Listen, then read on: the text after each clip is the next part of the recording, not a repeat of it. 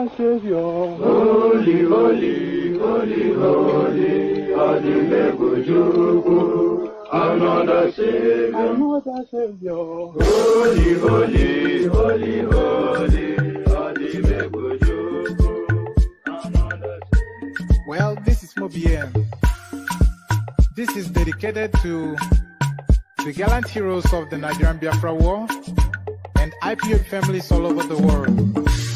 I remember the Nigerian Biafran War, in the thickness of the Biafra genocide. Hey, one man revived the vanishing hope to life. Let the great Biafran army to fight, and they were singing out, holy, holy, holy, holy, is another Savior. They were singing out, holy, holy, holy, holy, is another Savior. Holy, holy, holy, holy, is another Savior. Many years after the genocide, whoa, yet another great leader has risen up now. Oh, and he's leading the Biafrans to victory. In your madika, yabika kokwa namno wow. Hey, anamekele maduche mefo. Mwanemo, it's an honor having you on board. When I'm singing along, holy, holy, holy, holy, Nandekano is another Savior. Join sing along, holy, holy, holy, holy, Nandekano is another Savior. When I sing along, holy, holy, holy, holy, holy, holy, holy, holy, is another Savior. Getting moving right and getting moving fast now. Holy, holy, holy, holy, is another Savior. Holy, holy, getting moving right, moving faster. Just for freedom. Is another Savior. Yeah, for freedom. Holy, holy, holy, holy, Nandekano is another Savior. Another Savior. Holy, holy, holy, holy, Adimebujuku, another Savior. Another Savior. Holy, holy, holy, holy, Adimebujuku, another Savior. Well, this is Mobien. This is dedicated to the gallant heroes of the Nigerian Biafra War and IPO families all over the world. I remember the Nigerian Biafran War, in the thickness of the Biafra genocide. Hey, one man revived the vanishing hope to life. Let the great Biafran army to fight, and they were singing out, holy, holy, holy, holy, is another Savior. They were singing out, holy, holy, holy, holy, is another Savior. Holy, holy, holy, holy, is another Savior. Many years after the genocide, whoa, yet another great leader has risen up now. Oh, and he's leading the Biafrans to victory. In your madika, yabika kokwa namno wow. Hey, anamekele maduche mefo. And there it is right there. The Holy, Holy song from the Eastern. Hold on. So there it is right there. The Holy, Holy song from the eastern part of. Bear with me. I've got so many pages opened up. All right. So there it is. So there it is right there. The Holy, Holy song from the eastern parts of the country. So welcome again, dear friends. Another session. One man went to more. Regular as I was going to say. I was going to say regular as clockwork, but I had to push it back just a little bit for reasons of family commitment. So I keep telling you that I do have a life outside of being online all the time, but very difficult to believe, I'm sure, for some of you. But nevertheless, I do have a life outside of being online all the time. And life takes, of course, precedence, as you must know, or precedence, as Alexander Gomez says, the proper pronunciation. So to the matter, Obasanjo sends strong, powerful message to youth in Nigeria. So what would be that message is the question, because Obasanjo has been acting in a very coded way throughout the course of this cycle of elections. But we say in a coded way, he has entertained pretty much all of the front runners who have been to Ota to go and pay homage, as is the tradition in Nigerian politics. But he has paid a special attention to what's his name, the Anambra guy, Peter Obi. So he has paid a special attention to Peter Obi for reasons that he went to London to go and negotiate with this guy, with other political stakeholders. I can't quite recall, I can't quite recall who the other participants are. I think it was actually during the weekend negotiations. So, but we also saw that he seems to have a special attention for Peter Obi. There's no disputing that. So now, what strong message then is he sending to the Nigerian youth? And what can we then unpick from that message? What codings is embedded within? Obasanjo sends a strong, powerful message to youth in Nigeria. So we'll find out exactly what that message is. I will turn Southeast into Taiwan of Africa, negotiate for peace in the region, Tinubu pledges. So Tinubu now in, I think is in a Ebonyi state at the moment, and quite notable the sort of crowd that he has drawn. So they've been saying, if it turns up in the Southeast, they will pelt him with sticks and stones and whatnot. Not only did it turn up in the Southeast, it turned up to resounding attention. So there it is right there, and there it is right there. To the lion's den, the man from Lagos. I will turn Southeast into Taiwan of Africa, negotiate for peace in the region. That negotiation, of course, I think a nod to the Nnamdi Kanu space. So that's the Jagaban of DBT making the headline there. Bribe of 28 million to blackmail Peter Obi. Governor Soludo finally opens up. So it looks as though now there's been movement in that space. Let me actually say.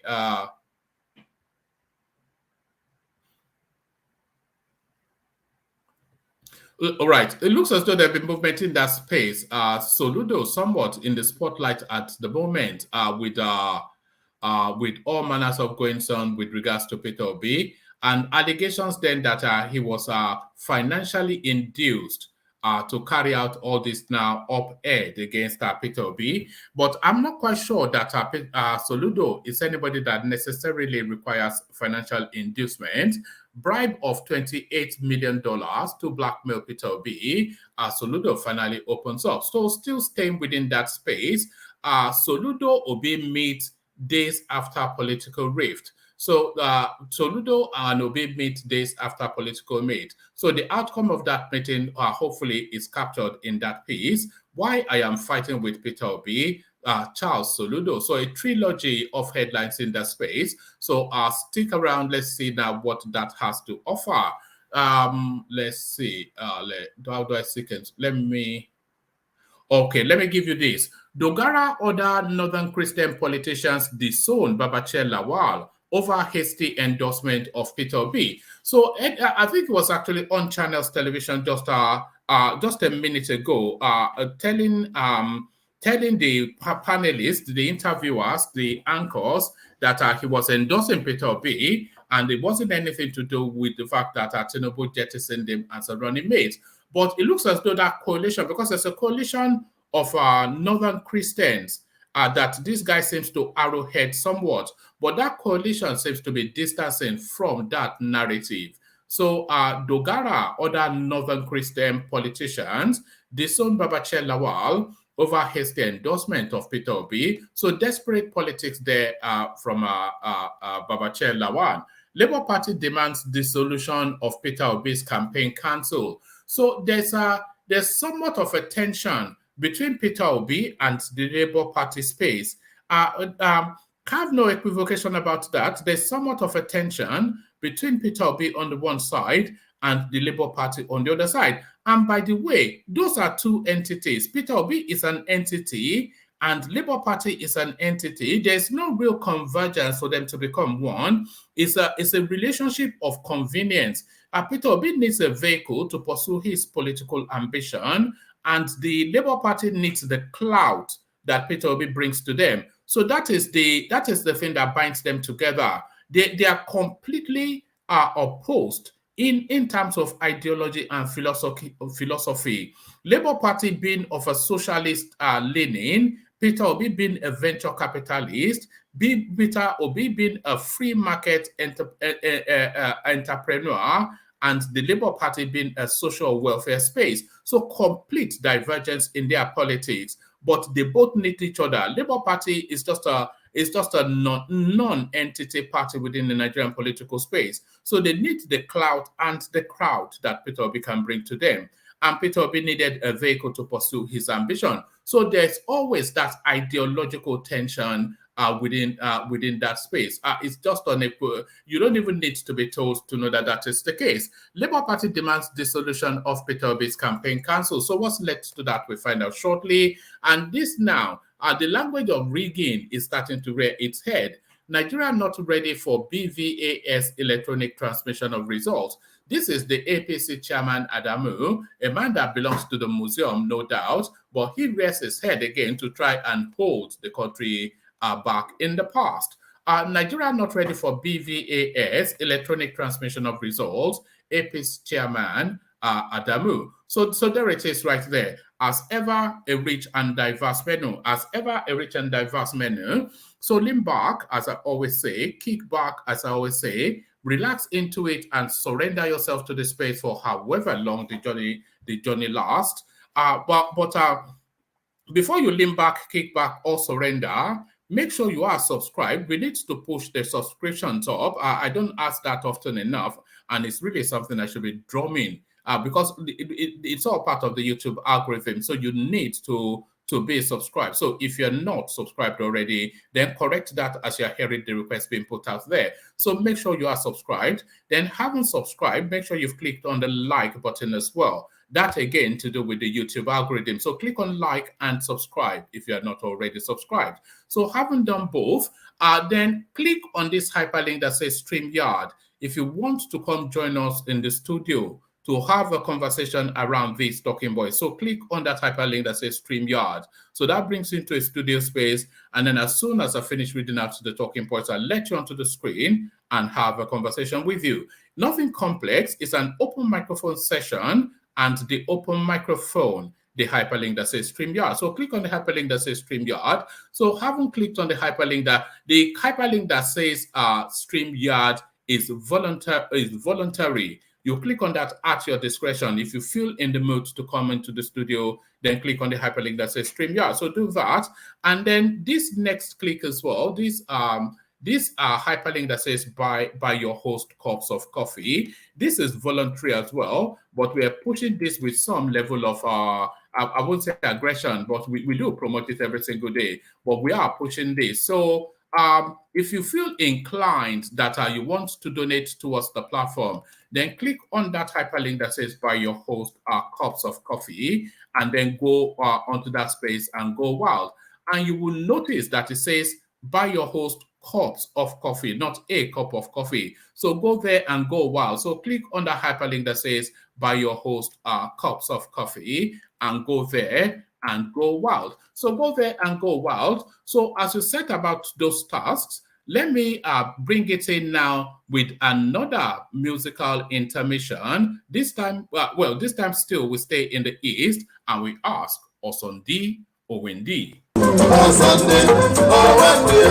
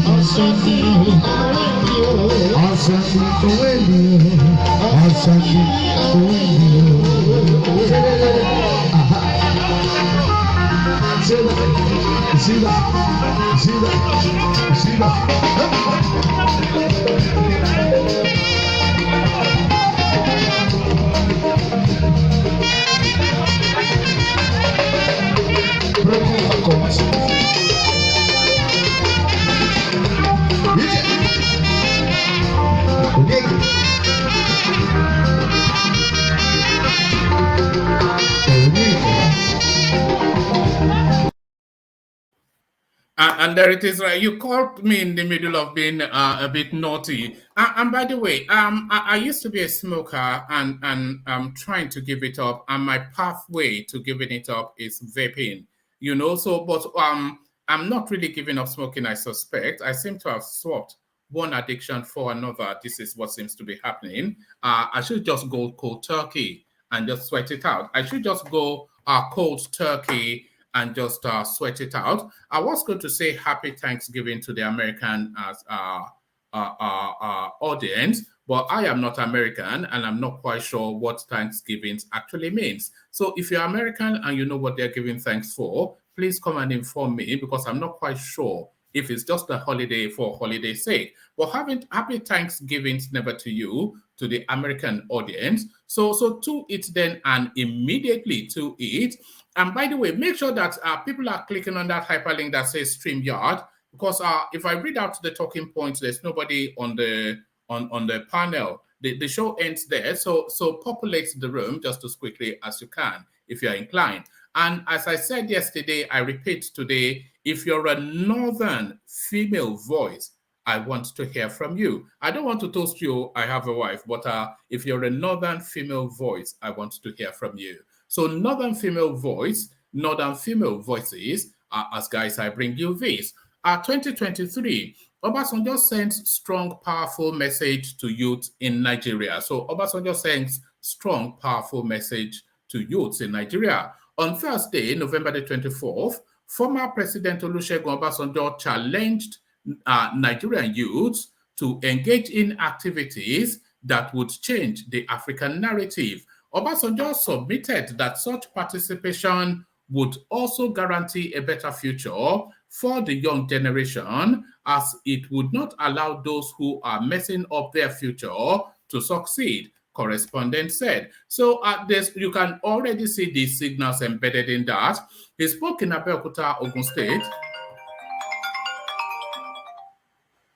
Pardon me. Yeah, what's up? One man. Yeah. We can't enter the studio after clicking on the hyperlink. Oh, did I send the wrong link? No, I think so. It's just we can't enter the studio. All right. Let me correct that. All right. Let me correct that. All right. Thank you. I'll do that right now. All right. Brilliant. All right. Yeah. All right. I beg your pardon. So apparently I've posted the wrong link on the hyperlink. It's just as well that people are able to call me to correct that. I do beg your pardon, but these are when you see that it says one man went to Mo, it's a literal one-man operation. It's just this bald-headed, rascal that is on your screen. That's the whole of the setup. So that's the hyperlink. So let's take it from the top again. Obasanjo sends strong, powerful message to youth in Nigeria. On Thursday, November the 24th, former President Olusegun Obasanjo challenged Nigerian youth to engage in activities that would change the African narrative. Obasanjo submitted that such participation would also guarantee a better future for the young generation, as it would not allow those who are messing up their future to succeed. So that already sends a signal right there. So there's already a signal embedded in that. But let's carry on. He spoke in Abeokuta, Ogun State during the third edition of the Presidential Youth Mentorship Retreat organized by the Youth Development Center of the Olusegun Obasanjo Presidential Library. Correspondent added, speaking on the theme, removing barriers against youth, Obasanjo noted, in most parts of Africa, there are visible barriers and not so discernible barriers, militating against the actualization of the latent potentials of the African youth. Obasanjo, who was represented by the Deputy Chief Coordinator of the OOPL, Dr. Oyedele Aderinwale, said the biggest obstacle to effectively removing the barrier is the additional disposition and orientation of the young people. He challenged youth to, as a matter of strategy, never allow another person to determine or shape their space in society. So there it is. According to him, if our youth can be desperate enough to agree to trek through the desert to get the menial jobs in Europe, that energy, that spirit, that fortitude should be channeled to eradicate the physical and mental barriers. In conclusion, I am challenging you as young Africans to engage in activities that will change the African narrative by participating fully in all the social, economic, and political activities that guarantee a better future for you and not allowing those who are messing up your future to succeed. So there it is. Pardon me, I'll just stay there one moment. Let me just give you this other little space that it cascades into. So 2023, fresh facts reveal Obasanjo's agenda for next year's poll. Facts about the recent engagement of former President Olusegun Obasanjo with presidential aspirants have been revealed. A source privy to Obasanjo's meeting with Yemsen Wike of Rivers, Seyi Makinde, etc., and Samuel Otom revealed that the ex-president is trying to secure his place in the history of Nigeria. The ex-president recently met with Rivers State Governor Yemsen Wike and his camp of the People's Democratic Party, where he joined them in discussion ahead of the 2023 elections. So what was discussed and how is he trying to cement his space in history? It doesn't actually give us much. Hold on. Okay, it cascades into yet another headline. This is a tenable one. Mother of all rallies, Governor Umahi delivers promise to Tinubu as thousands troop out for APC flag bearer. So it's just the space that the Nigerian politics is, that now the thousands that troop up for Tinubu will be described as bought and paid for, whilst the hundreds that troop out for other candidates are described as doing it of their own will. The city of Abakaliki, the Ebonyi state capital, was engulfed with streams of supporters who trooped out in their numbers to welcome the presidential candidate and chieftain of the ruling All Progressive Congress APC, Bola Ahmed Tinubu. Tinubu, who flagged off his presidential campaign in Ebonyi on Thursday, November the 25th, was in awe of the number of supporters who were out to listen to his agenda for the state if he eventually becomes the president in 2023. A couple of weeks ago, Governor Dave Umahi of Ebonyi vowed that he would stage what he called the mother of all rallies for Tinubu when it comes for his campaign. According to videos surfacing on social media, cited by correspondents, it is safe to say Governor Umahi has lived up to his vow and fulfilled his promise to his principal, Bola Tinubu. So there it is right there. There it is right there. We'll try and look for that, for a clip of that, just to get a feel of just the number size. Hopefully we get an aerial shot, because I think people are especially particular about aerial shots. Tinubu's campaign tour to Ebonyi saw him come with a large entourage, including his vice presidential running mate, Senator Kasim Shettima. Other notable VIPs with Tinubu include Abubakar of Jigawa State, etc., etc., Dimeji Bankole, and the usual retinue of looters and scammers. So the usual retinue of looters and scammers. So from the usual retinue of looters and scammers, let's go on to the next. So on to the next, I will turn southeast into Taiwan of Africa, negotiate for people in the region, Tinubu pledges. So now the message he delivered within that space now, what was it? So let's now go to the message that he delivered in that space. And by the way, I hope people are attacking the buy the coffee thing with real aggression. We've maintained 100% record so far since we introduced the buy the coffee function for you to, buy. It says buy coffee. Of course, you're not buying coffee. You are donating really to the platform. So essentially, if you feel that this guy is talking too much and is thirsty, then buy him endless cups of coffee. 2023, I will turn southeast into Taiwan of Africa, negotiate for peace in the region. The looter from Lagos makes the promise in the East. The presidential candidate of the All Progressive Congress APC for the 2023 general election, Bola Tinubu, has vowed to turn the Southeast into the Taiwan of Africa, as well as negotiate the peace of the region.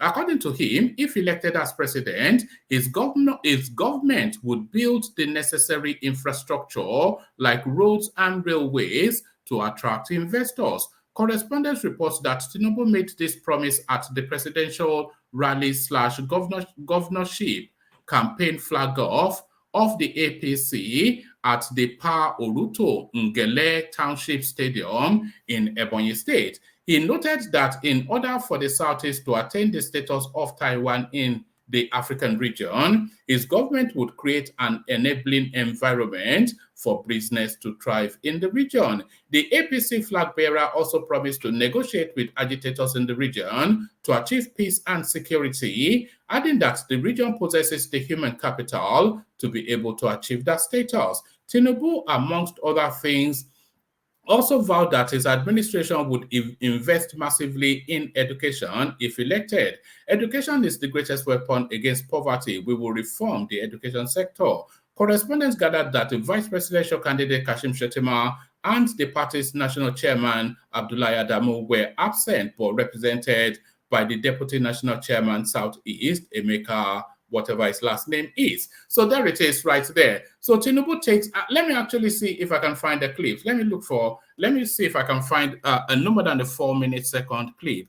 Hold on. Tinubu rally in Ebonyi. Okay, let's see. Let me see if I can, because we've been doing this for other candidates, so we might, although you can already hear of what the pushback will be. They are bought and paid for crowd, etc., etc. But nevertheless, let's see if we can get.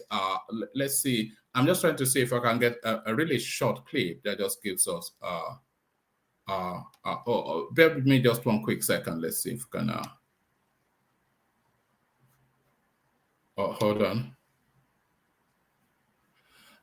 all right. All right. I'll grab this one. Let me grab this one. Let me just, sorry, these are things you have to do. YouTube download. Because we've been consistently doing this for other spaces as well, so we might well, it might well not even be a crowd, but let's see what it did pull. And by the way, bear in mind, this is Igbo land that is in now. So this is Tinubu in Igbo land, and they've been telling us that if he ever turned up there, they will stone him on sight. So stone. Oh God, look at that! I'm going to show you something on the screen now. So I'm going to show you something on the screen now. Oh, no, I'm not actually going to show you. So let me just carry on. So that's Tinubu then in the southeast. So let's now go to the Peter Obi space and his never-ending battle with Soludo. Why I am fighting with Peter Obi. So this is Charles Soludo. The Anambra State Governor Charles Soludo has stated that there is nothing personal in the disagreement between him and the Labour Party presidential candidate, Peter Obi. According to him, he and Obi are brothers and they speak with each other constantly. He added that the alleged rift between them is just a disagreement on political ideologies, which some people are trying to blow out of proportion, adding that they will soon meet to iron out their differences.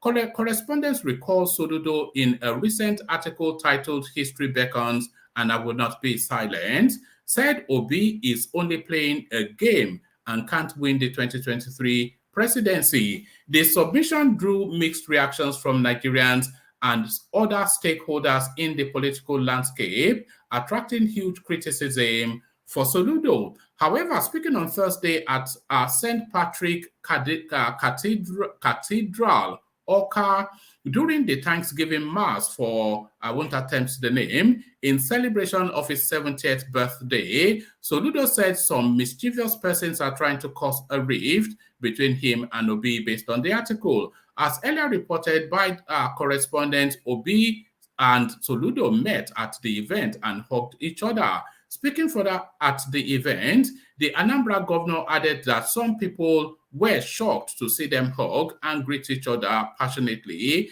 after the explosive statement. He also denied collecting $28 million bribe to frustrate the presidential. I wonder where that story would come from, that the former governor of the central bank, one of the leading economic professors on the planet, is as I would be surprised if this guy is not a dollar billionaire himself. He certainly should be. He also denied collecting $28 million bribe to frustrate the presidential ambition of Obi. He said, "Today is very special. When we came into service, it was the first time my brother Peter Obi and I are meeting in a public event and in a Catholic church which two of us belong to. I think this is divine. When I came in, I quickly went to where he sat and hugged him.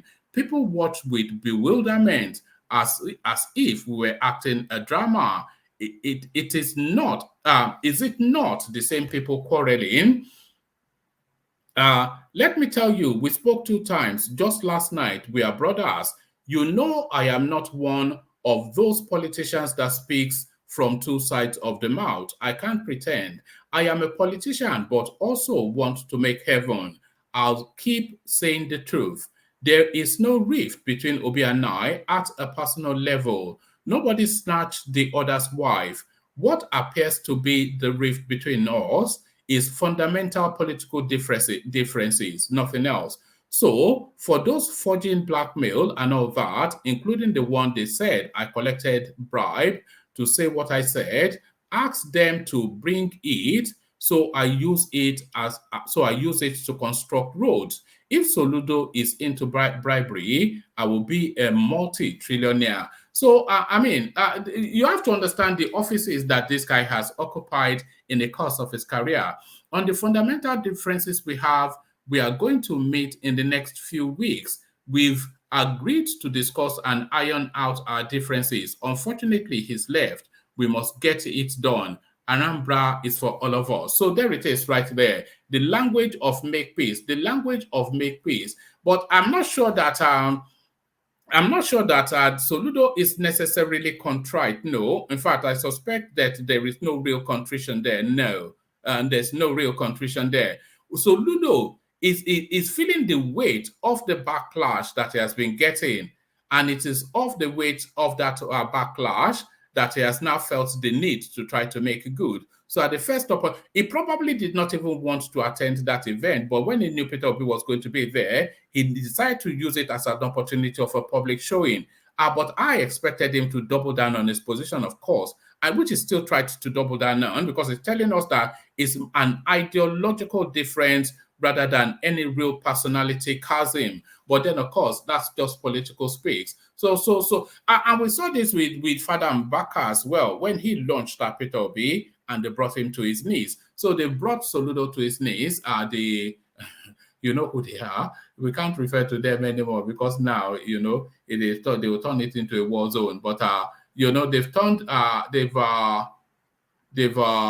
brought Soludo to his knees. So let me see. Let me just take one more from there, because I think that first readout may have captured somewhat the essence of all of it already. Soludo Obi meet days after political rift. The Labour Party presidential candidate Peter Obi and the Anambra State Governor Chukwuma Soludo met in Awka on Thursday. The duo attended the Thanksgiving Mass held in honor of Reverend Paulinus Iziokafor at the St. Patrick Catholic Church in the state capital. Iziokafor marked his 70th birthday recently. The two men met a few days after they exchanged words on the 2023 presidential election and issue relating to the development in Anambra State. Soludo had in an article titled "History Beckon and I Would Not Be Silent" dismissed Obi's chances in the 2023 presidential election. He also played down the former governor's contribution to the development of Anambra State. The Labour Party candidate who spoke at the event at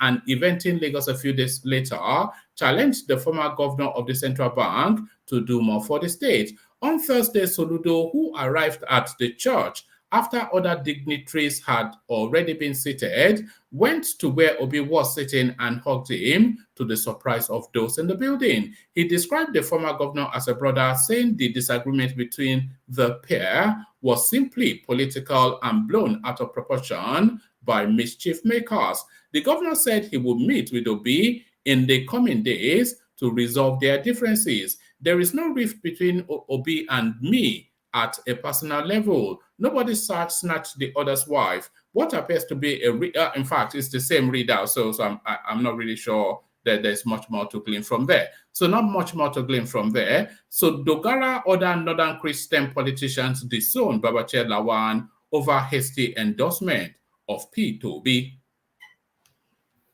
We want to draw the attention of the general public to the recent position canvassed by our chairman, Engineer B.D. Lawal, as the position of our group.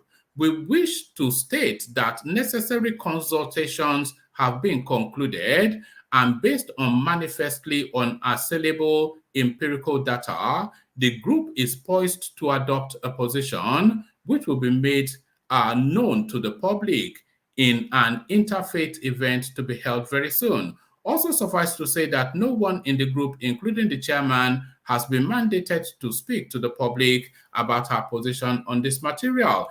Based on our modus operandi, our position was meant to be presented to the general public at the event above referred to. That has not changed. Consequently, the decision to endorse a particular candidate and the statement credited to the chairman are solely the decision and views of the chairman, which is absolutely entitled to, but not that of the group.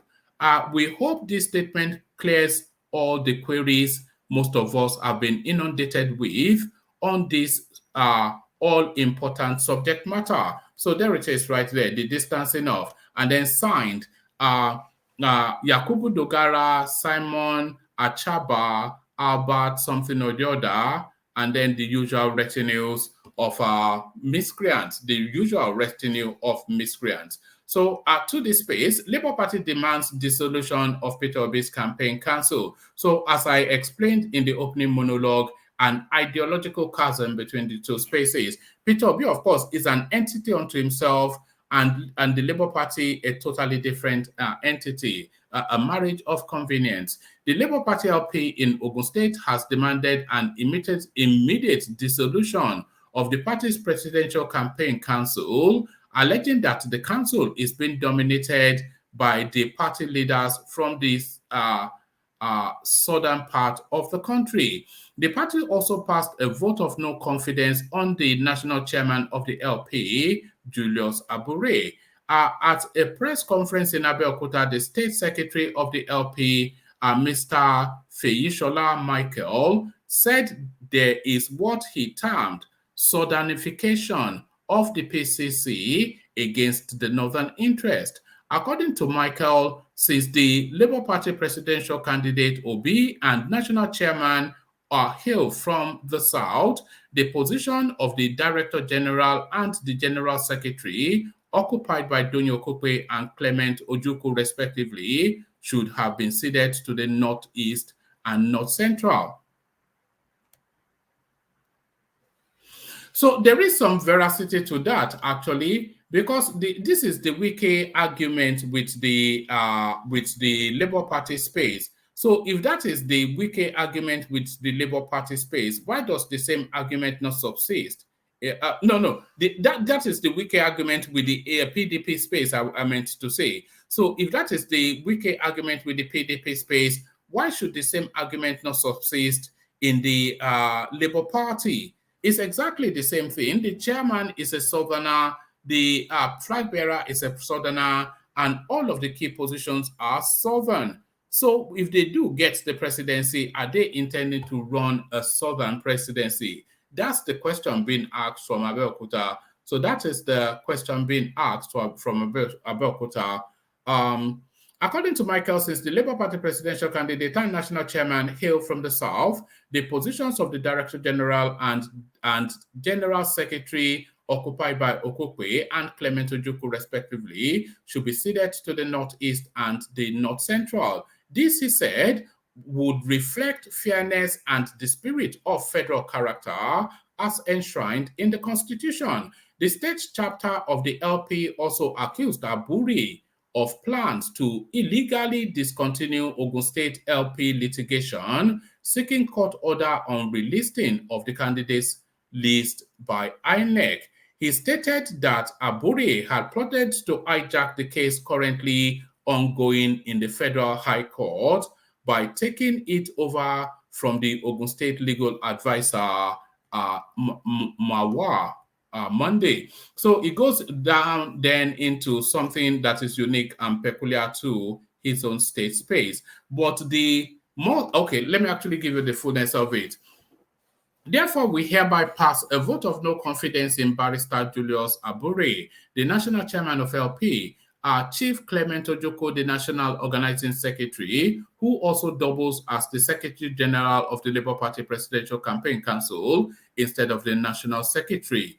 We also demand the following, that the meeting of the National Executive Council be summoned immediately to avert further political unrest, as the party has been hijacked by PDP dissidents through Clement Ojukwu and Barrister Julius Abure. The immediate dissolution of the entire Labour Party Presidential Campaign Council to reflect the true federal character as enshrined in the Constitution, so that the Northeast, North Central, National Secretary, and Deputy National Chairman South can all have their constitutional role openly effected. So there it is right there, open warfare within the Labour Party.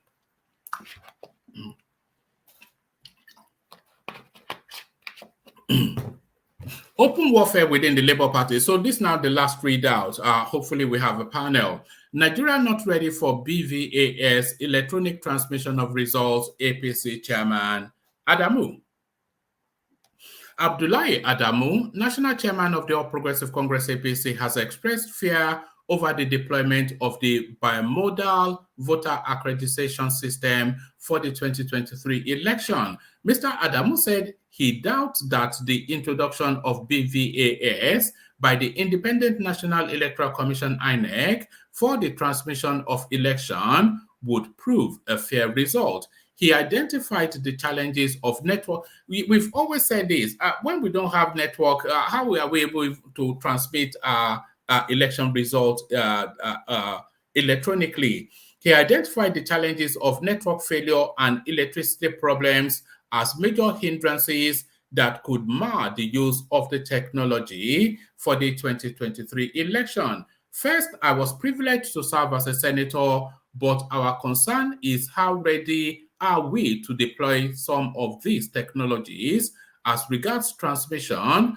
because we are taking a major step in transmitting election results in real time. To transmit results every part of the nation, Nigeria, I am not sure that the network covers it. I know that even in parts of Abuja, there is no network, and we have from now till February, when in substantial parts of the country there is no electricity, he said on Wednesday in Abuja. In 2021, INEC introduced BVAS into the country's electoral exercise, allowing for the accreditation of voters through biometric capturing and uploading of polling results, amongst other functions.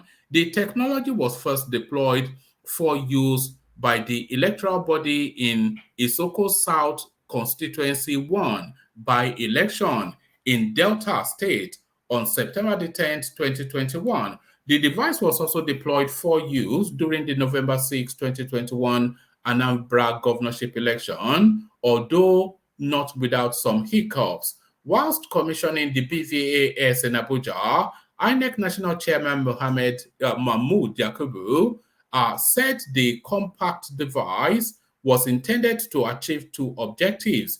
Mr. Yakubu identified the objectives as the verification of the genuineness of the PVSs and the fingerprints or facial authentication of voters during accreditation, and to replace the Z-Pad for uploading the polling unit results to INEC result receiving portal in real time on election day. So let's just pause there for a moment, because I'm not quite sure if the electronic transmission of the result is the only and main purpose.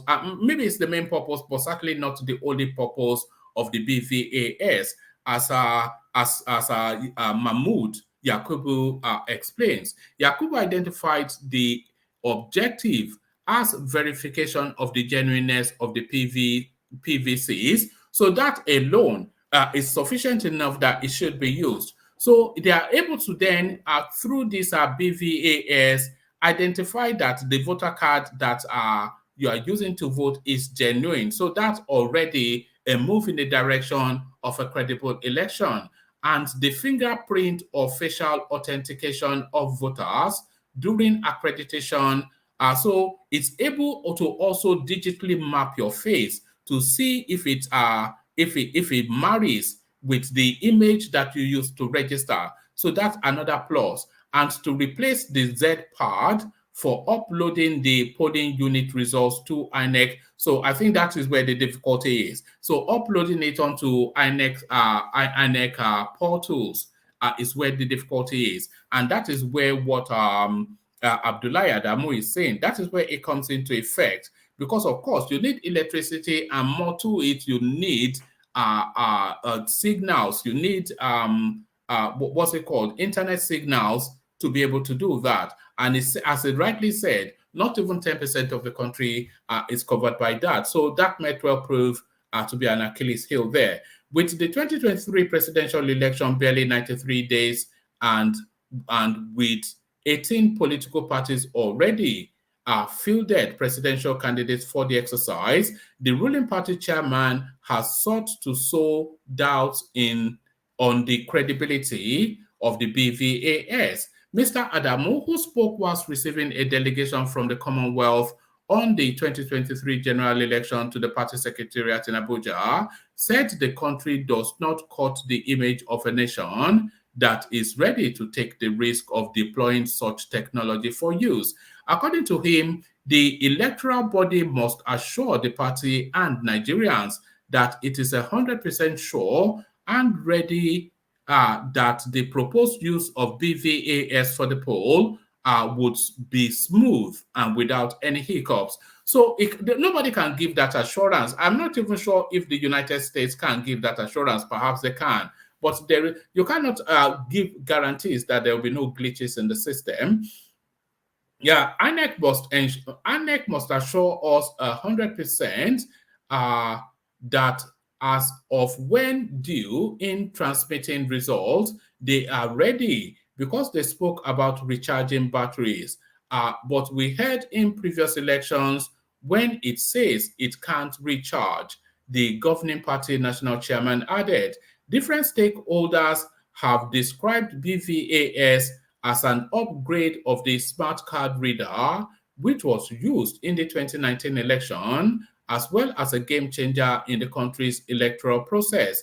In preparation for the 2023 election, INEC had already declared that it will be deploying over 200,000 BVAS across the country for the exercise. So there it is right there, the language of rigging. The language of rigging, but the language of truth from your panelists. Ola, I see you. Des, I see you. The mighty Ajale Koko, I see you. And man of prestige, there you are. So good to have you, gentlemen. Always a delight. So let's kick it off immediately, and let's go straight away to Ola this time around, because Ola joins us in early enough today, so maybe we'll get a fuller input from him. Ola, are you ready to go? There he is. Ola, are you ready? Can anybody hear me? Yeah, one man. Can you hear me? Yes, I can hear you. Yeah. I just saw Ola unmute himself. Ola, are you ready? Ola, you are driving a bit. I can hear you slamming the car door. Ola, Otidele. Say something now. Look at this man. All right. All right. Look at it. Hola. Hey, look at that, Ola. You know the pounded yam that we buy in London is Ola. Is that what you get to? Is that what you get to? Yeah. I don't want the guinea. What the billionaire. I don't want the billionaire. Hola. Inya Ekiti, or what did they call it? Yes. And we buy Ghana Gari here for whatever funny reason. We don't buy Ijebu Gari here. We buy Ghana Gari. Can you imagine that? But there it is. So the APC chairman now telling us or alarming, raising concerns about this BVAS, that the transmission is might well prove to be the undoing of that thing. What are you making of it? Is this the build-up to rigging? Are we putting the building blocks in place for rigging? Ajale Koko. Thank you, one man. Greetings to our listeners around the world, and our listeners around USA. Happy Thanksgiving to you all. All right. Before you carry on, what is Thanksgiving? What is the meaning of all of it? What's going on? Well, I think it's a special day for all American, to give thanksgiving to God for sparing their life. And some people say it's in commemoration of how they overrun the British. No, what do you call it? The American natives. The Native American, yeah. And occupy their land and occupy their turkey and eat their man and stuff. So there's so many people. There are so many interpretations to it, but the largely,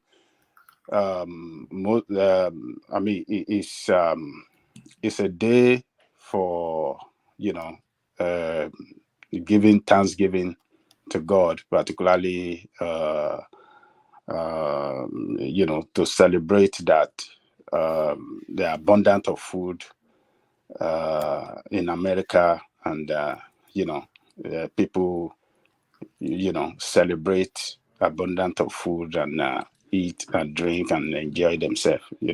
All People right. interpret it in so many ways, but we can just say that it's a day to give thanksgiving to God that we have But it's unique and peculiar to America, because I've not heard it or seen it celebrated anywhere else. So it's something American. uniquely American. Yeah, it's unique American holiday. Giving thanks to God. And Is it vested in religion, or is it just a made up something? No, it's not vested in religion. It's just well, some people could read some religious connotation to it, but I don't think so. It's not vested on religion. It's for all Americans to, give thanksgiving, eat, drink, and celebrate abundance of food, and Do you participate in it? You look as though you don't buy into it. Do you participate in it? Oh, everybody in America, whether we like it or not, it's a big holiday here. It's a work-free day. Everybody at home, people meeting, family meeting each other. You see people travel around the country to their villages, to their hometown, to celebrate it with their grandma and grandparents. It's a big holiday. It's a big holiday. All right. Can I interject? Yeah, carry on. Ajali Koko, I don't know. Oh, you in the afternoon. Good afternoon. Where you are? You are not a true Nigerian American. I'm the one, so I have the right to say what it is. Ajali Koko. Okay, what is it? I'm just messing with Ajali Koko. I thought is it as Ajali Koko described? He said it right. I thought he was gonna jab in. I was gonna. Okay, you wanted to tease him out. All right, yeah. Don't tease him out just right. Let's take it to the politics then, Ajali Koko, very quickly. If you are not too bloated from eating turkey, let's what is the meal? Is it turkey? Turkey, yeah. And it's mainly turkey. Turkey and some other food. Okay, you gotta have turkey. You have to have dressing. Yeah. All right. That's the two most components. Yeah. With no turkey, you are not celebrating. Okay, so if you have turkey, I'm not quite sure why we're still on it, but if you have turkey for that, then what do you have for Christmas? There's no meat special for Christmas. You can have turkey, anything, but definitely if you want to have a rare Thanksgiving like me, I celebrate Thanksgiving here. Very, I think Christmas is usually. I fry my own turkey in a deep fry. That's what I just did with the. You don't have Christmas turkey in America. What sort of savages are you? I mean, no, anything goes for Christmas in America. Yes. Macaroni and cheese. No, I think it's mostly ham though. No, anything goes for Christmas. Anything goes for Christmas. But for Thanksgiving, turkey is the specialty. Imagine that. No turkey for Christmas. Savagery. You can eat anything. I thought we civilized you when we colonized you, but you want to eat turkey, you want to eat chicken, you want to eat meat or ram, anything for Christmas. One man, you have to have turkey. You have to have some dressing, and so I mix it up. For Christmas. No, for Thanksgiving. For Thanksgiving. All right. All right. Thank you. So let's go then straight to it. Immediately to it. The politics of it. Then the alarm being raised by the chairman of the APC that the BVAS there's too many fault lines within it to guarantee any form of a free election. So is this an honest appraisal? Or is it opening the way for rigging? Adamu Abdullahi speaks. But what is he up to, Ajali Koko? I don't think I don't see his reason for what he's saying or criticizing INEC for what INEC is trying to do. For how INEC want to conduct the election, the election process. I think INEC is an independent body that have capable of conducting free and fair election. And with the Beavers, they have conducted election in the recent time that was successful. the one in the Ekiti, the one in Edo, the one in Ondo, the one in Osun. So they use this BIFA system to conduct the election. So I don't know what the APC chairman is raising concern about. So I don't get it. I don't think he's speaking from. You know, there's something going on because just yesterday, the Labour Party space was coming up to tell us that they were complaining about voter registration, and now we have this man now with this narrative around the BVAS. Are people positioning themselves for rigging? Is this positioning for rigging? Yeah, we can read meaning to it like that. That you know. Politicians will always rig in Nigeria. Once they are given the opportunity to rig, they will rig. And every election that is conducted in Nigeria, some level, there are some percentage of rigging in it. So, and the coming election is not going to be exemption. There's still going to be some rigging, whether we like it or not. But for the chairman of APC to start raising some concern on how the BIFA is going to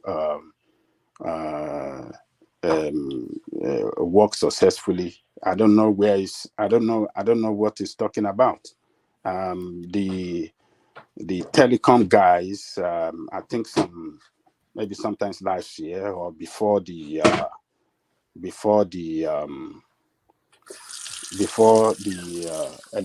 electoral, what do you call it?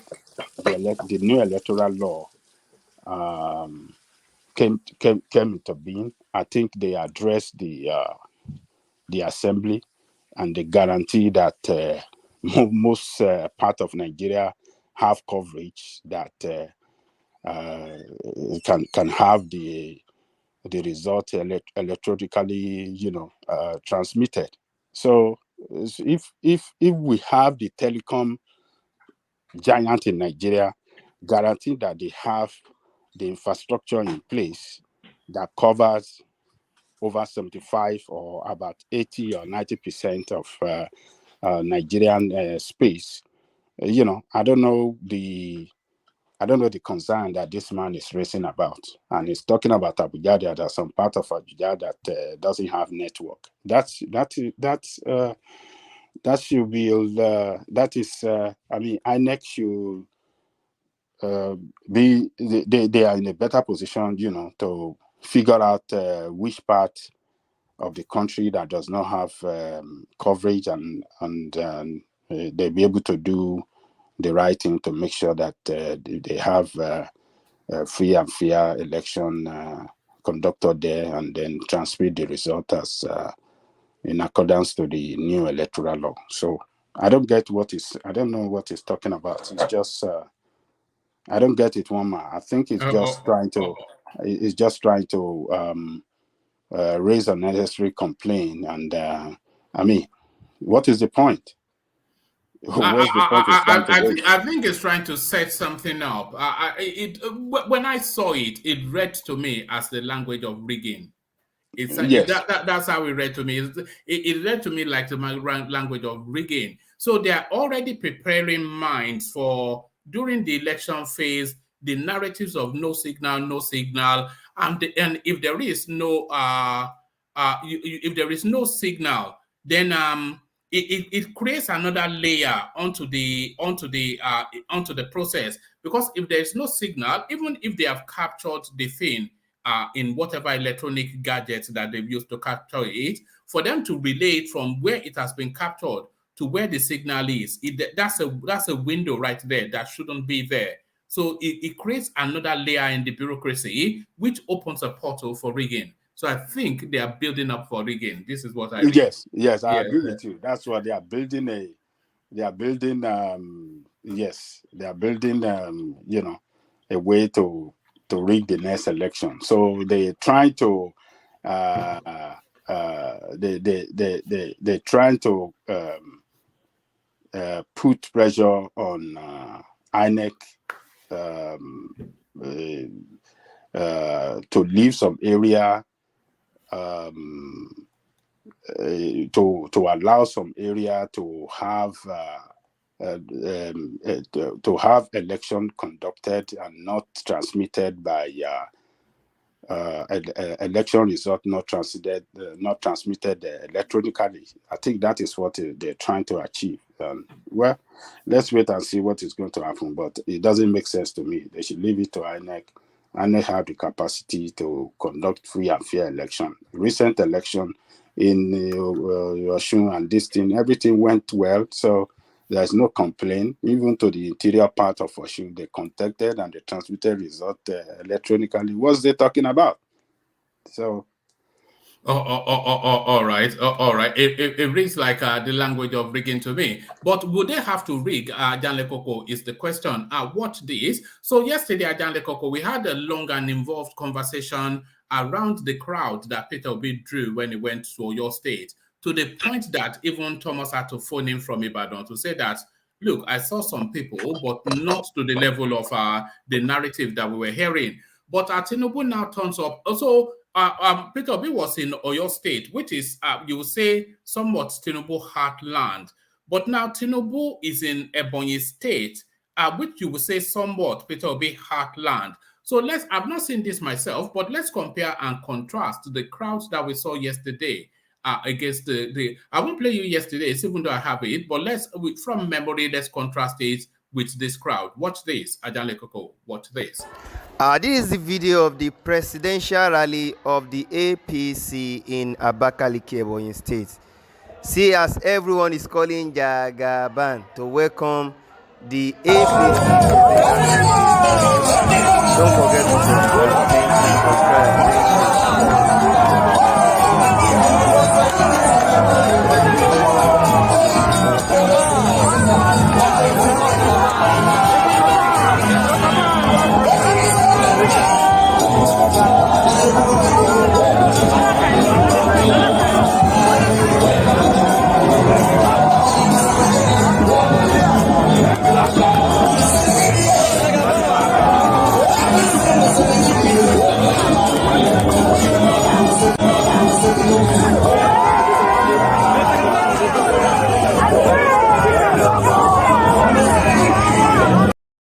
All right. I'm not sure if that actually showed us much, but according to with all the reports, it was a mammoth crowd. So what are you making of that then? What are you making first of Tinubu going to the southeast to campaign and the level of response that he got there?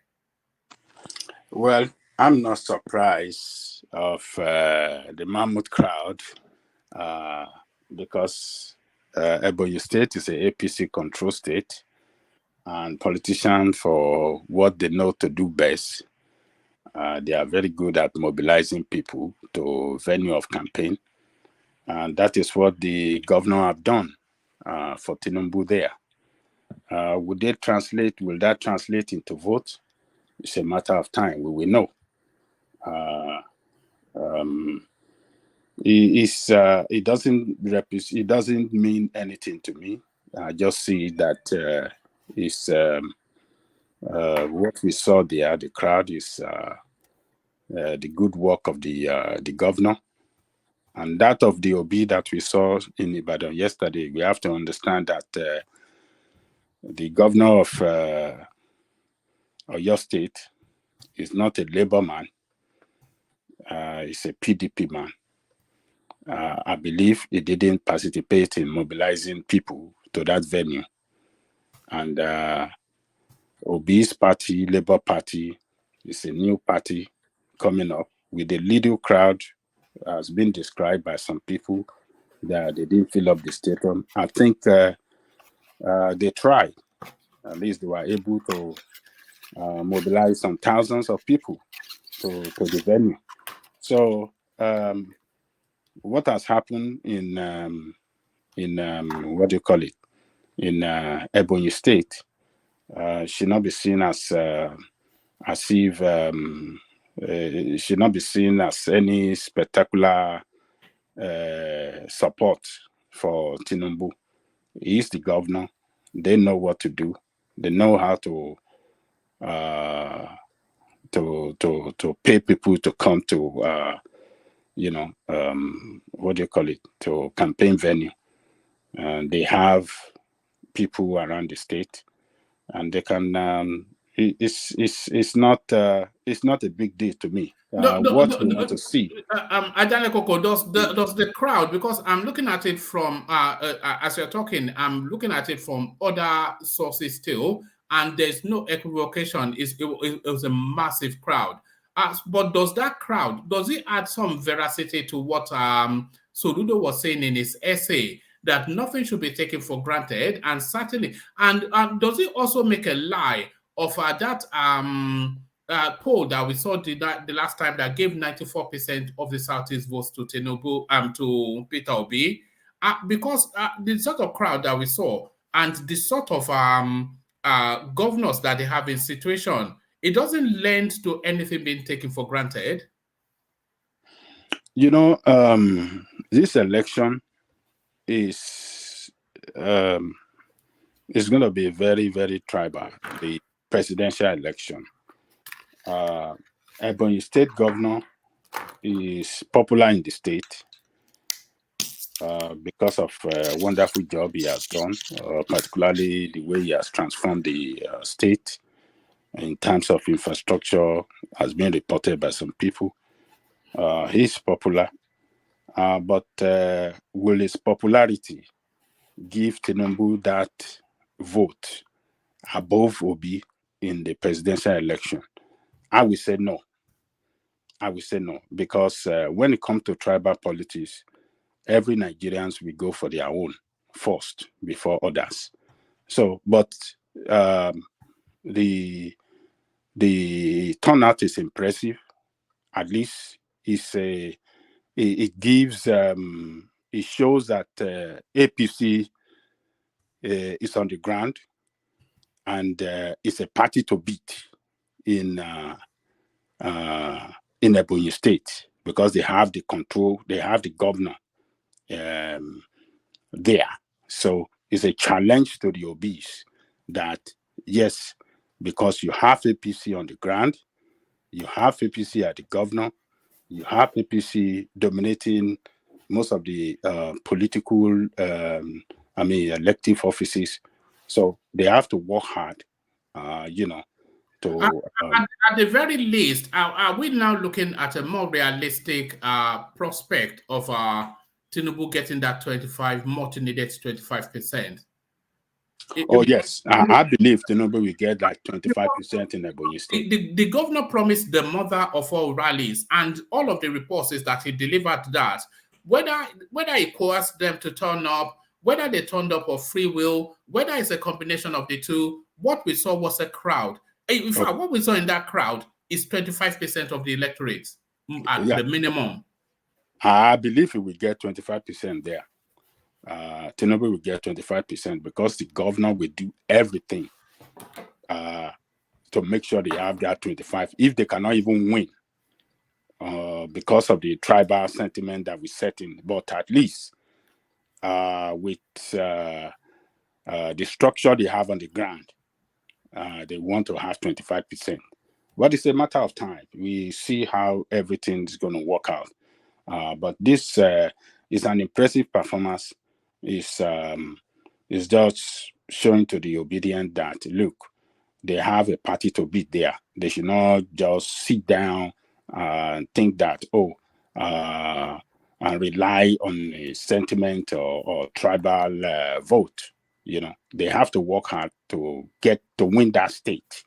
They have to work really, really hard, because the governor of APC is strong. He's strong in that state, and is ready to do everything to deliver that state to Asiwaju.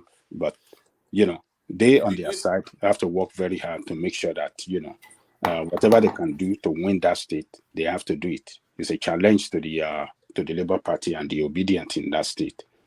I'm rather looking forward to Tinubu's rally in Anambra State, and he must go there to make that point. I'm looking forward to both Tinubu's rally in Anambra State and Obi's rally in Lagos State, but I'm not going to give too much to Obi's rally in Lagos State. just because of the mix that we know is in Lagos. But in Anambra State, we want to see this sort of, is that not, no, that's Charles Soludo even. So it's a neutral ground, you suspect, apart from the ethnic something. So let's see how he performs in Anambra State. Every day we write this guy off, but then he turns up again to put up a performance, Ajanle Koko. All right. I think we may well have lost Ajanle Koko. Can you hear me? No, we can now. Yes, carry on. Okay. I don't see. I'm not sure if Tinubu will go to Anambra State. I don't know who is working for him in Anambra State. He might not go and campaign there. Oh, why not? Why not? There is no strong politician in Anambra State working for him. Maybe Uba family will be. Maybe they are going to be the one that will do the groundwork in that state. But we don't see APC is not strong in Anambra State. Anambra State is purely ABGA and PDP mixture state. So, but he has to. Obi showed up in Lagos in his backyard. He has to. Forget winning now. It's a show of strength. He has to show up in Anambra. He has to. He cannot ignore that state. He still has to show up there. If he shows up in Lagos, you have to show up in your state. But it's not Tinubu versus Peter Obi now. It's Tinubu. I know, but he cannot just because like you have to show up in Anambra. Forget winning or be. You have to show up there. Even if it's for 5 minutes, you have to show up there. You can't ignore that state. You can't. If they know that the turnout of support or for the rally is going to be very poor, there's no point for him to go there. No. Let me interject. Why not? Not rally. The optics now. The optics. Just town hall. Even if it's a town hall, you cannot just. Can I interject? He's gonna get the same. He's gonna get a lot of support in Anambra. Say, bet me. Mike Dida just said it. The reason why I said it, they're gonna mobilize the whole southeast to come there. Remember, somebody from Ebonyi is gonna come there. Imo State is gonna come there. So he's gonna get support. You'll be surprised. I'm not talking about winning or whatever. He's gonna get a big support. That's just the way the rally work. That's my opinion on that. Can I say something? Yeah, let's hear from you, Charles. Yeah, I think what happened in a good example. You people are nice people. No, Charles, you must speak up. I tell you all the time. I'm saying what happened in Ebonyi is a good example. You people are nice people. They vote any other tribe except the tribe. That will show in Ebonyi State. No, it's nothing to do with. It's nothing to do with Igbo people being nice people. The governor of the state is an APC governor, and he has used the instrument of state. You know what usually happens in those sort of spaces? They will give the civil servants a day off and give them instructions to turn up at that rally. They will give the schools days off and tell the teachers to bring their students to rallies, and then they will just shut down the state and point them at that rally to give the appearance of mass support. So that's what usually happens. So it's the governor orchestrating it, not anything to do with most of them probably even don't like Tinubu one bit. Most of the people at that rally. Yeah, but that shows you that Tinubu is stronger than Peter Obi. How so? Tinubu is stronger than Peter Obi. Yeah, how so? How does that show that? Because the people realize that Peter Obi is not going to win the election. They realize that. The people there. All right. Okay. Thank you, Charles. So let's go back to Ajanle Koko and let's take him to this space. It looks as though there's peace in our times. Soludo and Peter Obi, they meet at an event and then the kissed and made up. But what are you making of this? Do you think Soludo folded quickly, or is it just trying to pull back a little bit to relaunch at him? What are you then making then of just how short this little spat has been between the two Anambra citizens? Well, I think Soludo, for the article he wrote, lengthy article he wrote against Obi candidature, I think it's not a good one. But all the excuses is given now that they are they don't have problem with each other. They just have different political ideology. It's just afterthought. It shouldn't. I think Soludo. There was real venom in that essay, wasn't there?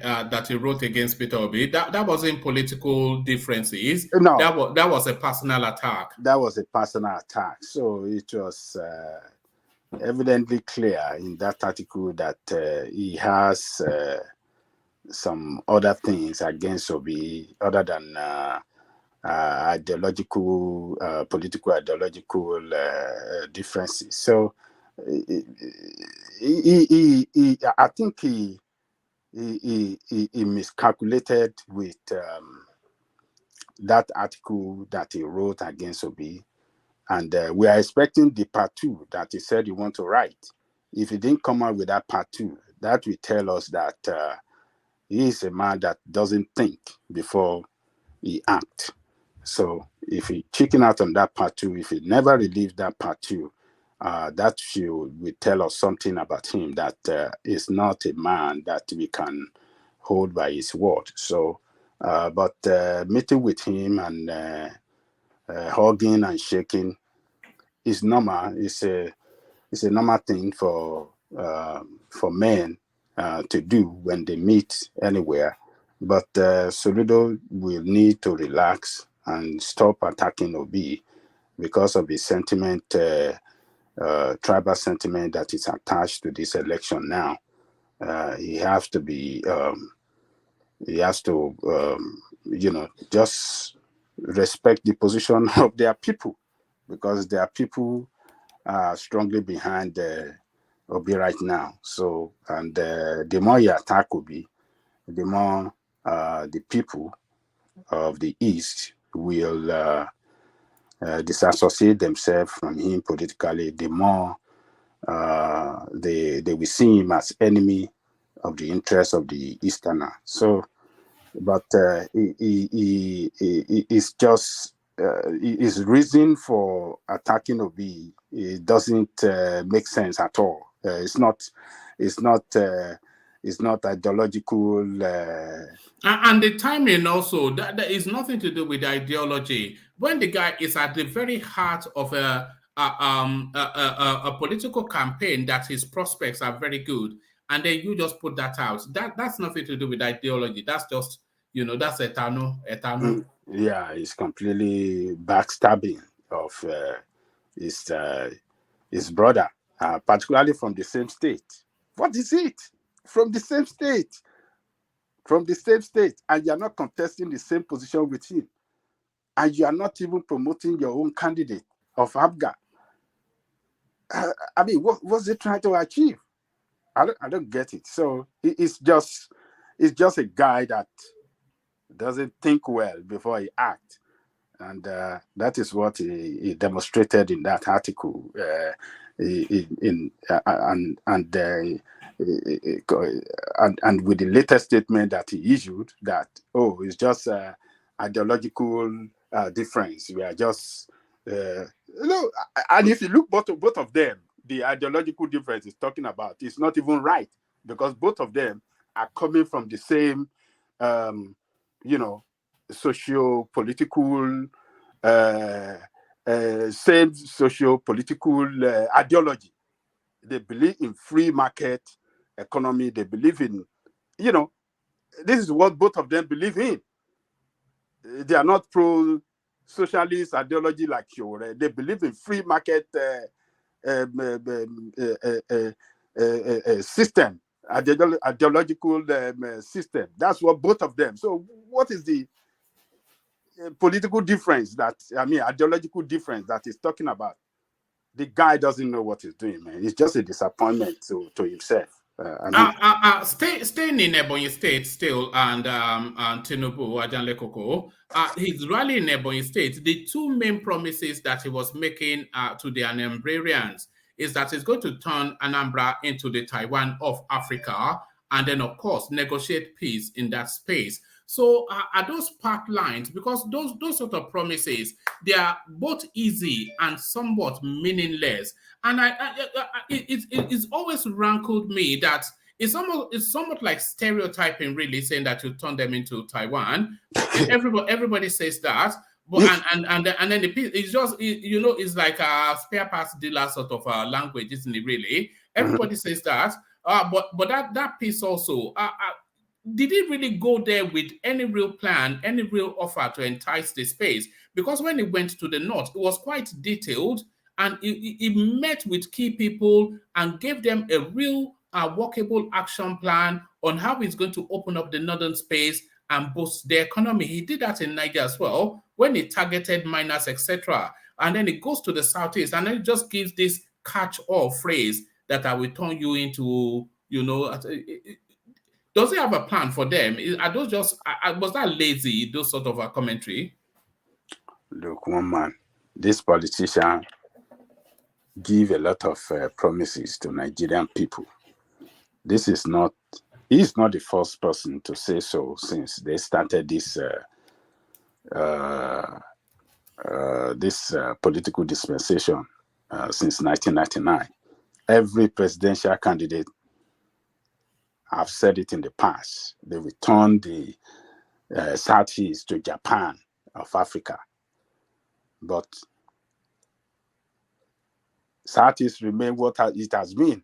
Since a basket case. It's just, they look, these politicians are good at saying good things that to people because they understood the psychology of Nigerian people more than even the Nigerians themselves. They will promise heaven and earth that I will do this. Say it to them, say good things to them. That is what they want to hear. That is the politics that they play. So I don't know, man. It's not the first person to say that to the Southeasterner, Southeasterner. The other presidential candidates have said it in the past. It's not the first one to saying this. So I just found the language. Yeah, come in. Okay. Thank you. Hello, everyone. Ajale Koko, I got what you are saying, actually, that politicians make promises and they don't fulfill. But we just have to separate it when a politician make promises and the same politician are able to explain how they are going to execute. Now, if they don't execute it, that's another thing. If you follow this guy's manifesto, I think his manifesto says that it's going to create industrial clusters in each of the geopolitical region. And those industrial clusters, if they cannot feed them directly from the power grid, they are going to feed those industrial clusters off the grid and leave for them to kickstart, and then later they will be reintegrated into the national grid. So to me, he may not even go to that place to say it fully, but it will be following his manifesto. He has not actually deviated from what he said about turning them to that Taiwan, because that is what he has been consistent with that. So fulfilling it, is it so difficult to fulfill in the actual sense?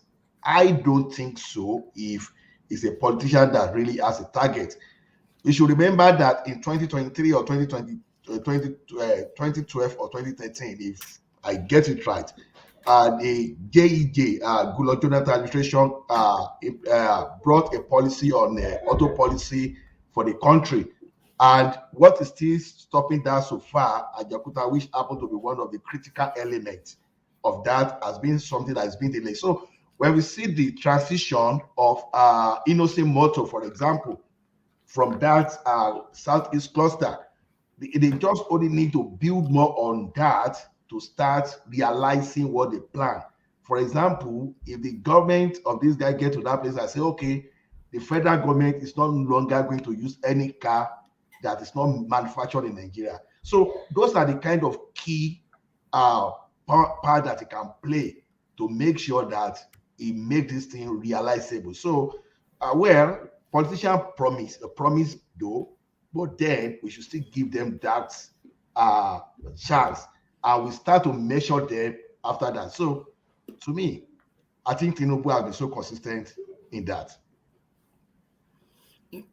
All right, but what does it? I find it lazy. I have to say, I find it lazy. But there it is. Ajande Kuko, let me take you to a different space. Let me take you to this space, the never-ending battle between Babachir Lawal and Tinubu. So he has been traversing the media spaces to say that he's now endorsing Peter Obi. So he heads a group of Northern Christians, which includes Yakubu Dogara and the rest of them. They've come out to distance from that endorsement. So, and in the course of that interview, he also denied that Tinubu, that he wanted Tinubu to make him his running mate. But what politics do you think Babachir Lawal is playing? It seems as though, just like Pa Adebanjo, a personal vendetta. Well, Babachir Lawal, in his interview with Sheung, he made it clear that since they left APC, I mean, they still remain in APC, but since they have been expressing their dissatisfaction, since they turned to Yemsin Wike in APC, yes. since they registered their dissatisfaction at Muslim ticket, and no APC leadership make any attempt to meet with them and resolve anything with them. You see, this arrogancy by this politician, I think that is what is going to kill them. Whether we like it or not, we have a lot of Christians in the north. They might not be of the same, number with the Muslim people in the north, but they have some sizable number that can change the that can make impact as well if they vote, if they carry out a block vote. If majority of the Christian should vote against APC in the north in the next election, I think APC will suffer some setback. So that is what Babachir Lawal is saying, and he,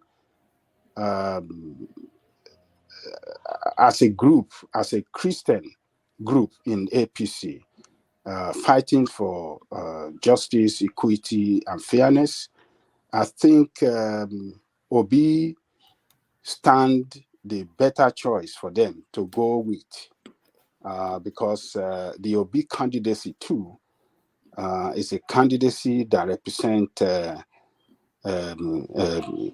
equity, fairness, and justice as well, for the reason that the East have not had that position of presidency since 1999.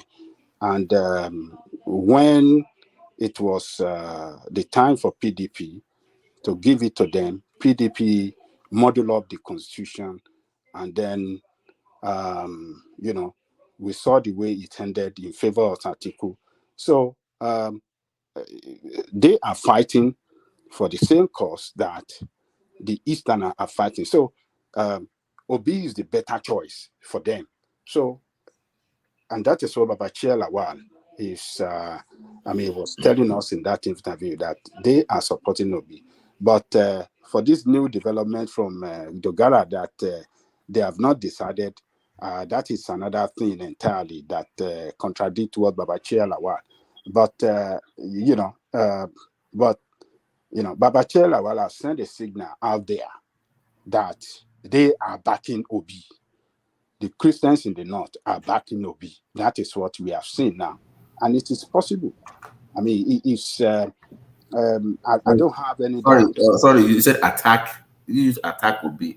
Maybe I didn't hear you clearly.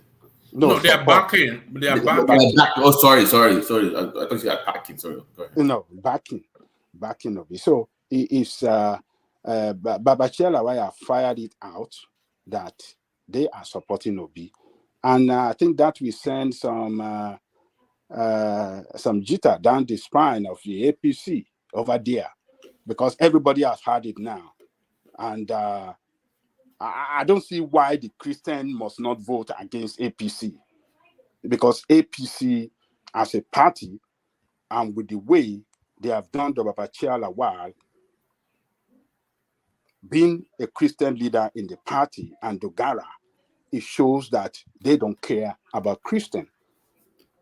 It shows they don't care about Christian. Look, some member of the party can express some grievances over one thing or the other, but the leadership of the party must not let them go, must find a way of resolving that problem with them.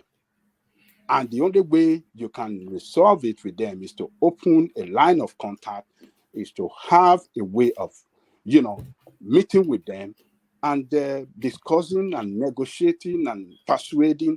But since that time that these people stood up against this thing, they don't even care. They just, that is, I mean, they're just acting as if they are entitled to that position and nothing can happen. Ajalico, can I come in, please? Yes. Okay, thank you very much, Ajalico. If somebody like Tinubu ignores Babachir Lawal and Dogara, and then was negotiating with Wiki, that tells you a lot. So it tells you that Babachir Lawal and Dogara have no political value. They don't think that these people have anything to add or subtract from their from whatever they're going to get during the elections. So, but when they look at somebody like Wiki, they look at this guy pulls a lot of numbers. It's a game of numbers, Jalikoko. Who cares whether Babachir Lawal is crying or is happy? They don't care. If Babachir Lawal can pull the numbers, I guarantee you they will be begging him today. But they've weighed their options left and right, and they see that these guys don't have any effect. No. When they come to in terms of the numbers. But don't you think that might backfire if it's not played carefully? It will backfire. It could backfire if it was somebody like Yesu Wiki, where this guy have the numbers. Not them, but I'm saying that because you notice Obi is always going to churches and stuff like that. If they can galvanize the truth for him, not what they can bring necessarily, but they can actually move the needle where it moves into that space, and then it gets those Christian votes. Imagine they work against APC if they're not careful. Is what I'm saying. I was thinking that too, Babati, but I carry on. I was thinking that too. Look, I think the problem we have is that we when election comes, we just start analyzing an election based on what is on ground. You have to look at historical precedents. APC. Let's be factual. It's not a party that's been supported by majority Christians in Nigeria from when the party was formed. It's been called an Islamic party. It's become a northern party from time. So APC always get their vote from majority Muslim side. And look, they've looked at the coalition before this whole thing, the North and the North Central and the Southwest. That is their base, and they are going for it full time. They might not get as many votes as they used to get, but they've made their calculations, and for Tinubu to go to Borno to go and pick his presidential candidate, they've had these guys are not stupid, These guys are seasoned politicians. They work with data, they work with numbers. They've looked at it, and they've said even before Tinubu pick Shetima, they've looked at it and said the only way this man can win. Look, anybody who tells you that if Tinubu pick a Christian from the North, that would have been an advantage, that person is not being honest. There's no way picking a Christian would have added anything to Tinubu. Progressive. I am not dismissing your session, but this is what I'm saying. I'm saying that even though I agree that Tinubu what he chose now is a very smart move politically, you have to be very careful the way you treat the Christians in your group, because to you, they might not necessarily be valuable as much to you winning, but it might help Obi. So maybe within the APC circle, they don't need them necessarily to win the votes. But in the labor movement, they come in very valuable. And I've said that Obi's issue is this in the North. He has terrible surrogates campaigning for him. That guy that you mentioned, Babashi Lawal, might not be valuable to APC, but within the Christendom in the North, is very valuable. So just come on, man. Don't dismiss this guy. The same man that stole money from that took money to go and clear grass. It's not calling himself Christian. Please leave that to me. Progressive. They are all hypocrites. I know how it works. Speak to the reality of the political space in Nigeria. You know how that thing works now. Everybody's born again. My brother, a Nigeria election. I've told who stole money? Progressive. Who are you referring to? Babashela. He won the court case against EFCC. Yeah, I know he won the court case, but so why that doesn't change. That doesn't change the why are you still labeling him and the person that stole money when the court said that he didn't steal no money? Let's focus on the EFCC are refiling though. The EFCC are refiling. Let's focus on the political weight. Let me quickly say something. Let me quickly say something here, right? You see, when election day comes, all this one you guys are saying, Christian, is all matter to itself that day. When these people go to polling units and they put their 5,000 in their hand, they make their decision right there. Those ones who come to rally, whether they come to rally for APC, they will end up voting for PDP. Whether they go to rally for PDP, they will end up voting for APC. Whether they went for rally for Labour Party, on that election day, is all man to himself. That is how it works. Can I interject? You're progressive. You are one of those people who is still, demarketing the country. So you're making them rely on, vote buy and everything. This is what you are preaching here. No, it's not demarketing. It's just telling you what might play out. I'm telling you the facts. What is on ground? Forget about the reality. You need to be preaching something right. You should forget about reality.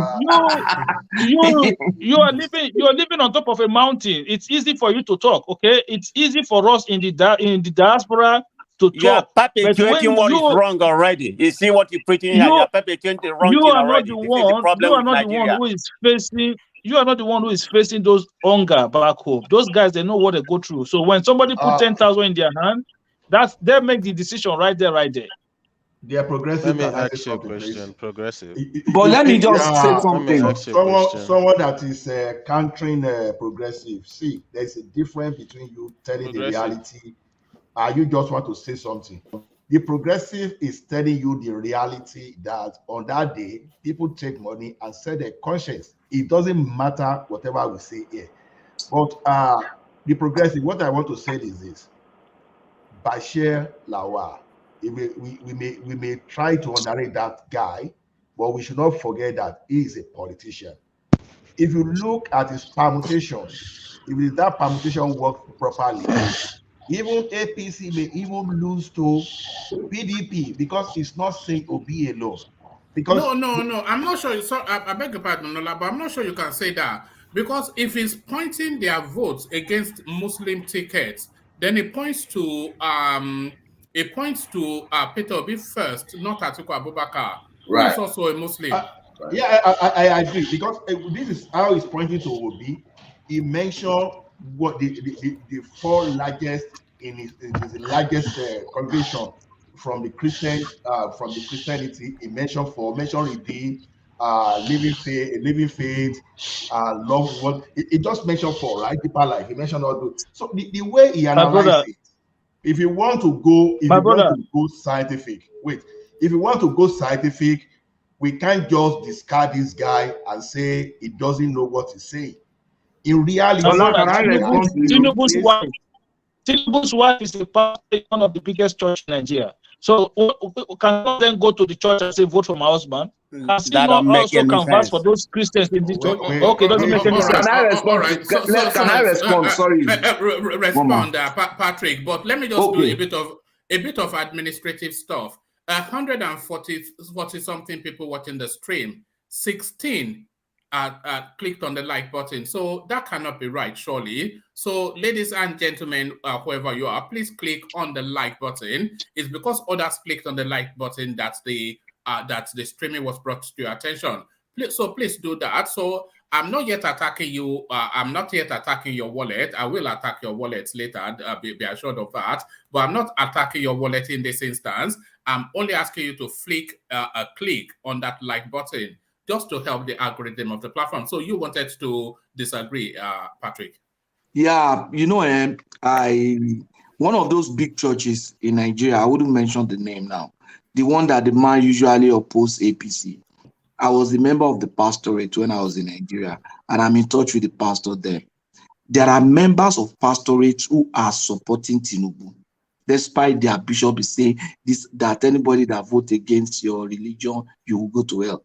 I speak with the pastor and say, because I noticed that in Nigeria, especially in the South, the people that are voting for Tinubu, they are not voting because he's a Muslim or a Christian. So it's the ticket, because they are mature Christians, they know that the religion campaign thing is not an issue for them.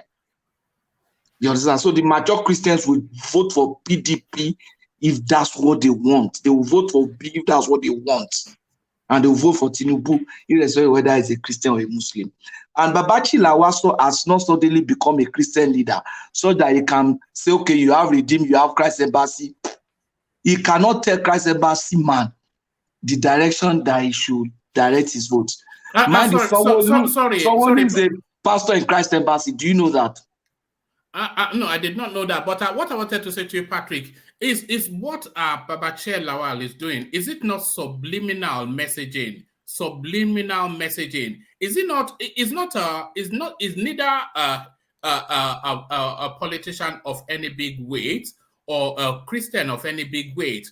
But he's a senior person within the Nigerian space, and he's going around the media houses saying that, look, this cannot be right. And then, of course, it will then be residual at the back of people's minds that, no, this cannot be right. So is it not some form of subliminal messaging that is doing? I will respond to that, the weight of that message. You see, for example, I'll give a good example that to match. Look at when Soludo came, and Soludo just said, well, the investment of Peter Obi is worth next to nothing. The way people attacked him. Can you imagine if it was maybe an Aregbesola that said it? It's the authority of the speaker that will determine the weight of the message. It's not the content of the message, not the content of the message. Let me tell you, when a man who has authority even come out and lie, his life begin to get some weight. His lies. Because Nnamdi Kanu has weight with the Biafra platform. He told them Buhari was Sudan. Some of them believed him. You're going to the forbidden side now. I'm not going there. What I'm saying is that Nnamdi Kanu has authority. What I'm saying is that Nnamdi Kanu has authority with his people, so they will listen to him. Babachi Lawal has no authority among the Southern Christian. He has none among the North.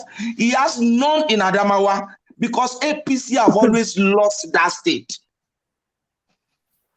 We have never won. Babachi Lawal has never won his local government. They have never. Go and check. No, but so he has no such authority. He's just talking. Just like us. Just like me and you, not that me and you are doing. So his permutation is not even intellectually inspired the way our own permutation is here. No. But he has gravitas by virtue of his seniority in the Nigerian. Okay, because he was once an SDF. One man with seniority. Babachi is a senior politician. Is he not? No, a senior politician is a politician. Let me come in here for a long time. Mr. Patrick, let me just chip in something. Let's hear from Jimmy. Yeah, let's hear from you, Jimmy.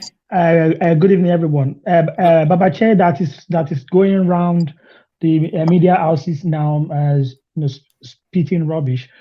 This same Tinubu was the one that actually influenced his appointment as the SSG. So him saying that he never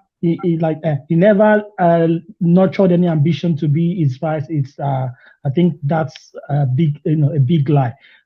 he has forgotten that the formula of 1993 is still there. People like Kingibe are still very much around, and they are backing that Yoruba and Kanuri ticket. So come May 2023, Tinubu is going to be our president. People are considering, man. They're not considering that this is not a Fulani Yoruba ticket. This is the first time in a long time where you don't have a Fulani on a major ticket. People are never taking those things into consideration. They're looking at Muslim. So sorry, your thing is breaking up somewhat. But sorry, let me stay with Akim for a moment. What do you think that permutates into the politics? The fact that, and I've noted that too, for the purposes of people who don't know, Kasim Shettima is not a Fulani man, it's not a Hausa man, it's a Kanuri man. So how does that permutate into the voting? How does that play in the sentiments in the North? Yeah, I think this is one of the reasons why I feel like, you see, when I'm making my permutation a lot of time, I will tell you that Tinubu will win Zamfara and will win Borno State. And these are the reasons why I don't go into Kano, Kaduna, Katsina, all those areas. Because I know fully well that APC is very strong in Zamfara. So that's why I always call Zamfara State and Borno State. Because there's a part of me that think these Fulanis are not happy with that ticket. I have to be honest with you. I have a feeling that I'm not far from you in that. I have a feeling that the Fulanis are not they're not fully happy with that ticket, because Kanuri is like a minority group from the north, so they expect a Fulani to be on that ticket. So Tinubu, in his own wisdom, and this is one of the things that I still give him credit for, is that he did not bow to the pressure of those Fulanis. And I think this man has not been given enough credit for those decisions that he took there. This is the first time you have a major ticket that you don't have a Fulani or Hausa speaking person on it. Sorry, Akim. Do you think he factored that into consideration before he arrived at Shettima? Because there will be a school of thought amongst the Fulanis that they are trying to be, that there are moves to skim them out of power. Because they might never get the power ever again. I think Tinubu intentionally did that to actually took power away from the Fulani. I think personally that is what I think he did. And what do you think that signals to the Hausas when they see that there's no Fulani on that ticket? What do you think it signals to the Hausas? I don't know. I just hope that the Hausas might support it. The Hausas might support it. No, I think they probably will. I think that is even one man. For me, I think that is even more dangerous to the Tinubu ticket than the Muslim. For me, that Muslim is not. For me, I think for the fact that there's no Fulani on that ticket, for me, I think that is even a serious issue for him to worry about than the Muslim ticket. Okay, but let me tell you why it is not. You see, if the ticket was bettered, was delivered by the Fulani, just like it was the Fulani that delivered the MKO Babangana ticket. You understand? The Yaradua School of Politics, the Fulani group, were the one that delivered that ticket. They will buy it. The northern governors that came out for Tinubu, majority of them were Fulanis. And mind you, apart from the emirs and the background, because they have a lot of background leaders that you don't even see on TV. Those are the ones that call the shot a lot. The only one that is on TV among them is Baba Buhari, and Buhari is out for this. So they will see it as their ticket. The Fulani also does not want Nigeria to break up now. Mark my words now. So they are managing that thing. So they will deliver. I know people don't trust them. I trust them. Sorry, Patrick. But when the people who arrowheaded Tinubu's ticket, we will have to go to names like El Rufai, Ganduje, Fulanis, full-blood Fulani men, 100% Fulanis. But when they arrowheaded that ticket, they did not know who the vice presidential candidate would be. A lot of people actually thought it was going to be Ganduje, including myself. I actually thought it was going to be Ganduje because Ganduje is just so sellable. Outside of that dollar pocketing something, it's a likable sort of guy, very, presentable, well-spoken. You know, so I thought it was going to be Ganduje. But my thinking is that it was after Tinubu got that ticket, and then he then sideswiped them to somewhat take Kashim Shettima, and they are going to wait for him at the elections. No, it Yeah, must have. one man look. One man look. Yeah, you have to look at it this way. From 1999 to date and going forward, it should Tinubu win. It's almost like a domination from the Yorubas since in this the democratic dispensation. So you look Obasanjo 8 years, then you have Oshibanjo 8 years. Now you're going to have Tinubu in how many years of democracy? So these guys, for me, this is how I think about it. This guy will see it as an hang on. These guys are taking over this whole thing to themselves. So but the Yorubas have been heavily marginalized within the Nigerian space. So I don't think you should disenfranchise. How well did we do under good luck? How well did we? How well did we do? I think it was that period of good luck and Yaradua that you can say. But apart from that one, you can look. Obasanjo was 8 years. Then you have vice president for 8 years, and then if Tinubu win, that would be another Yoruba president. So the Fulanis now you can't count that one now. You can't count Spetaya as counting. You can't count VP as you can give me Senate president or House of Rep head, but not. No, VP is the second. Is the second in command. What are you talking about? It depends on who is in charge that makes him more. It doesn't matter who is in charge. VP is the second in command. It doesn't matter. VP is just operates at the behest of the head. So that one does not count. You can give me OBJ, but not Oshibajo. See, that one does not count, please. Yes, the Yorubas heavily marginalized. Yes, heavily. Okay. Where marginalized by who? By the Nigerian state. No, I don't think so. The Yorubas have always been at the heart of at the heart of government. Sorry. You said we've always been at the heart. Come on now. Yeah, they are at the heart of the governance in Nigeria. Sorry, you are breaking off, Akim. Let's get back to Ajale Koko, who at the floor. I'm not sure if he's still with us. Ajale Koko, are you still there? I'm here. I'm listening to everybody. Yeah. So the waywardness of, and also he's also been. I think he's actually out for blood. This is what I think. This guy, because he's also been making the rounds in the media to say that Tinubu, in the course of the primaries, he told him that the Southeast does not matter and they should not really canvass for them. So it's just been making. It says Tinubu told us to ignore Igbo votes during APC primaries. So he actually released this after this interview that he has done. Babache, a chieftain of the All Progressive Congress and former secretary to the government of the Federation, has revealed the disdain his party's presidential candidate Bola Tinubu has for the Southeast, asserting that it will be difficult for the latter to get enough votes from the region in 2023. During the convention, Tinubu, did not even allow us to go to the Southeast. He said it is a waste of time and money. South-South is not his territory. So where is he going to get the votes? Mr. Lawal said on Thursday on Channels Television's program, as he continues his rundown of Mr. Tinubu, Mr. Lawal, a strong supporter of Tinubu until the APC candidate ignored his advice against picking Shettima, a Muslim from the north, as his running mate. The former SGF and the group of Northern Christian APC chieftains have since vowed not to support their party's Muslim presidential ticket. So that is Kashim Shettima telling us that he has disdain for the Southeast, this, that, and the other. So out for blood, out for blood. One man, you see, it's all politics. What Babache Lawal is playing the politics at its best to turn the voters against APC.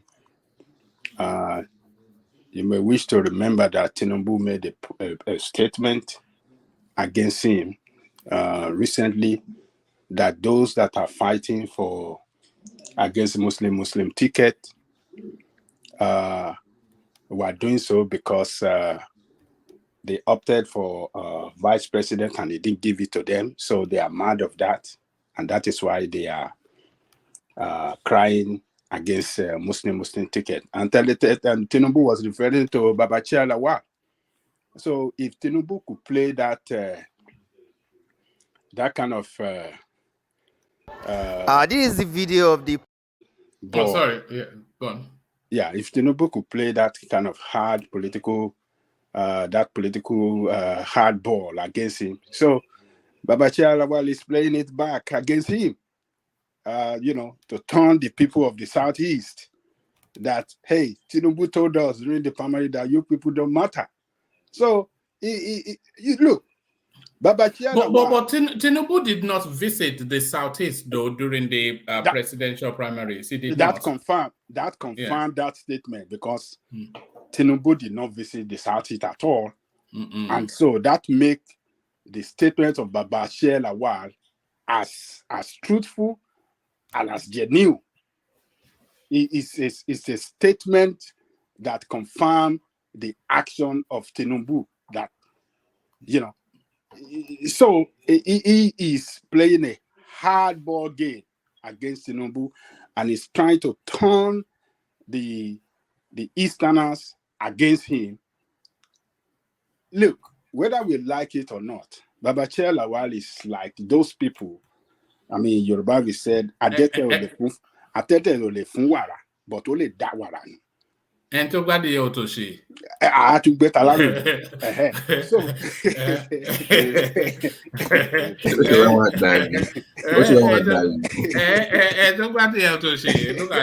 you will hear it. Adete kole fun wara, but ole da wara ni. A leopard that cannot squeeze milk, but it can kick the can of the milk away. That is the position that you see Babachir Lawal today. So if some people are saying that, oh, he have no political standing, he cannot sway no vote, he can't do this. Look, whether we like it or not, religion will play important role in 2023 election. Tribal sentiment as well will play important role in 2023 presidential election. So Babachir Lawal was telling us categorically, he was telling us that APC is a party that hates Christians. He told us how many positions, the position of leadership in APC does not have Christians. The position of leadership is, dominated by the Muslim, and the Christians are not well represented in the leadership of APC. The same way he pointed out in the appointment.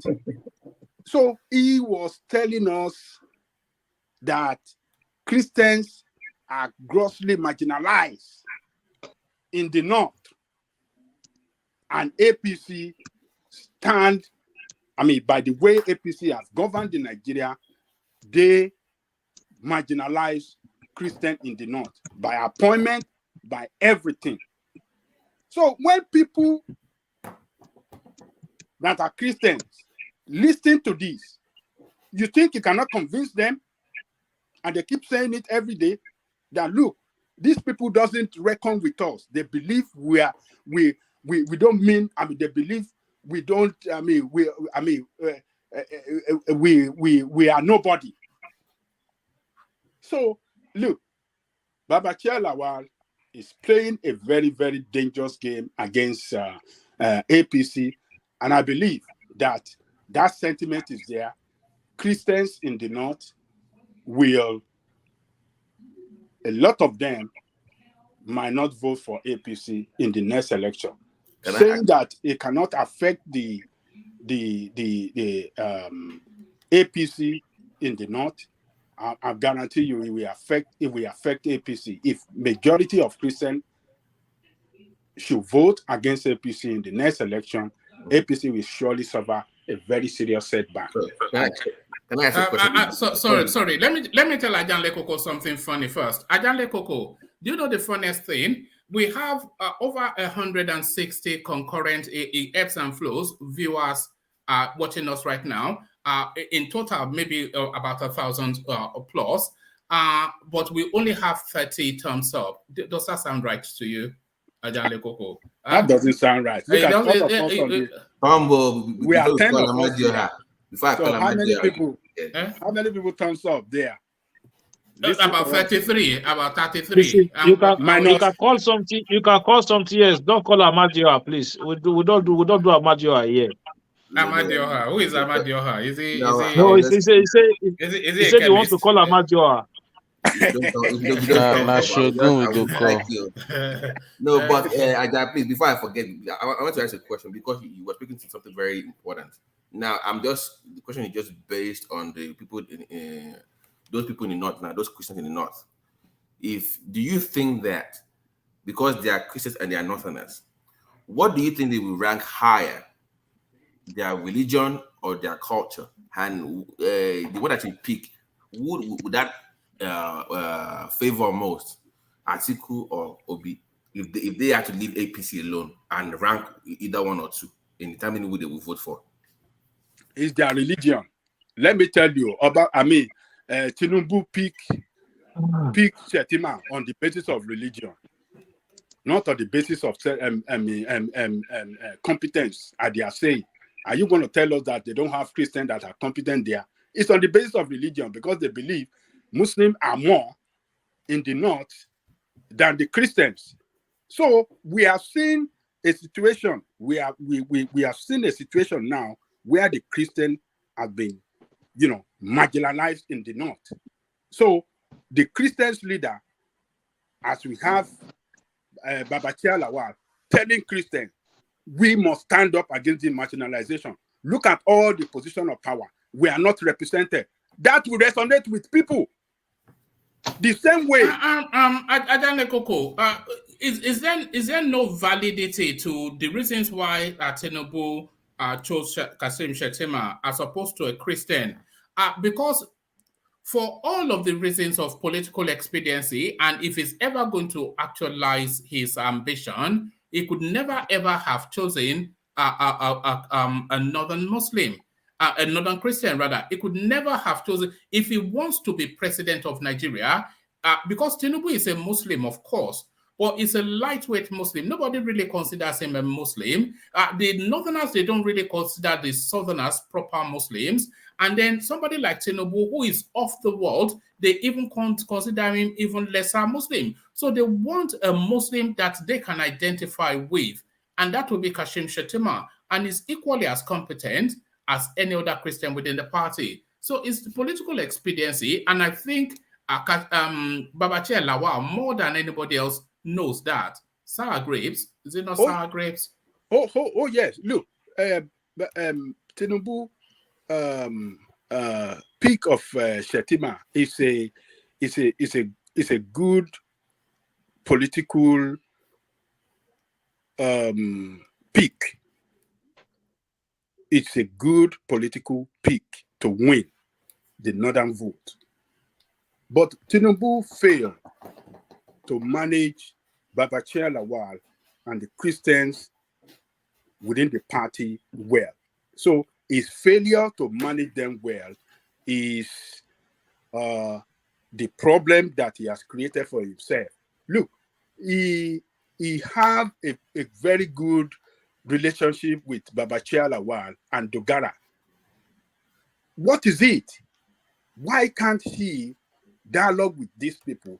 Why can't he open a channel of, negotiation with them and carry them? Look, let me tell you, politicians are very reasonable people. When you see politicians talk like that, asking for fairness, they are very reasonable people. Huh? You said they are very reasonable people. Politicians are very reasonable people. Wait, hold on. Yeah, what I mean no, very practical. I think pragmatic is more yes.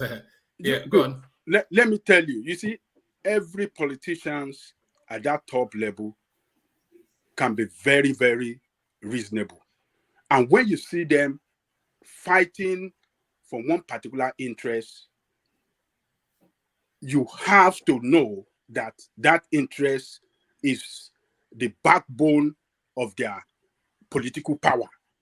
And if people on the other side can look at them and bring them closer and engage in discussion and dialogue, and then, open up and accommodate them, look, it's just a way of, let us, what can we get? They were just asking for, what can we get in your administration? That is what the Christian leaders, Babachir Lawal, are fighting for, because the backbone, their support base are Christians. So, but when it is time to have a Christian at the top level, the number one and number two, they don't have number one, good, but number two, in accordance to the tradition, that if you have president, a Christian or Muslim, the vice president must be, Christian or Muslim as well. So, but you are a Muslim as the president, and then you don't want to consider any one of the Christian in the north to be vice president, and then after doing that, you don't even engage with the Christian. It's just this arrogant way of thinking. Angelico, you're getting all this wrong, What do you mean he doesn't want to engage with the Christians? The man, Simon Lalong, is a Christian. The current Plateau State is the head of the Tinubu campaign team. What do you mean he does not engage with the Christians? The current vice president of Buhari and APC government is a Christian. The current SGF of Buhari government is a Christian. No, I think those are major. One man. You see what I said something earlier. He just had a meeting with Kano, and he said he doesn't want to engage. No, one man, I said something earlier. He said on election day, it's all man to himself. I'll give you a reason. I used to believe this thing that they are saying today. You know when I stopped believing it? When El-Rufai dropped a Christian, the vice deputy governor, he went to go and pick a Muslim deputy governor for his second term run. I used to follow people to say, Southern Kaduna, they're going to vote against El-Rufai. Southern El-Rufai is going to hear win. The man won re-election easily. So I've come to a conclusion that all of these things here, when election day comes, all these things that Babachir Lawal is going to go to polling unit and cast one vote and go home. Those guys will take their own share, put in their pocket, and cast their vote and go home. That is what is on ground. I don't know if anybody can hear me.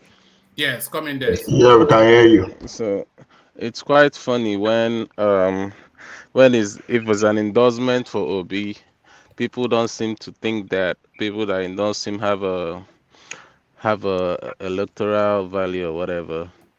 They probably think the person can't pull any crowd or whatever. But you know his name, right?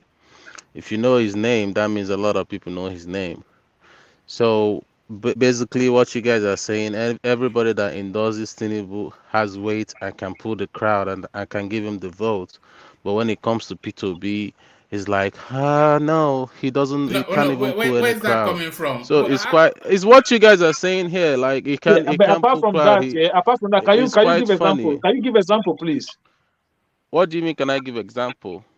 An example of the people who have endorsed somebody that supports Obi that has electoral value. That has electoral value or doesn't have electoral, or the one that we have criticized to say it doesn't have electoral value. Can you just mention one name? I mean, you guys are criticizing Babachir Lawal doesn't have electoral value. You guys are just doing that now, right? Oh, right. No, you just use Obi as a reference. I say, can you just give us an example of somebody who did he endorse? Who did he endorse? Who did Babachir Lawal endorse? Yeah. No, we're not talking about his value to OP. We're talking about his value to Tinubu. It is, look, the conversation have nothing to do with Obi. The paranoia amongst the obedience, the paranoia. This conversation we have has even nothing to gotten do to with Obi Obi at yet. all. Don't worry, we'll No, get to Obi in a minute. at first Progressive. instance, Why would you at say it has first nothing to do with instance, Obi? We're talking about what I, endorsement, No, about the Babati we're talking Alawa. about How can you say conversation is endorsement. not No, about Obi. that was the next step. You remember I asked the That was question part of first. it. No. I said Muslim. Then who does it benefit next? Was the next? That's the person he benefits now, Right, because which is Babati Alawa Obi. endorsed Obi. Yeah, that's what I'm talking about.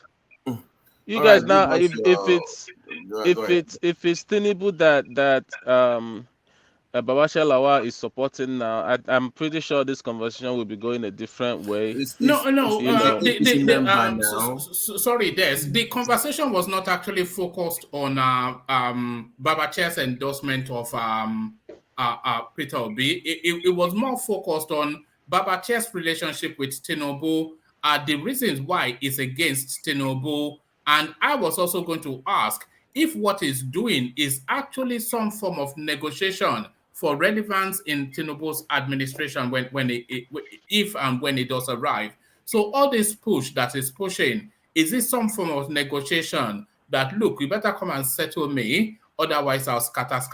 Is this some form of negotiation, what Babacha is doing? Okay, no, one man. is not. One man, hold on, let me interject.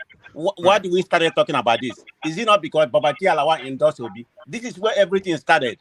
Yeah, but that's not the central focus of the. That's not the central focus of the. That was the main reason why we are talking about it. That was the He's going to first the radio station argument. and talking about his endorsement. So that's That where was the everything first originated. argument. But anyway, that was the first argument. But anyway, So, let's get out from that space. One man is yeah, not but my because of. submission was not to whether it's going to benefit Obi. I'm saying, listen, what I said is the Tinubu campaign. I did not say me. I said the Tinubu campaign have done their numbers and they've looked at people like Babasha Lawa and Dogara, and they don't think these guys can add value to them. I made this thing earlier. I said if Tinubu can ignore Babasha Lawa and Dogara and is going to try and appease somebody like Wike, what does that tell you? Progressive, you are tells you that contradicting yourself. You came here and said Babati Alawa endorsement Obi has no political value. No, That's please leave Obi out of it now. The conversation I is never not. said. Look, I've never mentioned Obi since I started talking today until you guys come in now. I've never mentioned Obi for progressive haven't mentioned Obi, but let's just conversation leave Obi started on Obi. Yeah, we will get to Obi in a moment when we get to the Labour Party phase. But where you are, the progressives, do you think Tinubu made a mistake after he had settled on Kashim Shettima not to have gone round to have private conversations with elements like Babachia and people like that to settle their mind and give them reassurances before he made a public announcement of Kashim Shettima? Should he not have negotiated them down first before making that public announcement?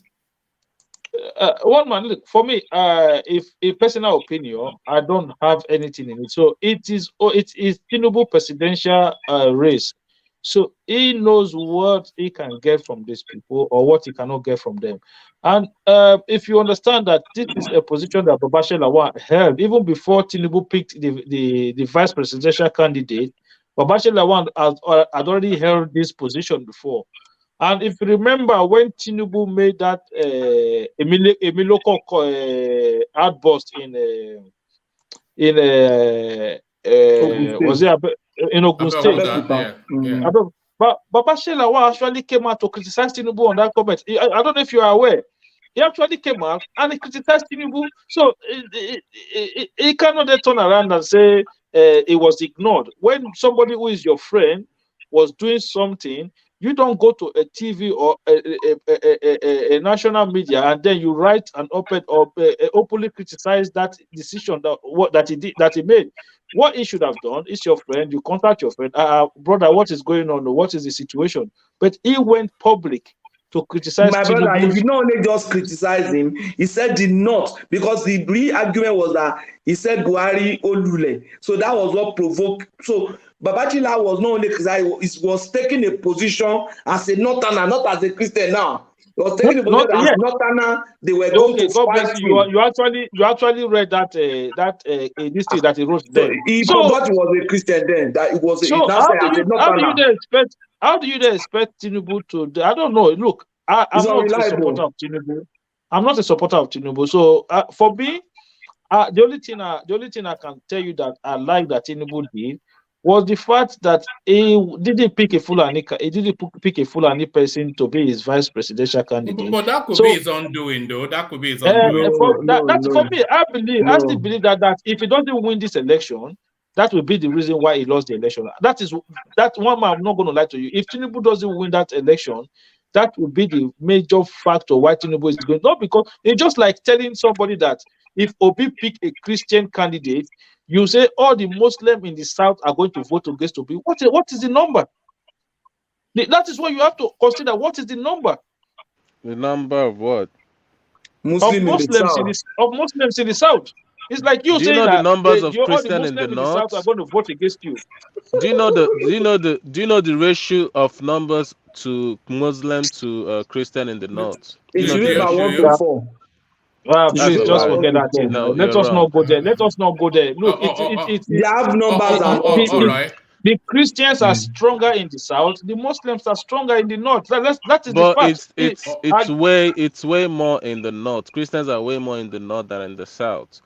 All The That's right, all what you right. have to Muslims in know. the north, the Muslims in the south are more than the Christians in the north. The What are you? Muslims in the south are more than the Christians, number of Christians we have in the north.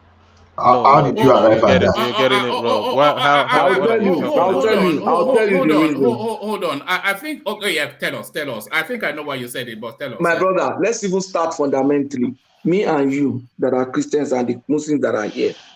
Someone like me, a typical Christians, will go to school. If he's in the north or south, he wants to go to missionary will send him to school. Before he gets married, he would have finished school, maybe 23, 25. Then by Christian standard, he will marry only one wife. And because he has gone to school, he wants to have 3 children. Those of us that have 3 or 4 now, we are even thinking we had more. His Muslim mate has started having children at 17. You're thinking to have more after 4 children. You know, I said some of us have 4. Right. We are even blaming ourselves that we even have more. We have surplus. Now, I don't even have 4, I have just 3. But the point is that his mate, who is a Muslim, has started giving birth at 21. The average age, even for a woman, she has started giving birth maybe at 16, 17.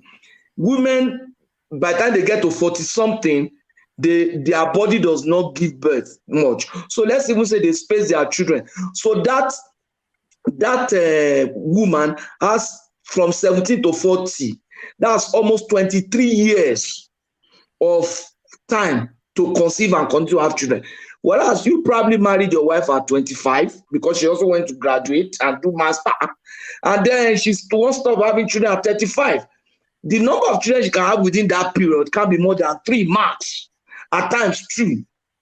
So whereas you marry one, that your mate who is a Muslim, whose wife can have children over 23 years, is going to marry like 3 more that can have more children like that.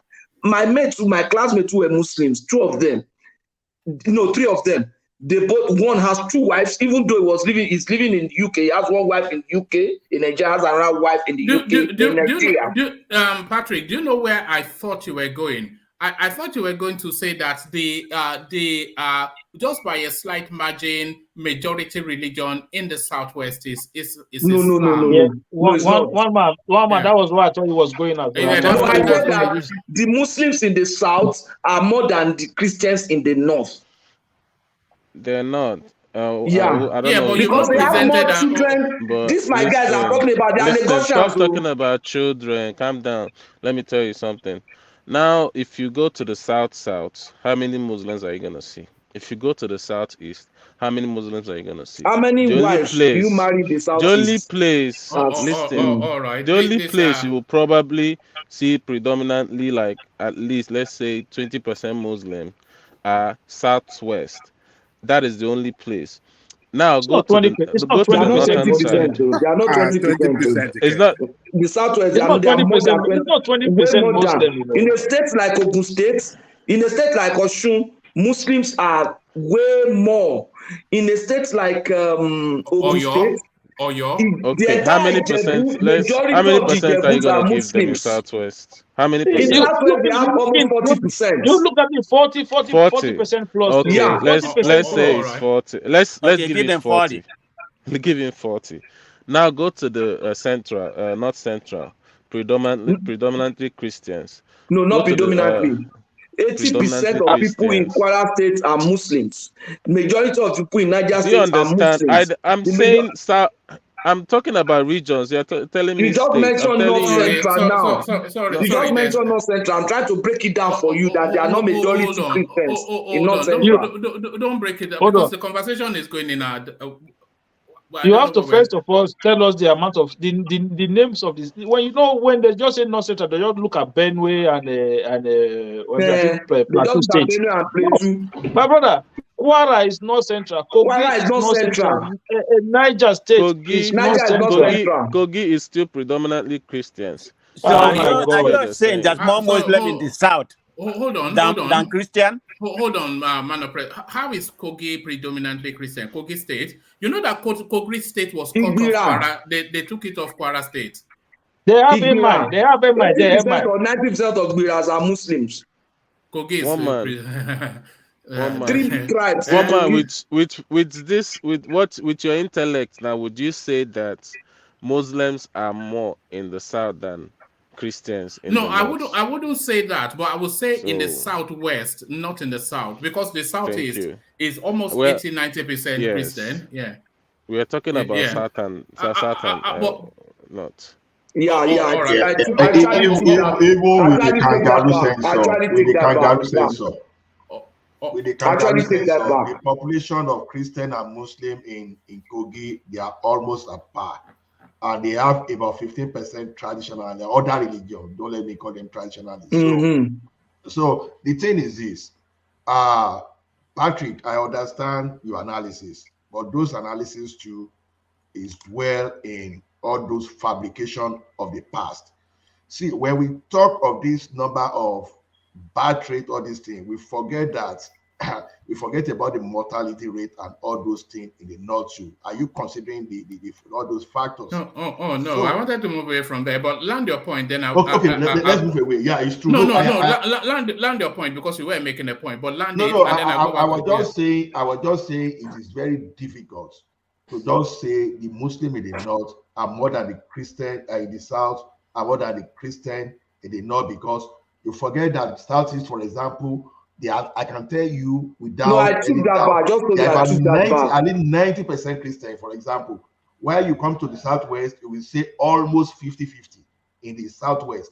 That is if we want to shield even the other religions. So why would the Muslim in the south? No. I think he has withdrawn that statement. I don't think Patrick factored the southeast into what he was. No, I saying. didn't.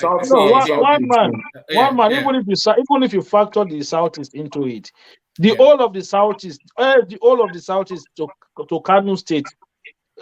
Can you compare them? You mean in population size? Yeah, in population size. Progressive. What's the population of Igbo in Nigeria? Progressive. See, don't believe in all those. See, there are 4 major tribes in Nigeria, and those 3 of those major tribes, they are in the south. Yoruba is probably the largest. Take out this fabrication of Hausa Fulani. If you take that thing down, you will reveal all this kind of fraudulent census figure. Okay, Yoruba is the largest population in Nigeria. So now, when you take Yoruba now, Ola. I said probably. When they say tribal sentiment. No, Patrick, Obasanjo said it now. Obasanjo said probably. Now, at least you won't say Obasanjo now that it's not knowledgeable enough. So Obasanjo went to go and count it. So Obasanjo said, I agree with Ola. If you don't combine Fulani and Hausa, I agree with Ola.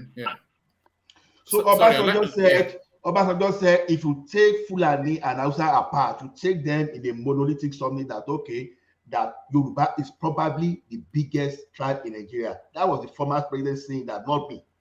Now, when you take that again, so who is the next largest tribe is Hausa. Then you come to the Igbo, the southeasterners. Then you come to Ijaw. So you are saying Igbo are more than Fulanis, right? See, no, the Yorubas, the Fulanis are a tiny percentage of the Fulanis are not much now. The Fulani are not much. Fulani and My Kanuri, brother, they are about the same population. They've just the Fulanis are everywhere in the north. And no, but they are not. Look, number one, they have they are large not that number. much. They have large number. I'll give you a typical example. I have a Fulani boy. Nigerian population Wait now, I'm trying to I have a Fulani boy. I have a Fulani boy who is in Ogun State. He has 2 wives in Abeokuta. He has 3 wives in and 2 wives in Sokoto that are there. They are having children for him. They are like they don't. You see the attention that you. How many children do you and me do we have? Patrick, stop this your multiplication. Now we are out of. Are you using? We are not even. Let me tell you the issue. We are not in the southwest. We are not even replacing ourselves. I've had a number of classmates who have only 1 children, only 1 child rather. So it's worrisome. All right.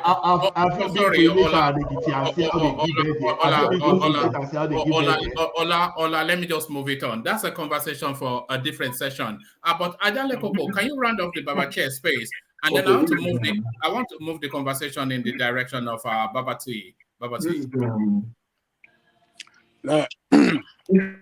Look, Baba Chair Lawal, like I said, Adete. Look, this arrogancy by this established politician that Tinubu demonstrate, or maybe I should say demonstrators, is the same thing, the same way Atiku is demonstrating. They are arrogant. They believe that they are all in all. They believe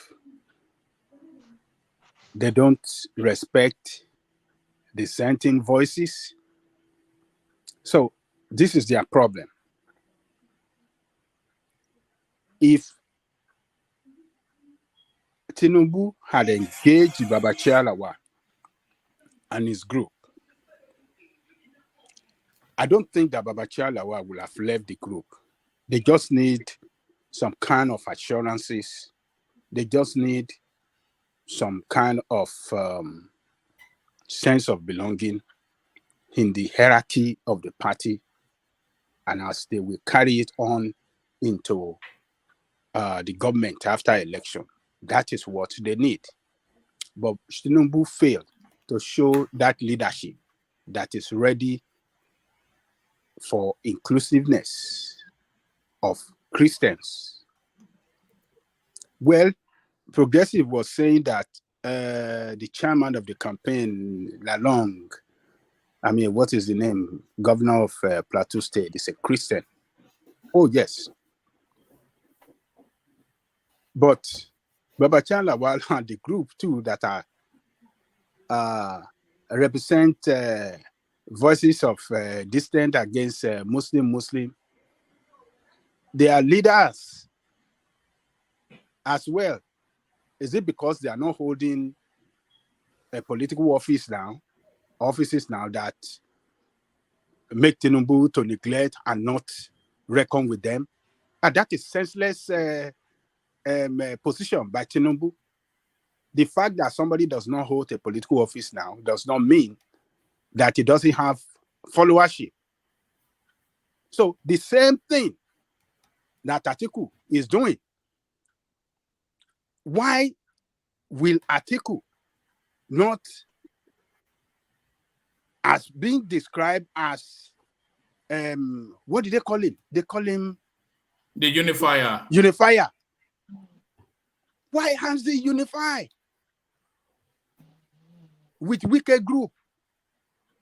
So look, this big established politician, they have that sense of entitlement that well, I don't care about them. Let's just do our thing. We can cross Baba, them. just sorry to interrupt you. That article space is more complex than Tinubu's case, so you can't compare them. They are totally different. Well, whether complex or not complex, what I'm saying is that he failed to unify with them, has been described, has been called a unifier and a leader. So all of them feel too much entitlement by their position. They believe that people should come and beg them. They believe in that authoritarianship leadership. That is what they believe in. Until when people break this power away from them, that is when they can learn lesson. And I wish that the Christian in the north can stand firm against APC and take their vote to another party, M block. That is how they can send a lesson to this politician that, look, we cannot continue to be marginalized. We are people that should be reckoned with. We are people that you cannot see as nobody any longer. So I wish they can do it. That is the only way. The same thing on the side of PDP. I wish the PDP side too can break that power of PDP by taking a block vote to somewhere else to teach them a lesson. And who will benefit this thing?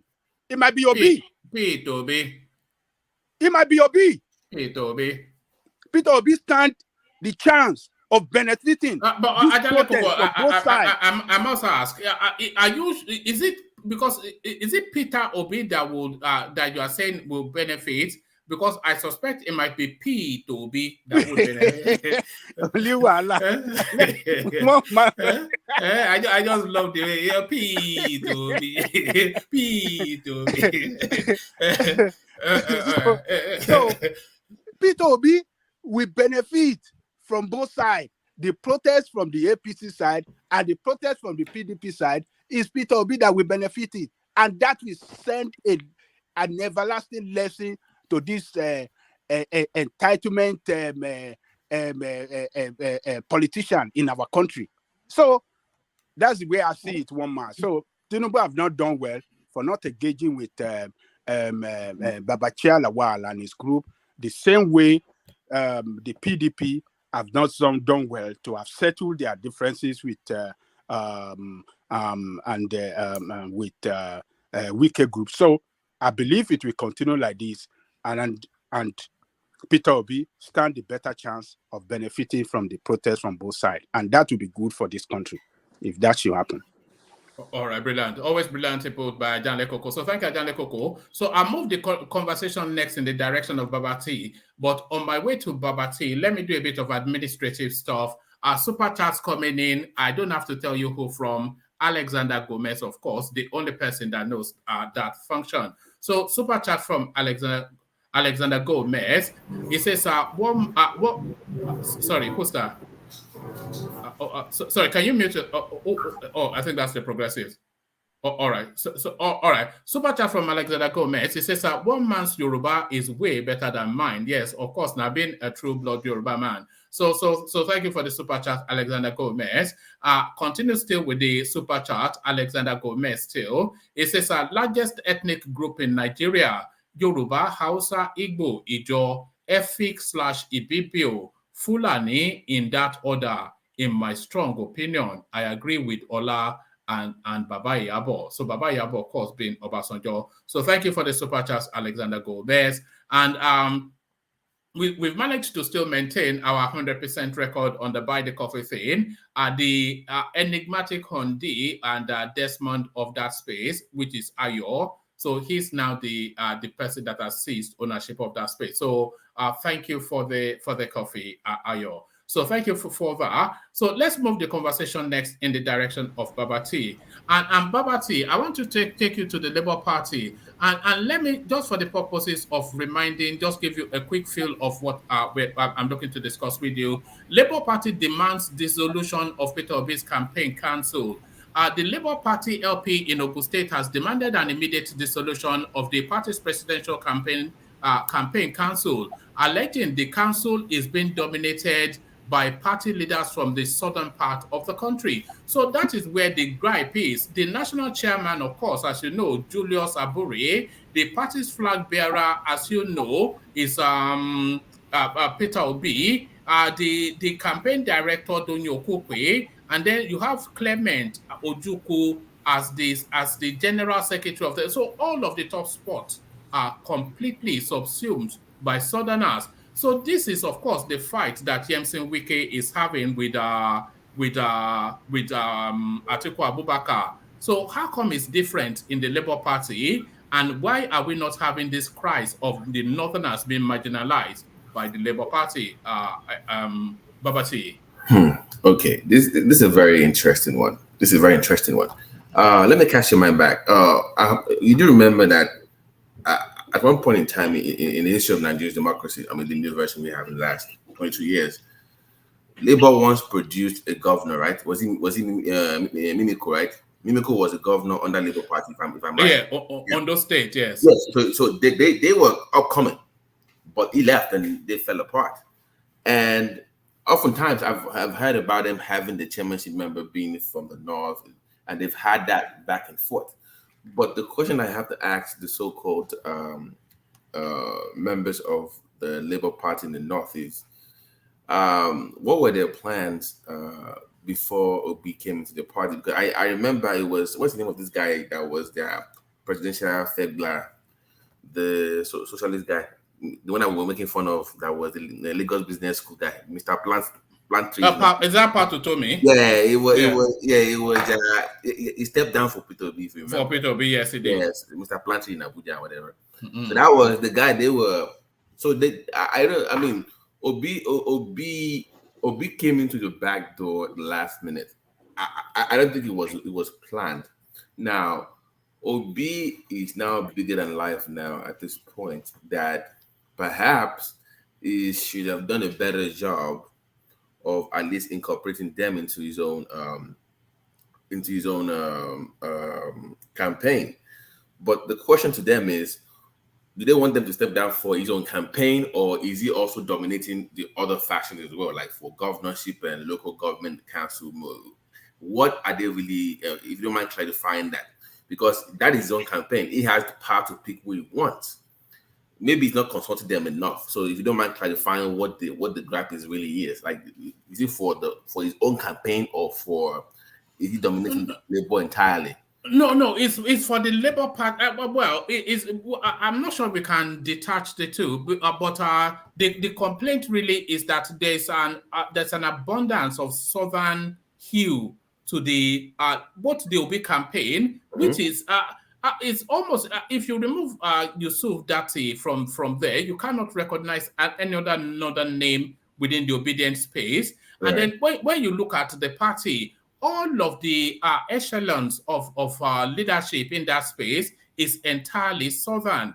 Absolutely exactly what Yemsin Wike has been complaining about in PDP. So a real southern bias within the Labour Party. Yeah, I mean, it's very okay. On one hand, I see what you're saying. On the other hand, it's a sacrifice, because ask yourself the question: without him coming into the Labour Party, would they even be relevant at this point? So it's a give and take kind of thing. Now, he should have done more consultation with them, but did they even have any relevant Northerner in the Labour Party prior to him joining that they can even deem worthy enough or politically relevant enough to give them votes up north? I think not. There's nobody in the Labour Party, or there was nobody in the Labour Party prior to Peter Obi joining. There's still none, in my opinion, now, that can even give them the inroads in the north. So I don't think they are significant enough compared to a PDP, for instance. I know you're trying to compare both, but there's no, because now he's trying to get votes. So I see where they're coming from. it should involve them more. But on the other hand as well, whatever he's doing is better than what they've been doing for the past 15, 20 years as well for at that level. So they have to find a way to sit down with him. Don't make it a public show. These are things that actually they should be held behind closed doors. It shouldn't be made public, in my opinion, unless they are being used by APC or PDP. They should do Babachi Lawa for Obi. Yo, they should also do Babachi Lawa. That's funny. No. But is that not because I was having those thoughts? I was just waiting for a pause in your narrative too. I didn't want to do a gotcha kind of thing, like but you see why I'm saying that it's you can't compare them to the APC or PDP because let's say Obi didn't join Labour, nobody will be discussing Labour at this point. One man, I think you can all agree to that. Nobody will be discussing Labour without no. Yeah, they'll be lower than Shore in the hierarchy of things. That is the leverage. That is the leverage he has. I won't say justification to do whatever he's doing. So I think that he has that over them. But this thing should be held behind closed doors. It shouldn't be made public. One man. It should not be made. Setting aside that his party actually fired the first shot, are you surprised that other political spaces, they are not making capital out of this? Because there is a heavy southern bias to the Labour Party space. It's a southern party. It removed obi-datti and name another northerner in that space. Clearly. So why are other political spaces, why are other opponent parties not making hue and cry about this? Because they don't want him to apply, they don't want him to put any northerner there because they don't want him to even have any space in that north. So you don't awaken his sensitivity to it. Let him just be like that. Because the more he involves northerner, the more likelihood he's going to keep getting more votes in the north. So his opposition should not use it. Patrick, wait, I disagree with that. I think that if they're going to make any inroads in the north, in the Labour Party, it has to be credible and reputable names. No, you are not getting what I'm saying. Hold on, Patrick. Hold on, Patrick. Let him land the point. Okay, let me finish. If you mention everybody that is complaining from the north in the Labour Party, you probably never heard of them before. Everybody that's complaining right now that in the Labour that we've been here for years, you just showed up and you took over. Nobody knows who they are. If they had a name to them, then we would give them some attention. But I bet you within a week, this story will fade off because they are nobody. So I'm saying that for you to make any inroads, that's always be my concern with the Peter Obi movement. He has terrible surrogates in the north. They're not credible people. That's always been an issue. So if these guys that are complaining right now are even credible enough to even speak, I will put them attention. But we can not also discount their complaint. They have a valid gripe against Peter Obi. And so sometimes it appears to be too biased, even too southeastern, in my opinion. Not even southwest, south, in my opinion.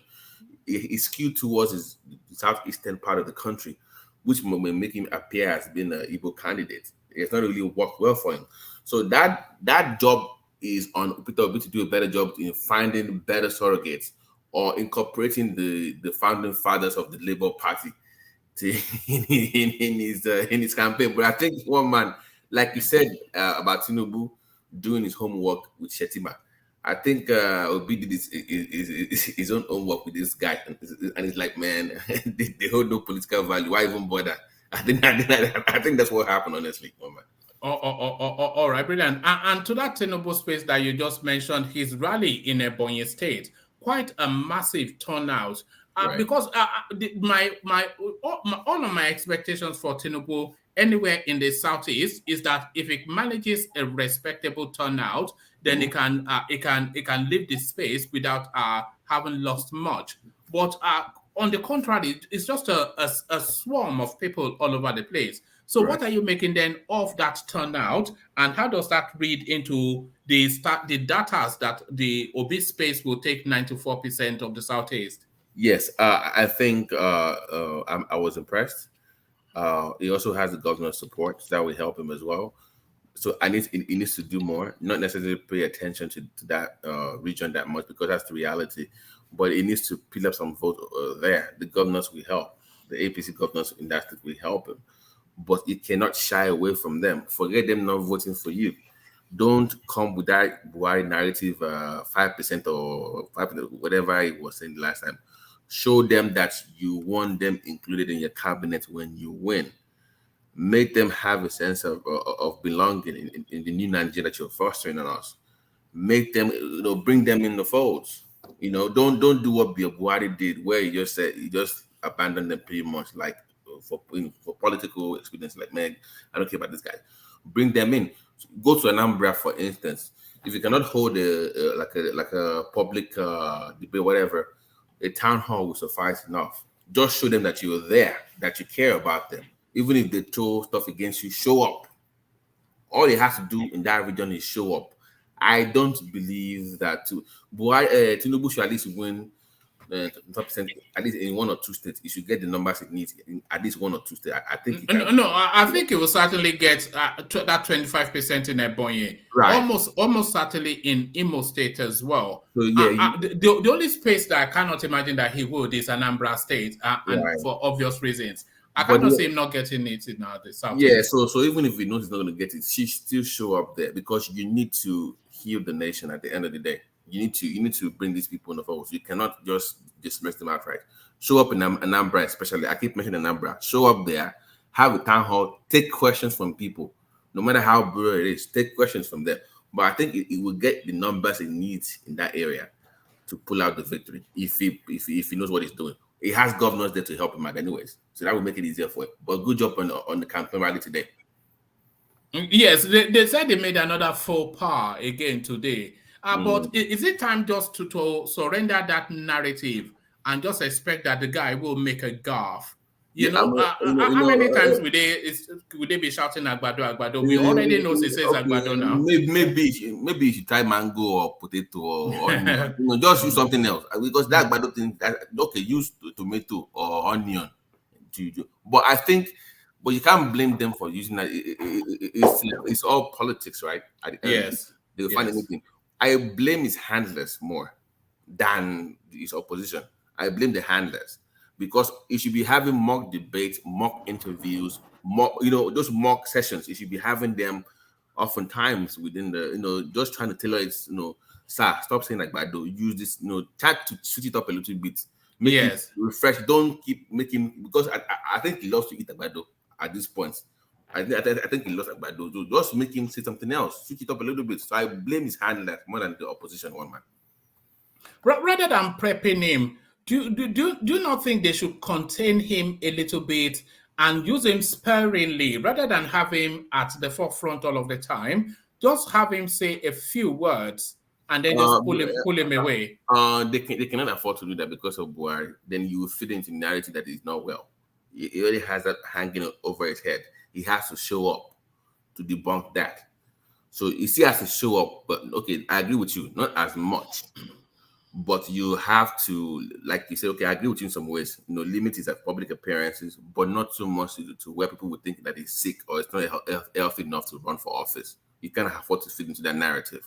So he has to be like an half and half kind of thing, where he shows up, he's well prepped. You have selected people asking the questions you want them to ask him. You stay on point, stay on code, stop saying like Badu, just keep it short and brief, keep it pushing. Then have his surrogates do the job for him, right? This is where they come in. The surrogates have to do more. I know they've been talking on his behalf a lot, but they have to do more now. If he comes somewhere, speaks for that 20 minutes, then you have your surrogates take over the press conference. The same way Clinton did for Obama when he was in the White House. Remember, he came in and just took over for him and started talking. That's what you do. Obama is a smart person, but he still had Clinton come and speak for him for like 2 hours. So you speak for briefly, you have the surrogates come in and take over from there. That's the way you do it.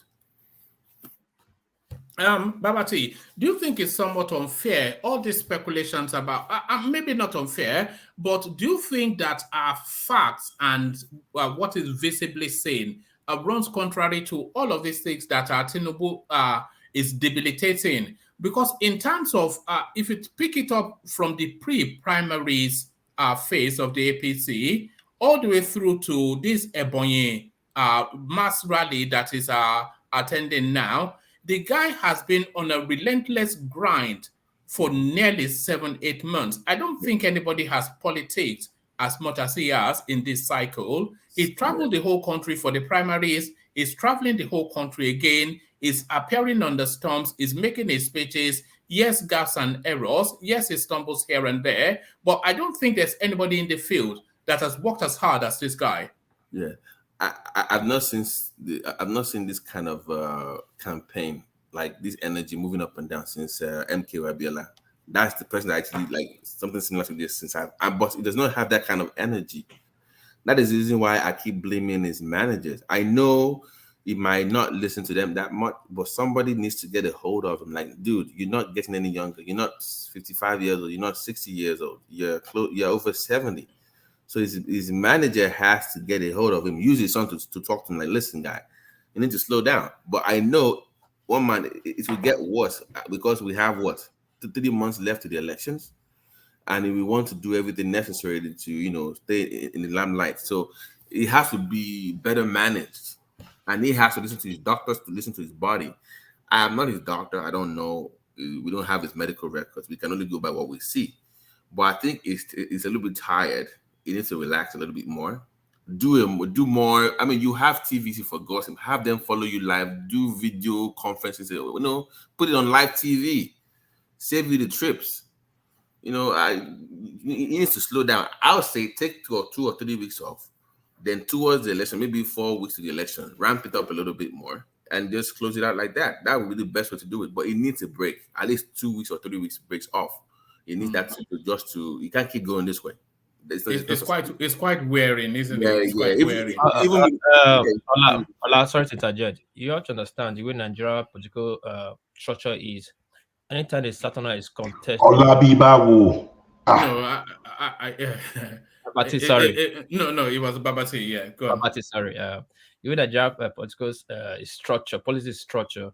Anytime the Satana is contesting for that number 1 seat, he will do 10 times more than the way the Northern would do if it's contesting. E.g., look at the way Atiku and Kwankwaso, they are not as hard as Tinubu's campaigning, negotiating. The campaign is just the main one. The deep ones that we are not saying that Tinubu is doing is more. He travels every night to meet political leaders in the north to converse them, negotiate with them. Mm-hmm. But Atiku is not even doing all that. They are doing less. That's why I said that those meetings where it's not privy to the public, they can do video conference. You see them live on video. Those you can bypass the traveling for those ones. You don't have to be everywhere for everything.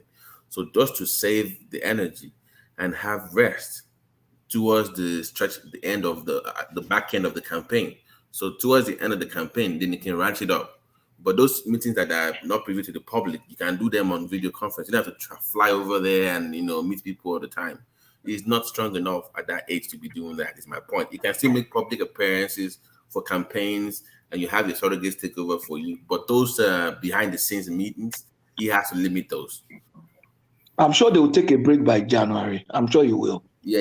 Because he has to now start February with a new tempo and finish with a very high tempo. Yeah. So look at the strategy. He's going to rest. He went to London, rested. Everybody was running around. Now he's calm. People are confused. He's not even doing so much rally. He's just doing meetings. So people are just waiting for him to act before they react. But I'm sure by December, January, we'll just rest again. And then everything will look like he's died down. By the time he comes back, we'll just finish with that tempo. Yeah, so towards the end, you start to do more one-on-one interviews with the media. Yeah. That way, because people want to hear from him, so you can get the at that time, getting into the election. Because at that point, you should be wrapping up your campaign all over the place. That should be done by February, the beginning of February. At that point, to just do interviews with people that you like. You can pick TVC or whoever you like, then you do that. Yeah, that guy. No, nothing. He's not well spoken enough to. I don't even know why he's on TV, to be honest. What do you make of that guy? Very full of himself. Yeah, he comes across as just. I'm sorry, even the host of that show, both of them. I'm like, how did you guys get on TV? To be honest with you, I mean, who put you there? He did not even qualify in my eyes. I don't see them as credible journalists. It just comes across as it was a newspaper person. Exactly. Maybe she just Well, you need to have person, but it's not being badly with investigation and other things. Yeah, no, no, but no, it's no. not a evil person. Patrick, what is reporting in so-called investigation is pathetic. I'm like, look at the way you even report. I'm always this guy. It's not Okay, no intrigue, no. like he's the only guy. Yeah, they're just him. Like, Yeah, dude, it's have other always people. self-flagellating. Always self. No, but It's I just went there, I told them. and I told yeah, them. Yeah. Yeah. yeah. I'm like, no, I'm sorry. So towards the end, Tinubu has to do a better job of managing his health. He needs to do prep. Oh, one man, are they still going to do that kind of debate, or should we just forget that one? I don't think that debate will be taking place, especially when they build. You know, the interviews with Kadira Right. What was happened? no, well, article built at the last minute, Mhm. and then Tinubu did not. Yesterday was meant to be Tinubu Day, but I didn't bother to try to set it up because it's not good. But they are saying he's promising for the future, but don't hold your breath. He's not No, going to do it. I don't think. So if they don't do that, then they're not likely to do a debate. Yeah. Because I was looking forward to an actual debate, not this town hall meeting stuff. No, what face-to-face debate. Who would you like to see on that rostrum if they had a debate? I honestly, I wanted to see an article, Tinubu, Peter B. That would be, you have Peter B on the middle and the pile on him. That would have been the best. Who do you think will come out on top in that trilogy? I think Atiku would do. I think Atiku would do better because Tinubu might be too slow to respond. Obi would be too nervous. Atiku is better skilled. We just it will be the form, but just watch them coach themselves because Obi and Tinubu will likely go against each other, and Obi has this love for Atiku. He calls him my guy, whatever. So I think Atiku will probably be the best that will come out looking good in that debate. But it will be something that at least we deserve that as Nigerians. They owe us that as Nigerians once more. There's no way to be going without having a debate. I think it's ridiculous that we are letting them get this pass. Should that be embedded into the constitution? Should that be embedded? Some way, somehow, this has to be the norm. 3 debates one for defense, one for economics, and just make it 3. You must have this. One in the north, one in the west, one in the east. That's the way you do it. How can you run for office without even debating your opponents? That is ridiculous. I don't know why do you think that state of the nation thing that you have in America, do you think that should be embedded in the Nigerian constitution, that every quarter a sitting president must give a progress report? There are many things that we need to adopt in that country. That would be, but that is something that comes when somebody starts it. If Tinubu gets there, for instance, now, and he does it for 4 years or 8 years, that will force the next person to say, it will become tradition at that point. Then you have to continue that legacy. That I think somebody has to start that first, and they also have to start this debating thing first. If they do it now, the next person that comes will force that narrative, and it goes from there. But to have you run for office and not debate your opponents in front of Nigerians, let us know how you feel, I think it's a disservice to the country. And since we don't have any media even strong enough to even challenge them, I think that we have a failing media in that country. It's mind blowing. I'm really, really disappointed. I hope they still do, but if it does have a so-called town debate, it will probably be on TVC or one of those softball media houses that will just give him a good question, the typical BS questions. Are you great or are you fantastic? Are you great or are you fantastic? Yeah, they say, sorry, sir. Sorry, sir. Yes, sir. Oh, no, we don't want that. We want somebody to challenge you. And nobody can better challenge you than your opponent. Nobody can do a better job than your opponent, right? They can challenge you in front of everybody. So that's what we are looking forward to. Hopefully, some way, somehow. In fact, if they say, okay, I only want article because that's what I want. If give me that one. PDP, APC. Okay, just give me one. I will take it, but not to have it at all. And come on, we can't have that. Just on what you said, Babati, about if they do have that debate and it's just the 3 leading ones, Atiku, Tinubu, and Peter Obi, and you said Atiku will come out on top. I agree with you somewhat, I have to say, because that was my thought too, as we're addressing that space. Atiku, it knows policy and governance to the granular level. So he can articulate a lot of things and bore down into the details. But Tinubu will only speak of big ideas, but I'm not sure that he can penetrate into details as Atiku can, and I'm not sure if Peter Obi will even understand what is going on there. It will just be saying production, consumption to every year. It will be lost on stage. It will be enamored with the presence that he has on either side, and I think he will just gaffle and just say the wrong things. But I think he's more relaxed. I think he will do better in that debate, and he's having well. Yeah. Do you think Peter Obi has been grilled properly by anybody? Has he been grilled? But none of them have. But has anybody been grilled? You know what? Let me, because I heard you speaking of, the other day on the platform about him not being detailed about his policy. And I wanted to say that when you are campaigning for a particular point in politics, you must pay attention to the politics part of it and the policy part of it. There's the policy and the politics, right? He dwells in the politics part of it, right? But it does not focus on the policies. Tinubu does more of policies. Then his surrogates will then do his bidding on his behalf, right? He will call the business leaders and tell them, this is my policy for you in terms of health. Then they will spread the message. So he's creating surrogates for himself to spread his message. Obi dwells in the politics where he just says it and hopefully it catches fire and it gets out there. So I think he needs to do more on policy. They need to grill him on how, why, when, what. Those things have to be asked, not just having him, telling us consumption, production. That thing he needs to get into details. Tell me how you get power, education. What would you do? And one man, they need to start questioning people about this Amajiri, whatever. How would you change that format? Will you still keep it? Specifics on issues. Make them defend their beliefs. Make them defend their policies in front of people. I want to hear Obi defend. It's a two-tier system. That's a Majiri system. We're a westernized, we're a Western templated country, and the Ahmadiyya system is a Middle Eastern template. Right. So I'm not sure. I think they just have to do away with it. All that Ahmadiyya something. But it's not suited to the. We run a Westminster style of governance, which we inherited from the Brits. So what's all this Almajiri stuff? No, I think Almajiri is not completely wrong. Let me give you a good example of people who run Almajiri very well. And I suggested it to when Bukola was in Kwara State. I started to the government there, but they didn't buy it. A good example of an effective Almajiri is the Igbo apprenticeship system. Almajiri is a disciple, is an apprentice.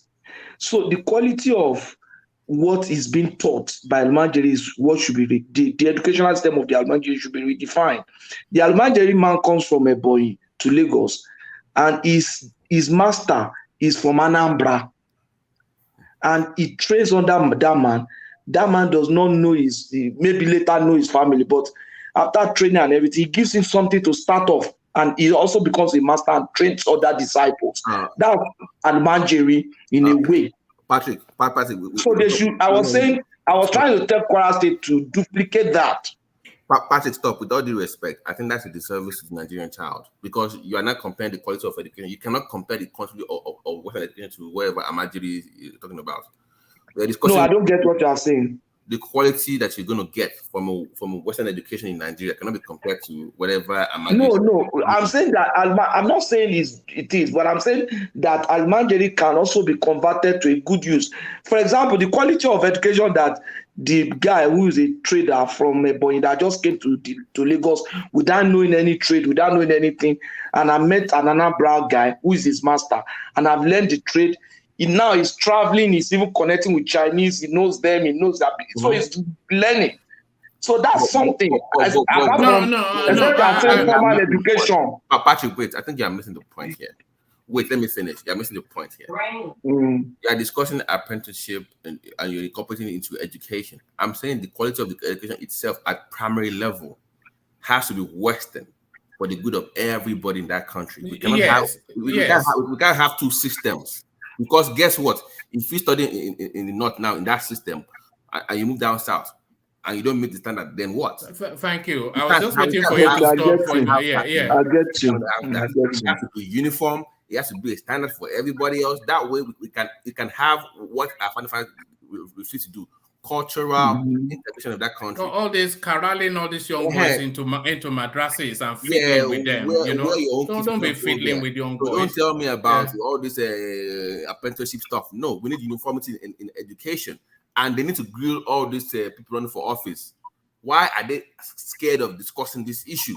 Obi, tell me, how will you go in the north and convince them to convert this thing? Good luck tried and it failed. What can you do better? Does the Ministry of Education does it superintend the Almajiri space? Do you know? At all. And there it is. How is that possible? At all. So I think Kaduna State is trying to do that now. Everybody is trying to do that. So what? Who overarches it? There has to be a central pool to stand. What's the standardization in that space? Right. They have Patrick, quote me if I'm wrong. So different mullahs with different ideas. Is that what they're doing? One man, they have some form of Amajiri in Qatar as well. Because I was reading about that for the World Cup thing. That was the intro to the World Cup. Somebody was doing it. But look at what they've done, where they still have that Western training, but at the same time, you can keep your religious beliefs, but not at the expense of their future. You have to have a strong leader. But Buhari should have been the best person to do it because he has that credibility and he's from the north. It will be very difficult for somebody from the south to do that thing. It will be very, very difficult. I have to be honest with you, one man. It will be very, very difficult. Yeah, it should have been somebody from the north that can fight for education. Look at what happened to your former Kano Sultan or whatever his name is that was running his mouth about all these things. They got rid of it. Sanusi Lamido. They got rid of it. That tells you how culturally deep this thing is. So it takes a very strong leader to make inroads and change this thing. But we cannot make an excuse for this kind of system at all. It's not working for the country. You are breeding future terrorists. Future poverty line is just down the drain. 40 million, right? 40 million people right now. You cannot keep having them in that country. So anybody running for office needs to answer that question. When it comes to one man, child marriage as well. What is the age to marry in Nigeria? You must answer those questions. 14 is too young to be marrying kids. That's too young to be marrying kids. It's quite shocking. Do you remember? Do you remember Senator Sherima or that went to Egypt and bought a little bragging. He bought a wife. A wife, a little girl, you know. So if I don't want to do an interview, ask an article, I'll be asking him about those things.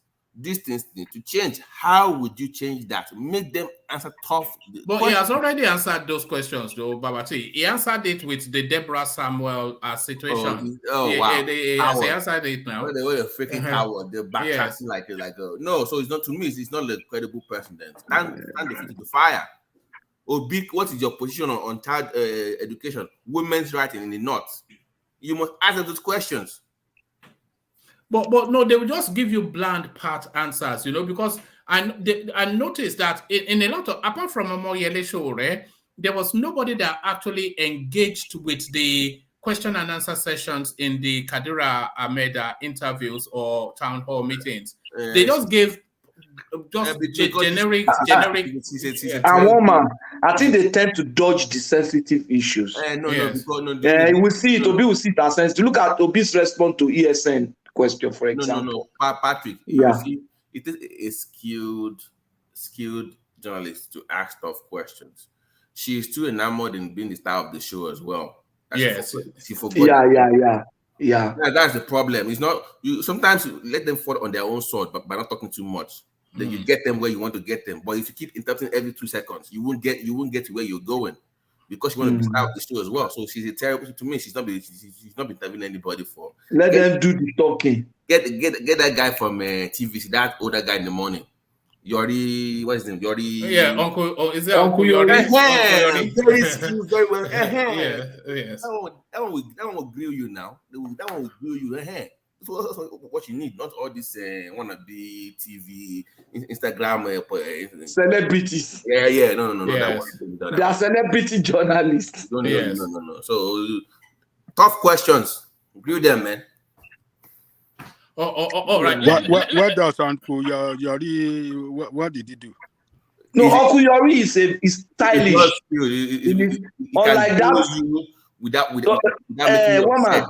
Yeah. Do you know that guy in Arise? This other guy that used to speak like I think he was in Britain. I've forgotten his name now. This Cross River guy. Charles Ofona. Exactly. Charles worked no, nobody He's a will go to Charles. celebrity. He will kill That's them. his Though. But Charles will kill them. They that's go what to you him. need, one man. Yes. Those kind of people that you need. They will never go to him. They make you feel comfortable while killing you at the same time. They're killing you, but you're comfortable dying in front of them during the interview. That's the way you do it. Not all this celebrity you wanna be me. You know, you don't need that.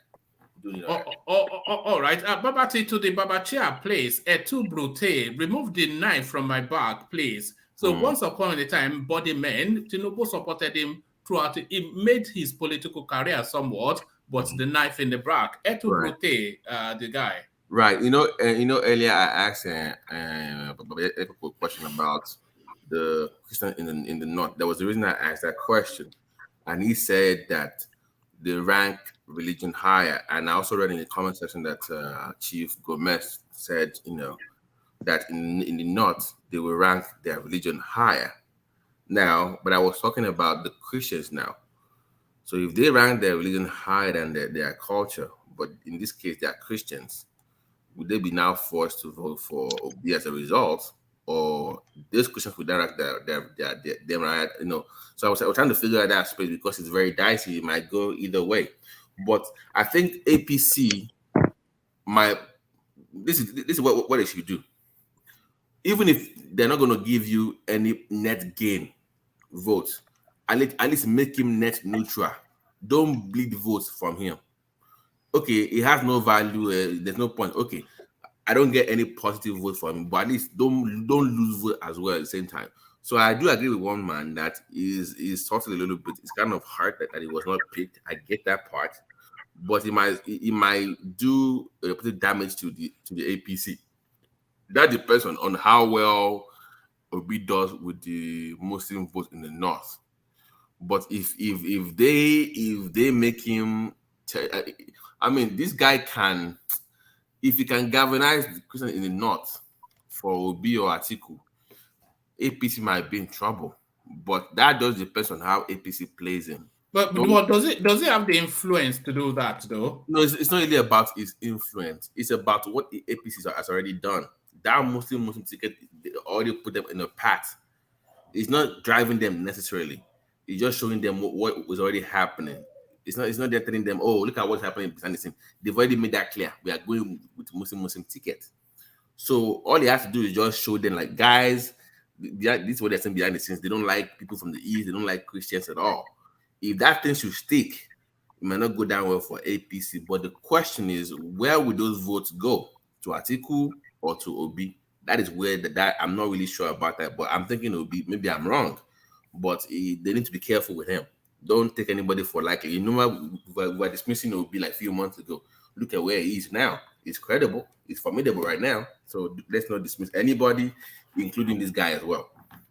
Yeah, Babati, there's a good chance that Peter Obi might well win that presidency, not by his doing, but by default. Right, the way it's going. Yeah. Because with all of this Muslim thing that they are pushing against Tinubu and wicked destroying article from within, so the Muslim ticket, the Fulani that article is by default, we could well have the Peter Obi presidency. It's like God is just lining up things for him. Like, oh, we are against Muslim ticket.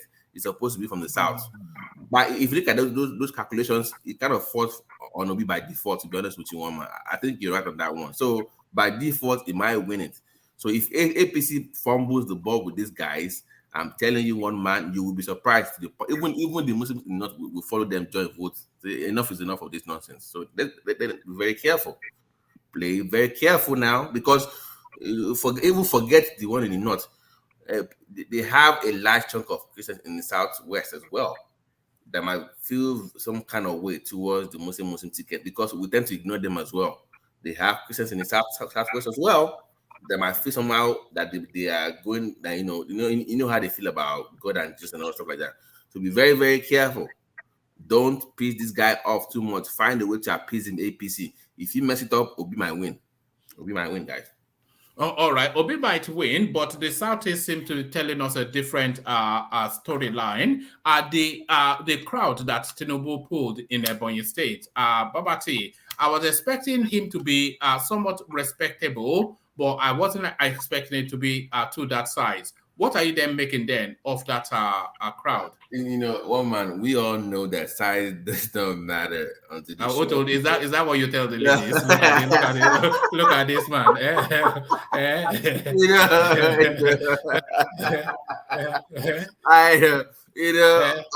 Until they show up to vote, don't let anybody go to the gutter. Until they show up to vote, and you know, I told you about this type a few months back. That historically, for the past 22 years in Nigeria's democracy, only one third actually show up to vote. So my own concern with Tinubu would be like, forget who is campaigning for you for now. Forget who you pay to come look at you, you know, for optics. Who will actually show up for you when we're doing elections? That would be where I'm really looking at. I'm not really, you know, if it pulls the crowd, it's fine, it's okay. But I'm really worried about who's going to come and show up for APC for the election. That would be where I'm really focused on. But it's good optics. I'm not going to lie about that. He needs one more. Let him go to Imo. All right? Is it Imo? So yes. Yeah. So he's gone to a boy now. Let him also do that in Imo as well, and just show up briefly in Anambra. And I think he should be okay in that part. But I'm really worried. Yeah, he has been to Imo already, like a campaign already. Yeah, it went for like a town hall meeting stuff. No. Look, I mean, that was the town hall. That was the town hall. Yeah, the rally is coming. You need a rally, an actual rally, not just a town hall, an actual rally. Yeah, we do that as well. Yeah. So once the leader of APC in the Southeast is there. That Opuzodima is the leader of APC and in Southeast. I remember he has two strong surrogates, right? They are both governors, so they can sustain that momentum for him going into the elections. So that's what I wish Obi had, which he does not have. Strong surrogates. So Tinubu has such surrogates in those two states that can carry his message on into the election. Obi has that, you know. Guys, stop. That's who? The vice presidential candidate. Yeah, who is he? Strong. He's a strong person now. Yeah, okay. Tell me how much. Look at this man. You don't know what he's doing. Patrick, you know you're wrong for that, Patrick. That's who? No. Tell me what. Obi-datti, vice presidential from Zaria and Kaduna State, the full animal. Guy, wait. Tell me. Wait, guy, wait. If I mention Shetima, you will tell me he can win you Borno and some few states, right? If I mention Okowa, you will tell me he can get you Delta. Where is Datti getting Obi? Datti can get any place you have a Fulani. Kaduna. No, don't tell me anywhere. Datti's father was an Islamic cleric. No. Don't give me. I ask you a question. Give me a name. Kaduna. Really? Kaduna. And Katsina, Sokoto, imagine that. Kebbi. This is not a. Are you serious? Those places where you have Fulanis. Are you serious, Patrick? Datti owns a university. Yeah, sorry. Datti is not a Fulani man though. It's Arab. It's originally from Mauritania. It's a Fulani from Mauritania now. No, it's a Shua Arab. In fact, it's not even a full Shua Arab. It's a full-blown Arab. Let's forget that. You see, that's even an advantage. Because Madafodio was an Arab. What the hell are you talking about? What political value does he even hold?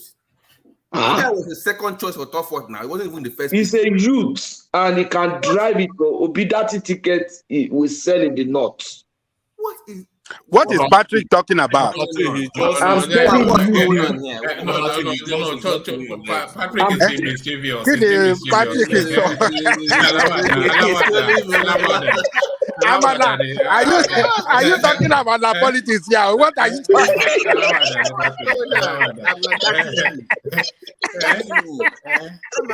What are you talking about? I just want to release the pressure. You know. Oh, baby, Babati is okay. Have I heard up? What's going on? Yeah, like what's going on? That's Babati, can't you? Are you not? Can't you notice that that is just playing along? Can't you see that? So you are saying that he does not have value.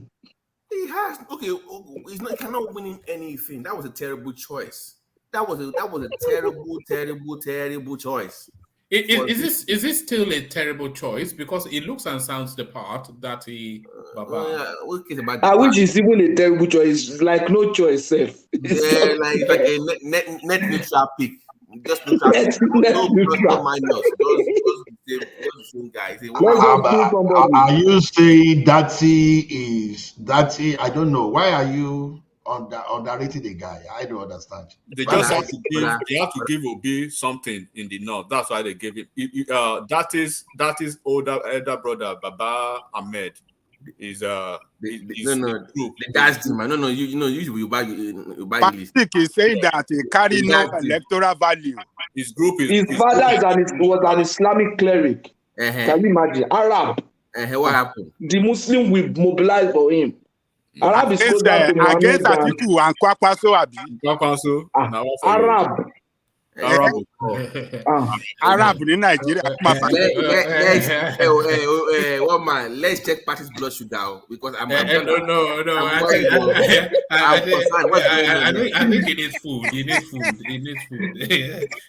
But Babati, I would say the winner of this election so far has been Datti Baba, because this is somebody that nobody knew existed as a human being, and he has now gone to the highest table of the Nigerian political space. So whatever happens to Peter Obi in February, very unlikely that he will be president. Atiku has now brought his name into the topmost end of Nigerian politics, and is still within the age that he can still make capital out of that. So I think he's the winners, and I think that's what he's doing. He's just spreading it. Yeah. One man, if he plays it right, he should run for governor next, then prepare for presidency. I think he has a bright future if he plans it very well. So I think he should be like going for governorship of the state, prep himself very well, and get. What are you talking about, Babati? Why are you trying to relegate that? Somebody have to go from come from vice president to governor. You should be thinking of president next time. No. If he does after 2023, that guy will be surprised. Will be aiming for president. Just like Obi. No. So if he loses, he should run for president next time. Yes, just like Obi did. What are you guys talking about? Yeah, but he has no antecedents. He has why is he done? He was a rep now. He was a senator for about 6 months. Obi is different. You have to understand the factor that Obi was a governor now. Obi is a former governor from a fringe tribal space in Nigeria. The Igbos is coming from there. This guy in Kaduna State is different. The next governor of Kaduna State is probably going to be Obasanjo, and if it is Obasanjo, if he wins the election, forget the second term. It's a wrap.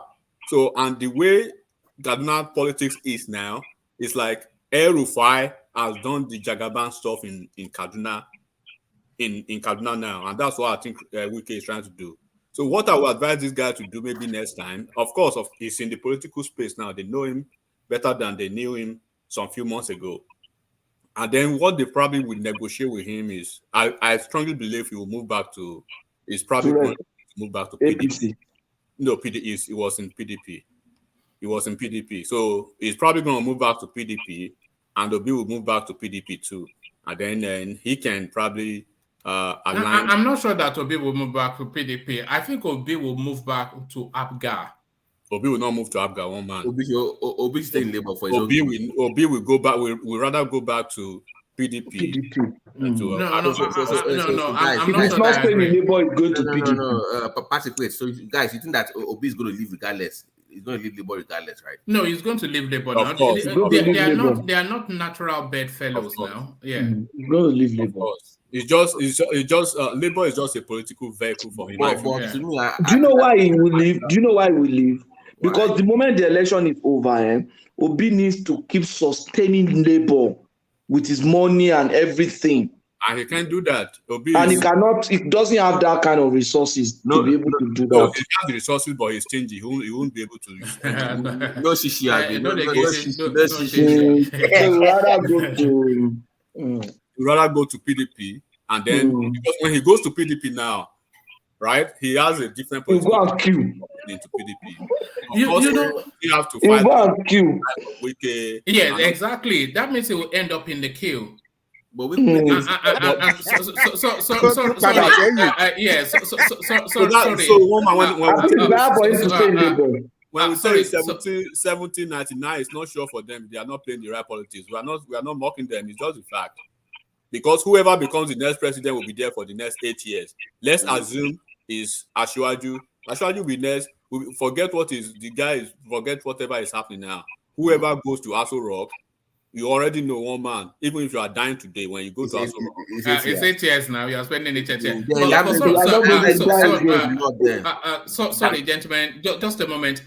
Mark Boy, your system is not connecting. Yes, go out and come back in if you want to come in. So that means that goes to the north again, right? And then it goes to the north for the next 8 years. How many years? That will be 16 years. So add 16 years to Obi's age or to Soludo's age in the southeast that could be coming. So when you look at that, they need to play the right politics, and that's what their brother Soludo told them. That They need to start positioning a younger person now. Yes. Yeah, like somebody like Osita Chidoka. They should start positioning that guy. They should vote for Atiku then, right? That would be the best. Osita is a younger person, and maybe this guy that is contesting for governorship in Enugu now, that former minister of information, Paul Nweke Jr. Osita Chidoka. That's a good candidate, right? Those are the people they start positioning now. Do you know my fear with my friends from the southeast? They might destroy those people politically before it gets to that point. They find a way to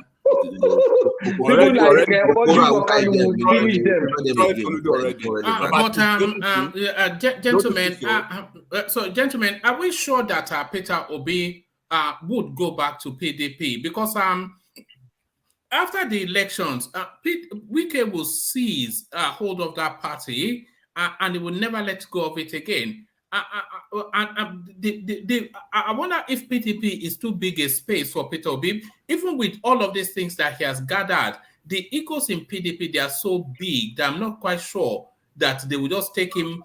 They will take him in, but he's not going to go to the top of the table. But if he goes to APGA and then he abandons any presidential ambition for the future and then helps Soludo build that process that Soludo was. You just answered your question, woman. You just basically answered your own question. You can't go there because if he does, then he goes back to being a Igbo president candidate now. Exactly. That's not going to work. You can't do that. I think he should stay in Labour. And then what he was supposed to have done 10 years ago, it's like he's going back to do it now. He should have. Exactly. As a governor, he would have done that. Then he basically fought with almost everybody in APGA, and that's why he ran away. So now, and he wouldn't come to APC. So PDP is the natural choice for him. Where will it fit into PDP with all the big egos bouncing around? Ex-official now, it will be ex-official. I think remember, we have a position like that now, ex-official. So definitely, he wouldn't be able to go back. Contest. No, he has nothing to pursue now. He wouldn't contest for office. Nothing to pursue, depending on the performance of Tinubu. If Tinubu performs exceedingly well, meet expectation, PDP is dead. I don't think he will go back to PDP because that will further confirm that he's a very unstable politician. And you think he will stay in the Labour I'm sure the guy is also confused. The same way we are like, we don't know. Hold on. Let's say we are Ajanle Koko is taking that. So where do you see him, Peter Obi, Ajanle Koko? Because right now he has already established himself as the leader of Labour Party. Yeah. Everybody have, accepted him and give him that position of leadership. So why must he want to relinquish that position with that support base that he have now, which he can continue to. No. They will have issues, sir. So, you are a politician. Guys, wait. No. Look, what I think you have a point. You have a point. No money. It does not. It would. What? Okay. Why is it possible for Asiwaju, right, to transition from AD to ACN to then to negotiate with APP to all those part APP, ABGA, all of them, because he was able to work with certain states in the southwest, and then he's able to spend his own money. Is Obi willing to spend his own money? Then how many states are even ready to work with him? How many states will be ready in the southeast? Let's even start from southeast. Is it possible that it will be, or would it be possible that somebody like Soludo, who is holding ABGA as an incumbent governor, will dissolve his structure and move to Labour Party? Let's start from there. So you have to look at those things first. So money first. That is what we have to talk about. Can I interject? Look. Let's hear from Man of Prestige. Yeah, come in. Yeah, I think you all are missing the whole point. I mean, you all should remember, Labour Party, the obedience is not a Labour Party. I mean, they just went there because of Obi. So if Obi lose, there's not going to be any more Labour Party. Let's assume Obi leave. So the obedience is not part of Labour Party. They are just using Obi as the platform, they're piloting their platform. So that's the difference. So I don't see Obi going to ABGA again, because ABGA is very narrow. It's pretty much a southeastern something. And if you're going to go there, I don't see him moving anywhere, because I don't see ABGA expanding. So my bet is that he may go back to PDP. Yeah, but like you said, there's a lot of will the obedient follow him. I don't think he's going to be able to go there and take over. Will the obedient follow him to PDP? Look, let me tell you. Will Wike allow him back even? If they will allow him back, they will definitely allow him back. But he's not going to go there and take over. Where? I don't see him going back to PDP, because that will destroy his political. So where's he going to go? Where is he going to go back? He's going to be limbo. He's not going to go back to PDP. No, guys, wait. It's going to be limbo. It's not going to go back to PDP. Labour is his best bet, but even in Labour, he has issues. Remember earlier, one man asked me about people that were questioning that he took over the party. He has to fight them as well for the soul of the party, because they have a different manifesto. So he has to tweak the manifesto of that party, of Labour, to what suits his own beliefs, because it's not aligned right now. So he's going to have to fight for Labour as well, even if he stays in Labour. He's have to fight those people. Babati, I even believe now that because of Obi's ambition, and because of the fact that at least he's been able to put them in the political cynosure of Nigerians now, right? They are just basically tolerating each other for the meantime. Once he wins, then once he loses, then after this election is over, everybody will go their to your extent to Israel. Then find out where he has to fight them to stay in Labour. So it's going to be tough, but that would be his best bet in my own opinion. Yeah, but that would be a project, though, wouldn't it? That would be a project. He has to do it if he really cares about what he believes in. He has to fight the same way Showore fought for AAC. He has to fight for Labour. He has to do it. That is the best thing they can do. He has to Labour. But Adadekoko, if he stays with Labour, that means he has to give up any presidential ambition for the future. He won't give it up. If he still come out in the future, all he would need to do within 4 years, he will build that party and make sure that party have people that will contest in every elective offices around the country. That believes in his own policies.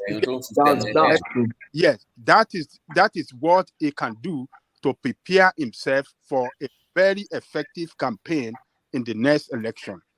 So he have to be there. He have to help the party to grow, and then develop that party and make sure that party have candidates at every elective office. Does he have the resources? Does he have the resources to do it? Does. No, forget because he has the people's will behind him. Yes, that makes it easier for that AAC. It makes it easier for him. People's will. You can spend that in the supermarket. But guys, don't you think it depends the way he lose? If he lose badly, I mean, things may not go well. I'm just saying. No. He will just go back to his business. But as like Mr. Patrick said, the guy is in a big limbo now, because now going forward now is what we know is present now after this election. Moving backward is the problem for him. Does he go to PDP where Wike will not give him a breathing space and those big boys, or the best possible way for him, like Baba Jalekoko just said, is he should build Labour Party. But when you look at his antecedent, right, does he have that charisma and the antecedent to actually build a political party? And then if God actually want to butter his bread, let's assume he can work hand in hand with Soludo, and then Abga, if they can convert, maybe no, that's not gonna work. It's difficult. He's in a tight case. Yeah, he should go to the monastery. No. That's his background. Stop it, Patrick. Abga has no space. Labour still remains his best bet. He has to change the soul of the party. He has to fight those people and build from there. If he goes to PDP, he loses. He can't go to PDP. But let me put this to you, because what Soludo is proposing is to build Abga into a regional powerhouse, right, and then negotiate it into the national space. Yeah, Is that not a more worthy project than trying to build but one man, Soludo, and Obi will certainly help in that process. Obi wants to be president in the next 8 years. He doesn't have time to. No, he has to abandon that now. It's Right, a one-shot deal. It's a one-shot deal now. He wants that one-shot again. So the building party thing is not in his own favor, to be honest with you. So he has to get something. Babati, if he goes to Abga, look, Soludo will be running for his second term as a governor, right? And then the next 4 years, Peter Obi can run on the ticket of Abga as the president. Then the whole of Southeast will go with him. So but they're going with him now. So what changed? It is hard for man. But they're going with him right now. So what will change? So if you make it like a Igbo party, you should just go back to his PDP. I think y'all are missing it. Soludo arrogance and ambition. You can go to Senate. He's not going to allow Obi to run. Let me just tell you. So Prestige, the man should stay in Labour, right? That would be the best, right? Are you with me on that one? Somebody say I can see many INEC officials on this platform. Kudos. It's not. It's just common sense, bro. It's common sense. If you know how to read, it's about not being emotional. It's not being emotional, bro. It's just common pragmatic. Okay. Oh man, what if Obi comes second? In this election? What would that offer? Yeah, let's examine that. That will energize. That will energize. That's a good Labour Party. That will energize Labour Party. And that will make Labour Party more attractive to a lot of Nigerians across the country. Let's say Tinubu will buy 7 million votes, like a narrow victory, like 7 million, 8 million votes, very close. Mm-hmm. What do you think would be his future? Like I'll be running for the next 4 years. What I would do if I were in his shoes, right? I would stay in Labour Party and find a way to win the soul of that, hold the party down. Then I will find a way to see if I can get inroads into some states, maybe starting from the southeast, then look into the possibility of some big wigs, like all those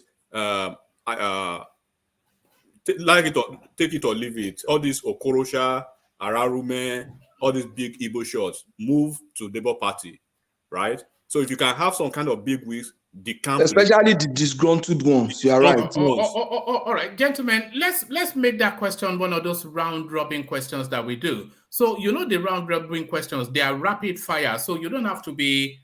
It's a sonnet, not a prose. So just a short and succinct.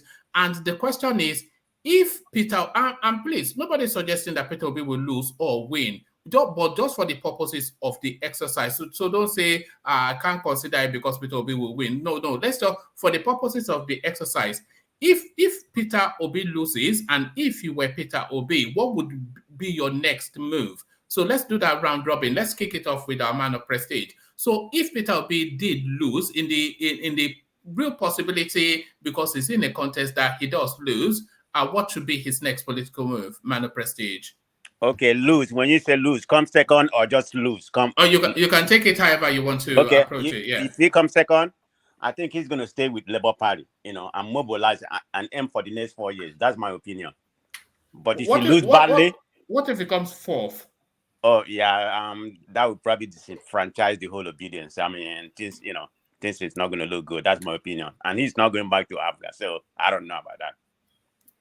All right, brilliant. Well put. So that same question to Ola. So if, and it's just if for the conversation, if Peter Obi loses and you were Peter Obi, what would be your next move?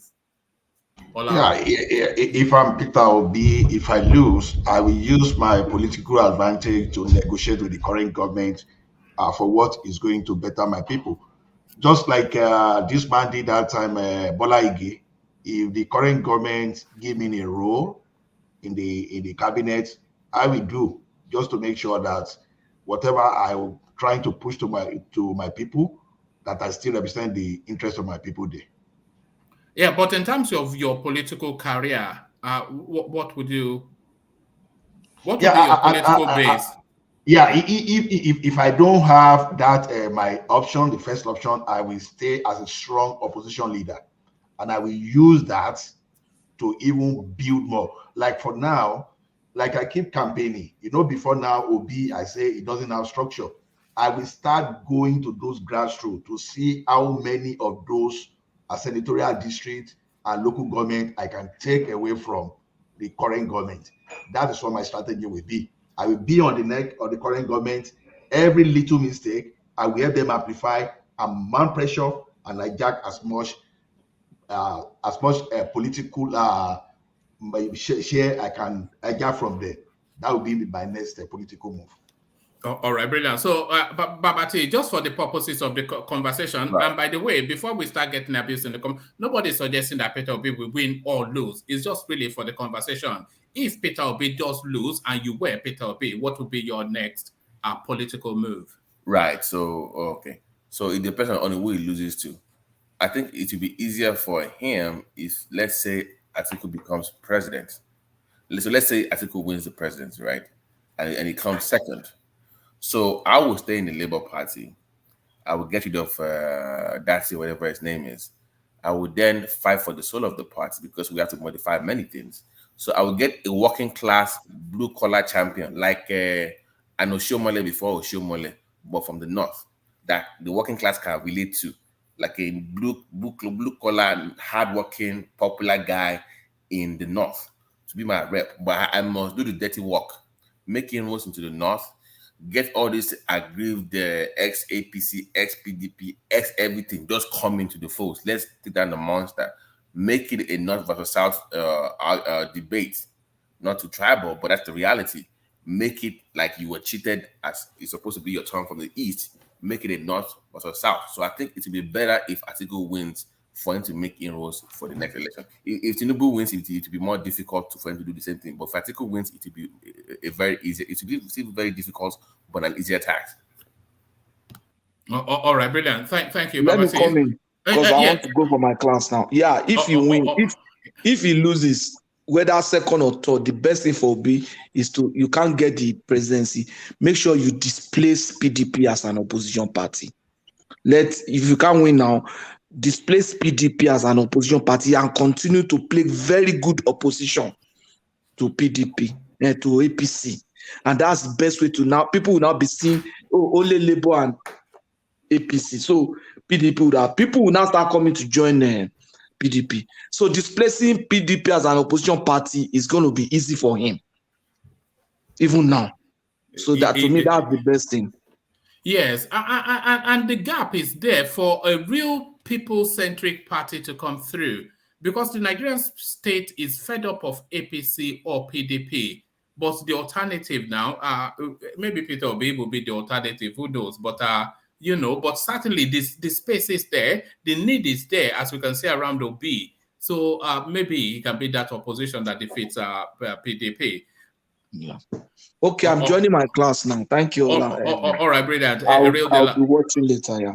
All right, brilliant. Thank you, Patrick. So before we go on to engineer, who I suspect may not even be there because it's been so quiet, let's acknowledge Joel of Nashville's super chat. He says, hey, one man, miss you guys. I got some news for the forum and Nigerians. Secondly, please, when Solomon comes on, let's give time early. I'm not quite sure what it means by that. The time difference is scary. Oh, it's asking us to bring back the time. It's just really, I have to do a lot of things before I'm able to come on. Yeah, it's telling you to consider those in Nigeria first because of the time difference. So I think yes, I understand that, but I only have this slot within my life to fit it in. But thank you for that, Joel of Nashville. So thank you, Joel. Joel gets. Joel, what news does he have more than the Bill's news? All right. All right, Joel, if you were listening, Solly sent in photographs of you guys meeting up in Amsterdam or wherever it is in Holland that you did meet up. So that everybody was happy to see that. So I'm not sure if you're aware, Joel, if you're listening, we saw you smoking Igbo with Joel, when you come back to Nashville, we know you work in the hospital. We have to drug test you. Yes, you see, they have the needles ready for you. All right, let's go on to engineer. So, engineer, the question you answer. Yes. Yeah. You are there. Well done, engineer. If Obi loses, I would prefer him to go and be signing contract for Nigerian government, because through that will help him along the way. But if he loses the other option, he should just stay out of politics. I think that will help him a lot. The only thing that Nigeria will need him maybe it's for kind of like guideline, backup advice. That's it. All right, brilliant. But why is your voice so low, engineer? Are you half asleep or unwell? No, I'm all right. It's just I'm just doing some exam online. All right, brilliant. I hope you're able to concentrate with all our noise making. No, it's really entertaining me. That's why I've been quiet all this while. All right, brilliant. Thank you. Then the object of the exercise is fulfilled. So thank you. So let's go on to world peace. So world peace, the question, your response. Yeah, if it's a bill lose or lost or whatever, how he will change party now. We know that he move back to PDP or AFGA, but definitely not going to stay in Labour. That is for sure. So if you were him, though, which party would you move to and why? If I were him, I'll go back to PDP. PDP, he had much. All right. The children have snatched the phone from War Peace. Let's go. He will move back to PDP because he had more chances in PDP than AFGA. All right. On that weekend, but he have more chances. But God, this is crowd. We have more chances in PDP than AFGA. All right. You mean for the presidency, he'll have more chances towards the presidency? Yeah, because he has a lot of crowd now. Any party will consider Peter Obi as a force right now. But if he goes to AFGA is too regional for him to win the presidency. You understand? I would suggest that he gives up that presidential ambition after this round. And that's what I would suggest to him. And then become just like a power broker rather than, a power player. Thank you. So Ajan Lekoko, the question, your response. Well, Obi losing the election will depend on the action is going to take after losing the election depend on what depend on who actually wins. If it's Atiku wins, that is the end of Labour Party, because Atiku will offer him appointment and Atiku will offer Datti appointment too, and that will automatically kill Labour Party. So a tactical politician must see Labour Party as a threat, and the only way to kill Labour Party is to take Obi and Datti out of there. So if Atiku wins, Labour Party will die automatically because Atiku will give Obi appointment due to long-time relationship between them. So, and that means that Atiku will be, Obi will be reabsorbed into PDP. So, on the other side, if Tinubu wins, Tinubu should see Labour Party as a threat as well. If Tinubu is smart, he should offer Obi appointment, give him a very big appointment, and that will kill Labour Party. And Labour Party will be dead, and PDP will be dead as well. Because if Atiku should lose this election, that is the end of PDP. Except Wike Group remains and then take over PDP and reorganize PDP to make it a formidable party. But the power struggle between the Wike and the Atiku group, we don't know what will happen, whether it will continue or not. But but Atiku groups, I think they will be demoralized. Without Atiku in the lead, others will have no important role to play anymore. And PDP might die. We all remember AMPP. AMPP was the party that was as strong as PDP at the beginning of this dispensation. Where is it today? It's dead. So if Atiku lose, PDP might die, and Tinubu should see Obi and Labour Party as a potential opposition against it. And the only way to kill that potential opposition is to offer Obi a very strong appointment, give him a very powerful portfolio in the party, and that will kill Labour Party, and then APC will dominate the political space in Nigeria. So that is the way. That's the way I see it. One man. Adele Koko, if PDP does win, does that mark the end of Williamson Wike's political career? If PDP wins, it will not mark the end of Wike's political career. Wike's and APC will match, and they be a very formidable group against PDP. APC is still strong. APC will still exist, and Wike group will strengthen them by aligning with them, because Wike and his group will not remain in PDP, because Atiku will like to go after them and destroy them, and they will not want that to happen. They will go and align with APC, and that will make APC a very formidable and strong party as well against PDP. All right, brilliant. Thank you, Danle Koko. So thank you, Danle Koko. So you should be up next, Enigmatic. But I wonder if you'll object if I go to Joel of Nashville first, only because is in Nigeria and the system is dropping in and out. So let's see if we can just capture him for a moment.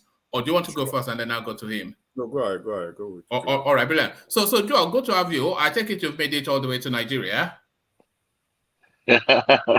Yeah, it's been a good morning, afternoon, evening, everyone. Enigmatic, thank you for giving me the opportunity. Ajele Koko, Babati, I see you guys. One man, you look younger. What's going on? It's because you're not here expressing me anymore. Because you're not here expressing me. The man is using Nigeria. Look at that. Well, it was the last time. I told you I was going to have a layover at Netherlands. I met up with Soli. It was a nice experience. And don't worry about the Igbo thing. It did not happen. I'm still explaining Babati.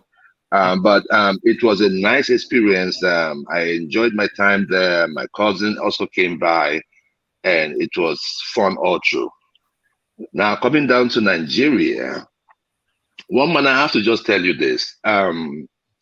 Peter Obi is winning this election. We have to be as blunt as it could be out there.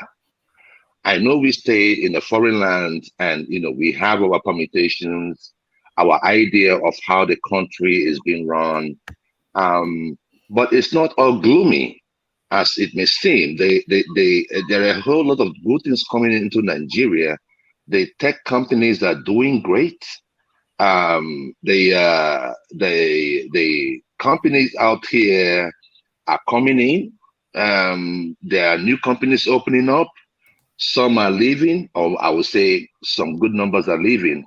But it's not all gloomy pictures. The spirit of the Nigerian people has not really dwindled. The Nigerians are out there in spite of the hardship, going out there doing things, to really better themselves and the country at large. So I still give them the props. Now, moving into politics, I went around places that are not really, really, really. Anyway, I went out of state.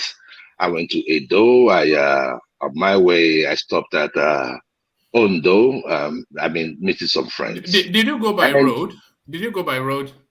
I went by road this time. I went by road. I went to that was on Monday, Tuesday. And it is really revealing. You see, you said something while you were talking. You said that there's a space, for someone to come in and be, have that people-oriented party. Nigerians are yearning for that. It's a huge space. And now I'm not looking at those people that identify as Labour, APC, or PDP, or whatever party they do attach themselves to. I am looking at, the spirit of those that are independent-minded people. What are they thinking? And one man, it might interest you to know that many of them, if not all, want a better Nigeria. And they think that the person that can get them there is Peter Obi. Yes. So it is no, I am just telling you, what is on the street, what's on ground. So that's the good news coming in for all obedience and all those that think that Nigeria should have a change. Can I ask a question, please? Go ahead, brother. Yeah. If Peter Obi is not in the picture, who do you think should be the one to move Nigeria forward? Then it has to be Tinubu. Okay. All things being equal, if you say who's going to move Nigeria forward, now you always have to base whatever thing you're going to do based on equity, right? If we have an article in there, there is going to be some kind of uprising in the South, no doubt. And this thing could lead to us, see more people identifying with organizations like the Yoruba Nation, the IPOB, and all that. People will feel really, really disenchanted, really, really relegated. So I think it's a time, the way we are right now in Nigeria, Nigerians are resilient, but at the same time, it's like they are getting to that breaking point. You see, most Nigerians you talk to now, you find out that they are looking at, like, if after 2023, it's like Nigeria is going to end. And I'm not just talking about, people from a particular section of the country. I'm telling you, this is like a general view of what Nigeria thinks about, Nigeria as it stands right now. Nigeria is at a breaking point. Look, things are expensive. Guys, things are expensive. You can imagine going out there to buy food. I took out about 3-4 people. After eating, we paid 25,000 naira in a fast food. Like we used to have those days, like Mr. Biggs and KFC chicken and all that. This is what is going on in Nigeria. Nigerian people are suffering. So I think we should be a little bit sensitive whenever we are talking about these guys, and it should be on what they can do for us. what they can do for the people. Because if we just want to support blindly, it means that we are becoming so insensitive to the yearnings of Nigerians. Joel, it's precisely because we are aware that Nigerians are suffering, that we're doing what that we gather every day. Exactly, exactly. We don't want to get it wrong. I don't think we have any more rooms to get it wrong in Nigeria. No, at all, at all, one man. But how do we get it right is subject to debate. So we have to Yes. remove all the ethnic something and look at what is available to see then what can guide us through until we get to what we really need. Because what is available at the moment is not anything like what we really need, but what among what is available is sufficient enough to get us through to where we need to be. So that is really where all these conversations are. But one man, I do not think that what the options we have today has it's not really what we actually wanted. We have someone that can actually do it. And the issue there, the issue there is this, one man. The fundamental problem that we have in Nigeria is the way the government itself operates. One man, you see, sometimes we always make reference to Lagos being a mega city. One man, I wish you could come to my streets in Lagos. I am not talking about epidemic. I'm talking about on the lake. Oh, we lost him. I suspected we might well do, but thank you, Joel. So back to you, Enigmatic. So to the question, if you were Peter Obi and you lost the election, what would you do, Enigmatic Hondi? Okay. I will not say what Obi would do, but okay, putting myself in his shoe, what's the most realistic thing that I'll probably do? Two choices, then I'll have to pick a choice. One, either to stay in Labour Party and consolidate what I've been able to gain so far, find a way to work with their ideologies, and then with what we can do together, and then go that Ashwaju's route, to make it formidable, and then find a way to negotiate with any formidable national party, especially, for instance, for future elections. That is one. Then the second is either to move into the current government, which is APC, negotiate with them, seal a very good, prominent, maybe cabinet position, probably maybe the SGF of the Federation from the Southeast. And then I'll be able to use that as like a signpost to my people that, look, we have to find a way to play the national politics with the party in power. And then that will probably be I may not really be the one to be the next president, but we can have folks like this Nweke Jr., bring them into the fold, and then find a way to negotiate further. The next 4 years of Ashwaju, or 8 years, then we can have a leg to stand on. Or the third option is probably have to go to PDP and wrestle with them, Wike and all those big boys in the PDP. But certainly, the future, the contemplation of having to run for presidency again will be out of my agenda. I'll be looking forward to probably work with some younger generation, like I just mentioned now, this Nweke Jr., Shidoka, and all of them. But we have to move into a bigger political party like PDP or APC to actually have such a chance. That is basically what I would do. So it's quite. It may sound kind of impossible to the people in the Southeast, but I'll let them understand. Look, we've given all that we have for 23 years to PDP. We've not been able to move anywhere.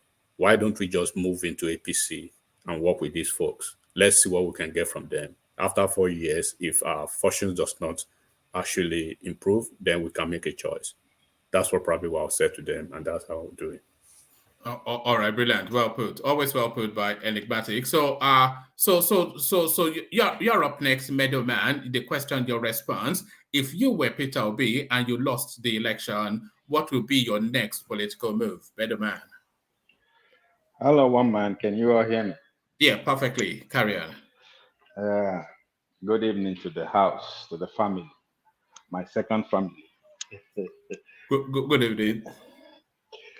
Yeah, I've been listening to you guys from the background, and I decided to come in. Yeah, if I was Peter B and I lost this uh, coming election, I would stay put in Labour Party. Now, having said that, doesn't mean that he couldn't move to maybe PDP or APC. Now, Ajanico said something that is important, that makes a lot of sense. That I was thinking about before he even said it.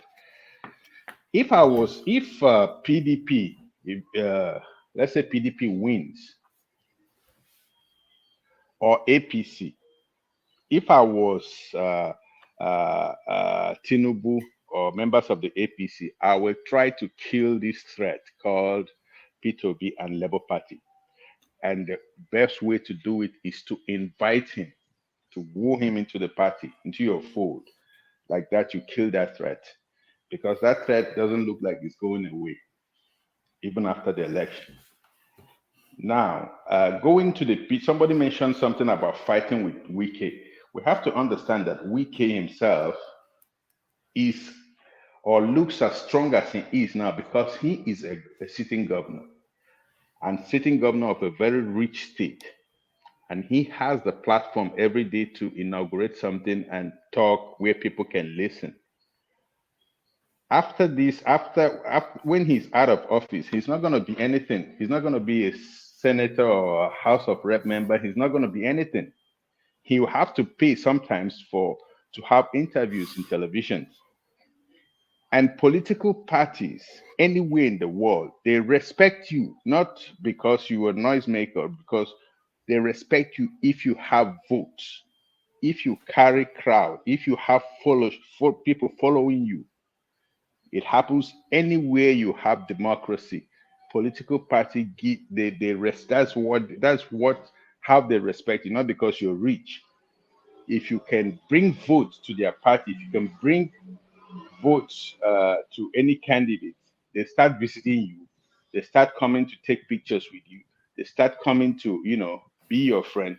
That is how it functions. So the fight with Wiki, and I think if after this election, if PDP still exists, I think if PDP wins, I don't see APC still, being as intact as it is today. It would I hope. disintegrate. It would disintegrate. Yes, same thing. If APC wins, PDP, that same thing will happen to PDP. I'm It not will sure be. that it will. I think we. I think if I think if APC wins, it would disintegrate because they cannot bear each other anyway. What is just holding them together is the power. But I think if PDP loses, it will hemorrhage a lot of members and then reduce to a smaller party. Yeah, But yeah. I think it will still I hold. wouldn't go Yeah, as far as saying that PDP will disintegrate, but it will be a shadow of what it is today. Exactly. So what is left? What is left of it? Would it be worth going towards? And what is left of it would, because you have to understand today, Wike is powerful and all those, but after the election, only half of the party will want to have anything to do with Wike. I mean, think about it. He's got some friends, but he's not. Half of the party are like his enemies. So, and he will not be an office holder. That will weaken him a lot. So, if Peter Obi decides to go to PDP, or what is left, what will be left of PDP, Wike is not going to be that that much of a threat to him, Oh. especially when you have all these people following you. And you have to understand, his followers are mostly young people. These are people that some of them are even below the voting age today. These are people that are going to be around voting age in the next election cycle, and every political party wants these people. Sorry, Meadow, you said something earlier about them APC offering Obi the post, and but also talk about PDP offering him. Do you think that Obi would take the offer if offered that post in the PDP or APC government, and what would be the effect of that on the obedience? That is I was going to come to that. You see, there's a wrong calculations politicians always do, and Wike is not making that mistake right now. It's about your constituency. Your constituency, Northerners know how to play this politics very well. They when they tell you they're going to consult, that's what they're going to do. Anywhere they go, they have to go with their constituency. That is what is keeping candidate like Kwakwanso standing up to this day. So his constituency, he will have to feel and know what they think, and that thermometer will decide what he will do. Because Obi doesn't, up till now, I think Obi doesn't know what hit him. All this popularity and all this love and all this, he doesn't know. It's not his doing. He doesn't know what hit him. So he depends on them. So he's not going to do anything if he still wants to continue to be a politician. He's not going to do anything to jeopardize that. So he will gauge the mood amongst his constituency. And if he chimes with them, he will go ahead and do it. If he doesn't chime with them, he's not going to do it. This thing about, no, I'm going to convince them, we negotiate. No, they will own him.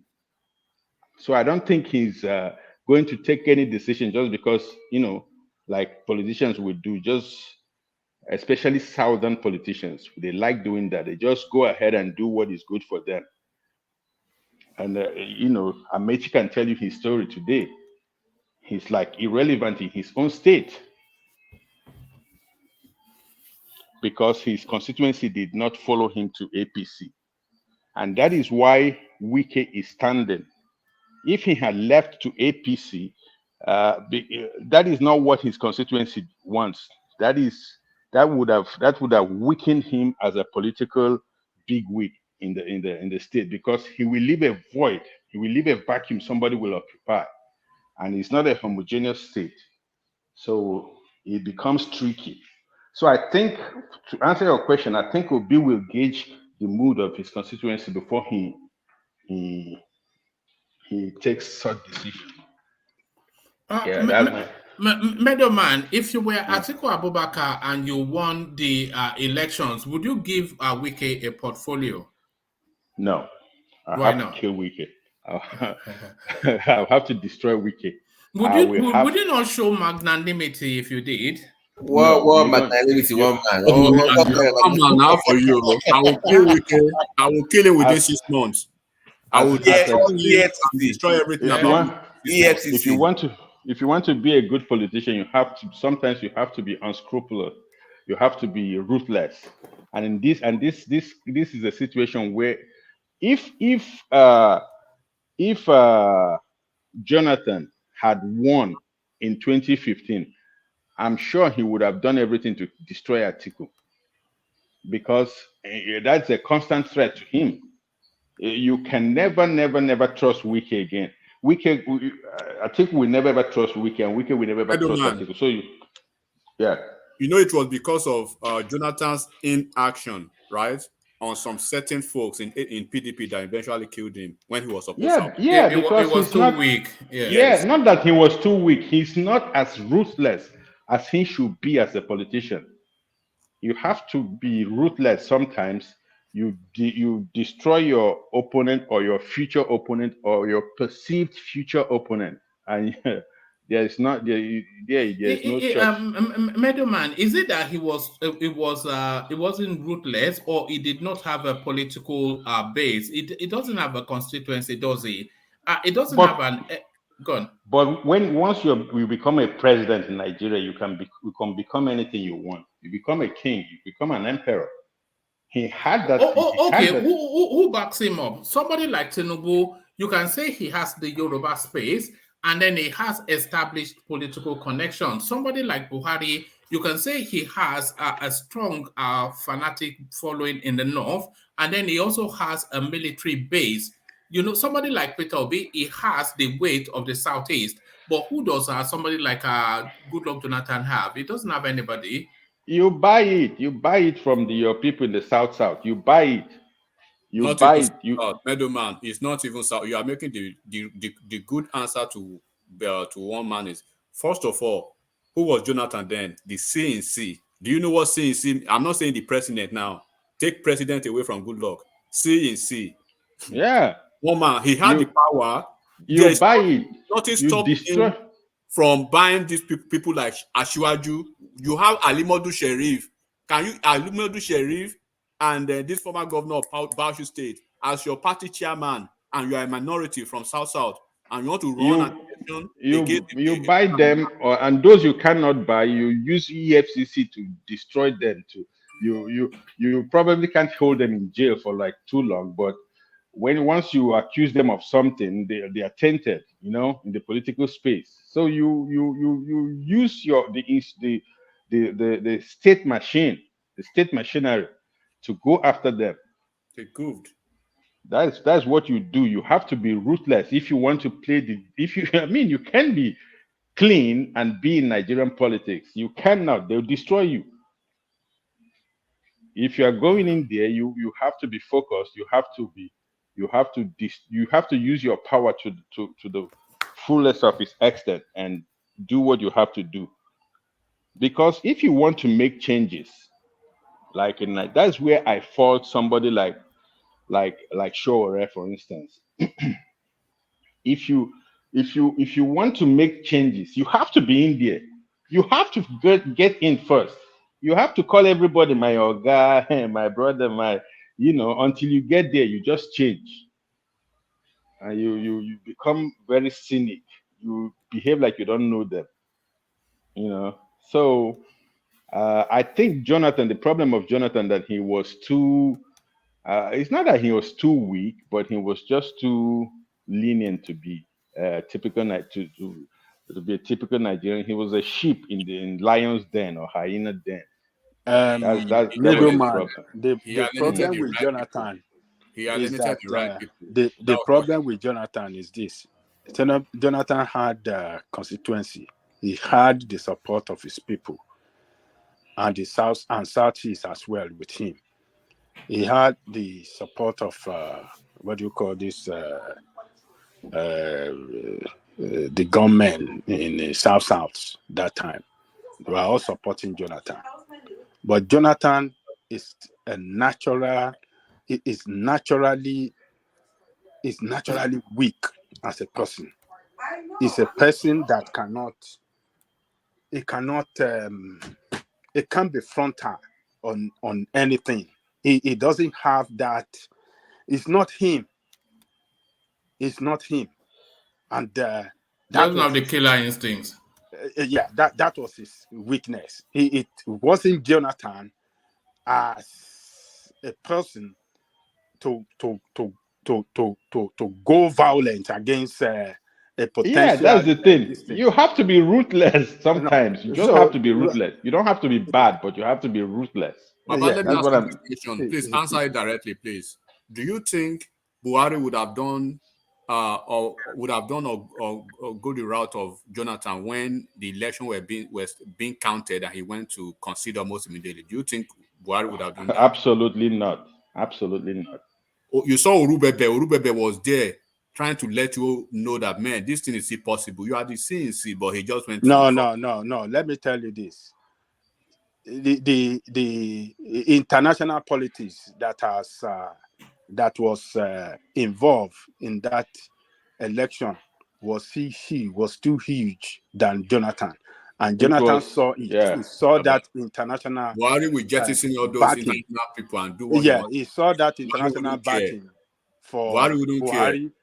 He saw that international backing for He saw that The way international backing for Buhari, and he was scared to death.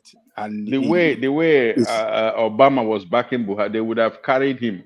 yes, Even if it was Buhari in yes, his place, and yes, he and yes, he and he messed with that election, they would have yes, carried him. Oh. They'll come yes, and carry him. I'm You yes, telling sure? you.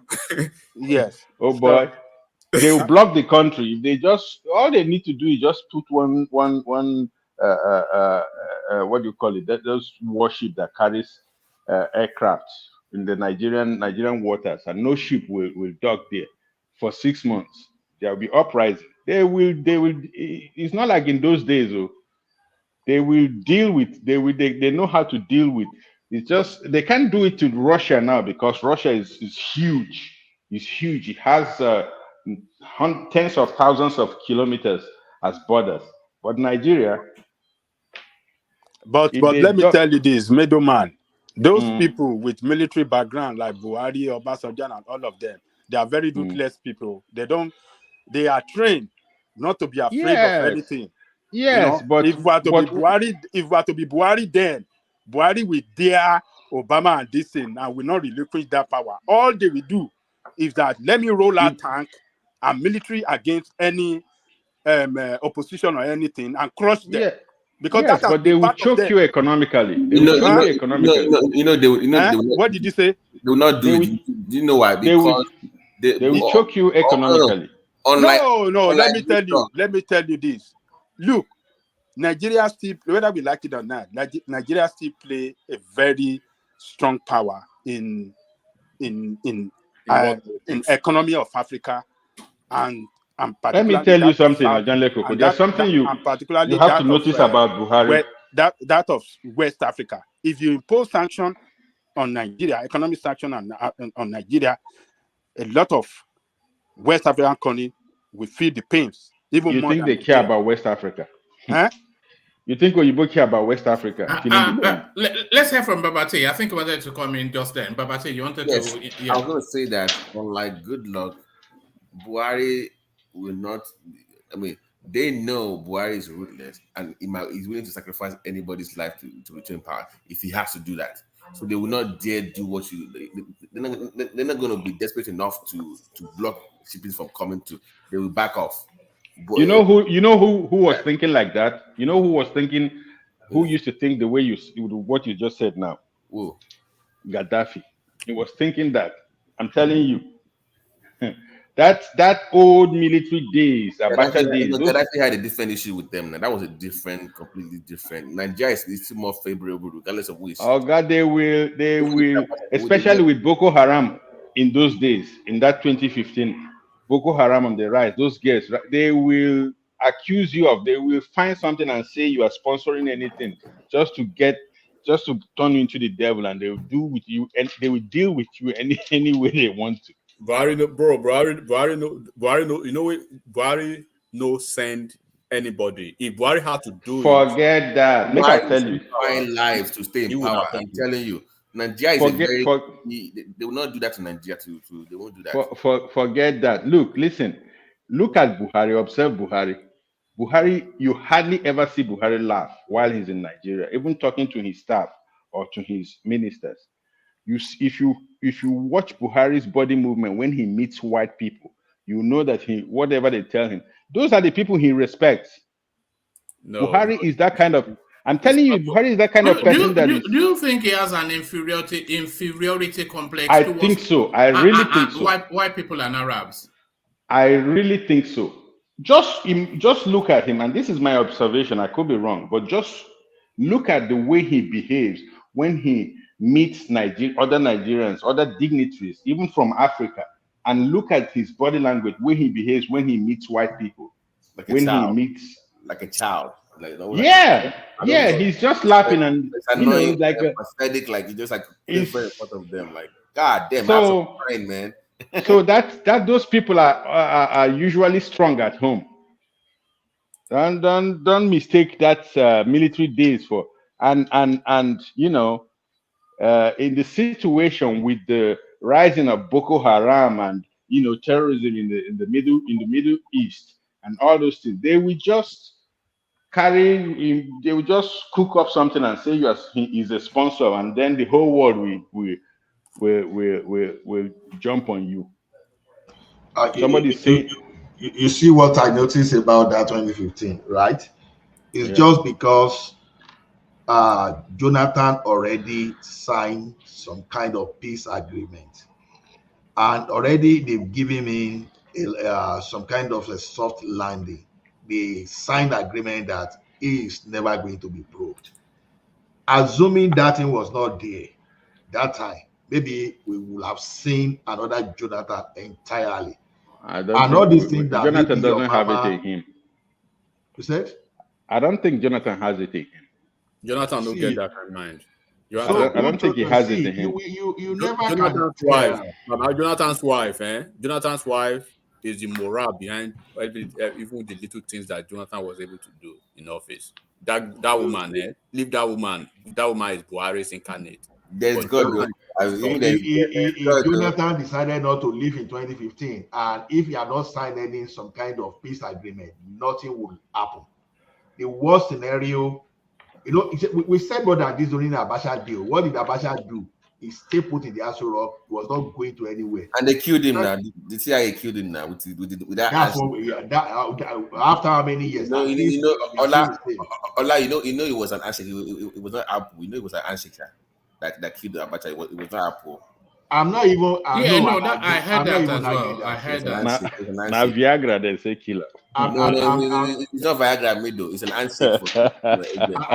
I'm not even I'm just arguing joking. that, but the fact still remains that Abacha dared them, and it took them how many years to achieve that? Almost 5 years. Those were different times. Those were different. That was pre 9/11. See, let me tell you, after 9/11, if the CIA cooks up anything against you anywhere, be you who you are, especially in the developing country, you are a gunner. By the time you know it, middleman. Even Boko Haram is kind of like sketchy. It's kind of there's a foreign interest in Nigeria. Exactly. I get that part.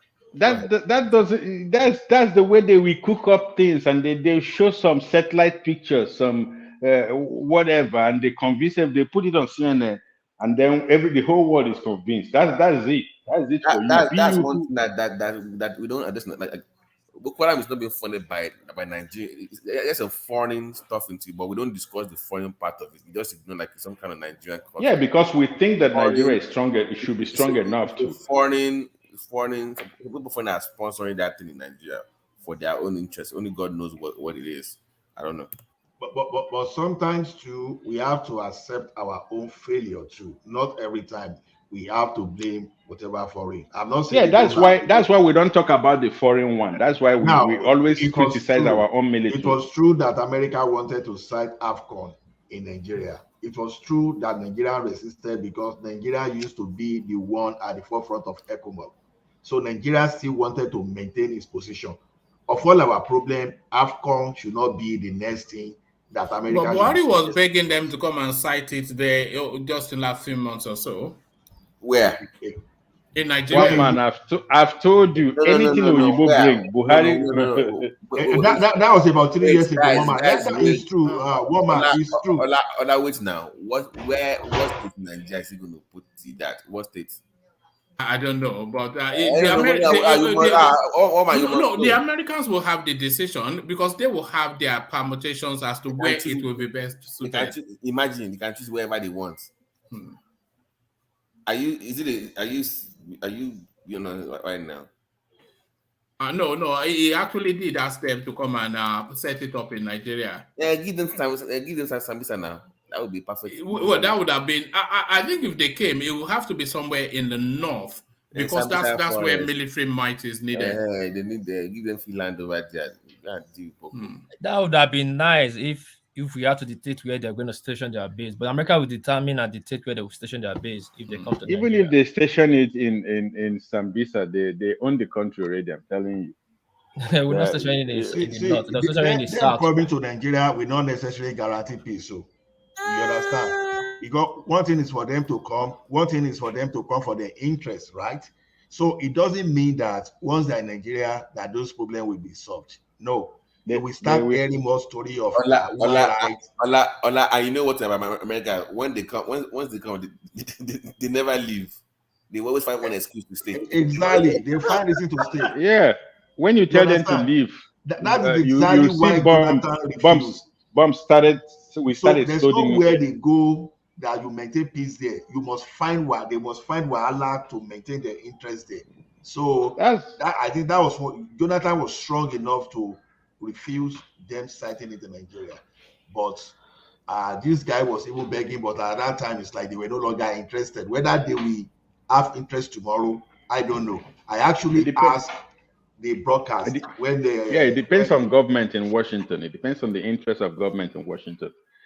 It depends on who is the president and his interest in the world. Right now, let me tell you, right now, Africa is not even even considered when these people sit around the table to talk. Right now, Africa is until we start pumping out economy, robust economy. They will not take you until they have serious investment in your country or interest. They will not take you serious. So no, Medro man. One of the reasons is this: they see that China is making a strategic move now. So I think one of those things they want to do is to make sure they find a way to counter China in Africa. So once China managed to capture Africa, because one thing they've managed to do over time is they've not allowed their enemies to expand their military base. Because why the US is superpower today is because of the size of their allies and those foreign military base they have. So once you start allowing your enemy to have some kind of way to proceed, I think it becomes a problem. So I will not say they are not looking in the direction of Africa. Is because if they are not doing so, they would not even have come to Nigeria, for example, to suggest that type of project. Because they realized that Nigeria was the one dominating ECOMOG. And the next thing they wanted to do is this: how do we stop Nigeria from doing our job? Because ECOMOG those days, if anything happening in the region, once they hear ECOMOG, I believe other military would tremble. So they wanted to hijack that thing, in my opinion, in quote. So, but it wasn't possible. Maybe they intentionally look at this. and somebody talked about Abacha days. You know that ECOMOG was important. That is one of the reasons why they left Abacha so long there. Because at a point Nigeria was spending. I remember I read it somewhere. I think some months ago I was reading some old. Nigeria was spending $2 million a day in Liberia. $2 million just in Liberia, not to talk of Sierra Leone. $2 million a day, every single day, just to maintain the military there. And that was one of the things in those Abacha days. That is one of the things why one of the reasons why they left Abacha so long. They didn't mess with him too much. So he was important. He was doing something, something they would have otherwise spent their own money funding. So Nigeria was funding it, and was putting boots on the ground, and so they just left him. But when the time came, they took him out. You know that these people, when they refused to sell weapons to Jonathan, immediately Jonathan started buying from the Russia. Immediately they started listening to the Nigerian government that time. And you should not forget that this APC were the one campaigning against the government of the day, because anytime they try to buy weapon to fight insurgency or whatever insecurity, they always quote human rights abuse. It took Yeah, Gowon. Gowon came out and said the same thing during the Civil War. The same excuse that America was still giving was still the same excuse they were still giving as far back as 2013. So that was when Nigeria now look again that, okay, let us go the way of Russia. And meanwhile, even before Babangida, we used to have a very strategic partnership with the Russian military, military there that they used to train our military. Also, that direction was changing that time. So I think one of the next thing they wanted Jonathan to do was that, okay, let us set AFCON. I think that guy just said no way, and they could leave the man. Patapata made the face a while. No, it was a huge campaign against.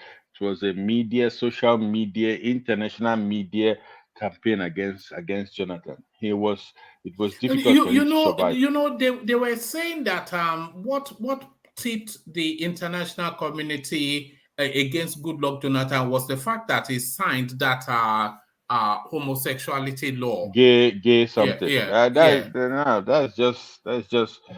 is what I'm telling you. Something as simple as that. Imagine if the guy, guys, middleman, look at the cultural landscape of Nigeria. The man had no choice. He couldn't sign anything pro. It's impossible not for him to not that way.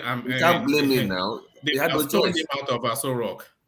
But I really think what I think is that APC played a very big role. I mean, they did a very good job as an opposition then. If PDP, that's what is missing in PDP. Can you remember failed? PDP failed as a position for this past 7 years. There was never a day that you wouldn't see an op-ed, very powerful, strongly worded op-ed from Lai Mohammed. Do you know why? Guys, do you know why? You remember PDP, they have been in power for 16 years. They were not used to being in opposition. They were so used to being in power for 16 years. Yeah, but it was new to them. But for almost 8 years now, they've not learned. Who is PDP spokesman now? Do you know PDP spokesman? They are all in APC now. But FFK, everybody don't go APC. No, I'm just so imagine what the firepower of Lai Mohammed then almost on a daily basis. It was. And remember, guys, they were also leaking reports to Sahara reporters. Remember, they were also leaking government stories to Sahara reporters. Former people that joined APC. They were leaking stuff. Yeah, they are still leaking up till today, but it's just that PDP is not an opposition. PDP is just weak as an opposition. Jonathan the problem with Jonathan that I actually with very strong PDP folks then was because there were some high level positions then, right? That he was supposed to have probably given to people in the south or southwest or southeast that he was ceding to the northern folks. Like, how would you have a couple of folks, in the and then he was trying to basically, He was trying to appease them. Yeah, but Jonathan's PDP was destroyed from the inside. From within, and yes. Yes, that is the most effective way to destroy a system or a party or a government. It was destroyed from the inside. It was unsustainable. At a point, it was even better he left. I'll join you guys tomorrow. I have to go have some dinner with some invited dinner. So happy Thanksgiving to everybody, and let's have a good weekend. One man. All right. Thank you, Enigmatic. Always a delight. So that's Enigmatic on the now millionaire of the platform. Amen. Yes. Amen. Soon I'll go eat the rest of my goat meat to build my muscle. Ajanle Koko. Meadows. How do you cook your goat meat? Do you roast it or what do you do with it? The stomach, your muscle day. No, we go out of town, right? There's some Mexicans that will kill it, and many Nigerians buy this, so they already know how we like it. So they roast it so that the pomo is there. So you don't actually do anything at home, but just eat. No. You just go get the meat and I don't even cook it. I just eat. Okay, now Mexican they kill goat meat for you in America too. Oh my show, look at that. Yes, now then they do it here too. Although we have one guy from is it Tunisia or Morocco too that does it here too. So we just go to the farm. Ola, where are you? I'm in Canada. That one is Yeah, different. one man. You mentioned something about Ghana Gary from Ghana or something. Yes, I've been wondering. that's what we get here. Yeah, I've been wondering why is it that Ghanaians are specialized in African food, especially even Nigerian food. I mean, our food and their food is somehow similar, but Because everywhere, even in Europe, in the US, in Canada, they are specialized. Medo in Buffalo. I was in Buffalo. They are guy from China. Guy from China. We I'm have not that kidding in you. we have that here too. Ridiculous. I no go eat that one. No eat I no China go, Gary. Oh, don't eat China I no Gary. go eat. God forbid. We have the population now. You see, when you are looking at your market, look at your target. Those now for Nigeria, Nigerians we cherish our own local food, and we have the population to make any market profitable. No, So but what I'm saying is that Nigerians are not into this business. Why are Nigerians not in? I don't know of America, but in Canada, here, Nigeria, there's one woman they call her this chosen, for example, even right in No, Calgary, I live alone. There are about 4 stores, and this one is a Nigerian. So, and you know what Nigerians are doing now to spoil this market now? Nigerians now are now importing food directly by themselves. They can cargo through ship, they can cargo through PLN. But no, Yeah, but for they've always done that now. my wife does that. We've always done that now. But I mean, if you need to buy something, one thing or the other from African shop, the cost you, of it you is the problem. If you can be having a guy from China, it's cheaper for them to ship people from China than from Nigeria. It's a problem. That's a problem. my God, they go to Nigeria and buy cassava, go to China and process it, and then come sell it back. It's back to quite Nigeria. I saw something, middleman, that really upset me. I saw a Chinese elderly couple somewhere in Nigeria are running a chicken farm. And it really upset me that no, you can't run chicken farms in Nigeria now because we have is expertise that we don't need that you have to come in. Oh, they were just With running a chicken farm. I Why should don't. you come all the way to Nigeria to run a chicken farm? Go, you can. We have more than enough people that can run chicken farms for us, and then they will take the money, of course, and take it back to China. Yeah. The The ridiculous thing problem. is, Do you know the the problem? ridiculous thing is that by the time you check all those Chinese man you see, they may be carrying Nigerian passports and they be telling you that they are Nigerians. No, I So don't know about that. It's not about Nigerian passport. When you're running a chicken farm, like chicken farm in Nigeria, as a Nigerian, like you one man, your own people will defraud you. They will end your farm for you.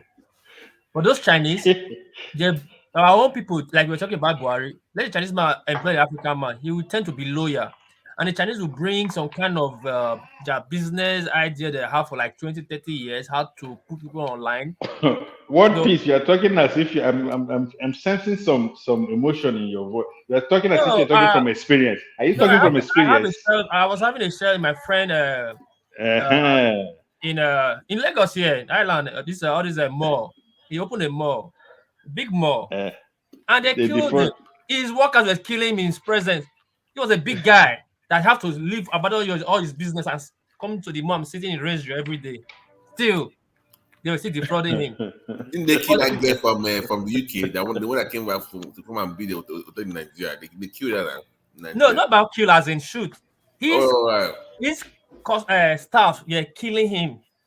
His Indian friend Oh, now money. asking Oh, like Indian friend, he was asking Indian friend, how you people doing it? How you people doing it? Like I said that. Well, first of all, they have family history, and thirdly, they bring their people from India. Actually, the guy was a Nepal guy. They bring their people from Nepal that works in their stores there in Lagos. So Yeah. they know Yeah. In everybody. the They know in your the house. UK, the last time I was in London, every African shop I went was every African thing I bought was from Indians. I don't know Yeah. how. I don't know how Oh man. They have everything now. Indomie noodles. What is going on here? But I tell you, I'm Chinese talking store. about business of I don't 4.7 trust billion those naira. food. That's 4.7 billion that this guy invested, borrow from bank, friends committee, I bought share, everything went down the drain. Cause staff were having money more than him. Yeah, we those people. Nigeria. But my thing is the cost of shipping that is there. They have that benefit from China because their government they do even when it comes to here in America they bring it for cheap. You can't compete with them. They are doing it for cheaper than people from Nigeria, which is I find ridiculous. I don't know how they do it, but somewhere else that market is now theirs now. Pretty much in my area now.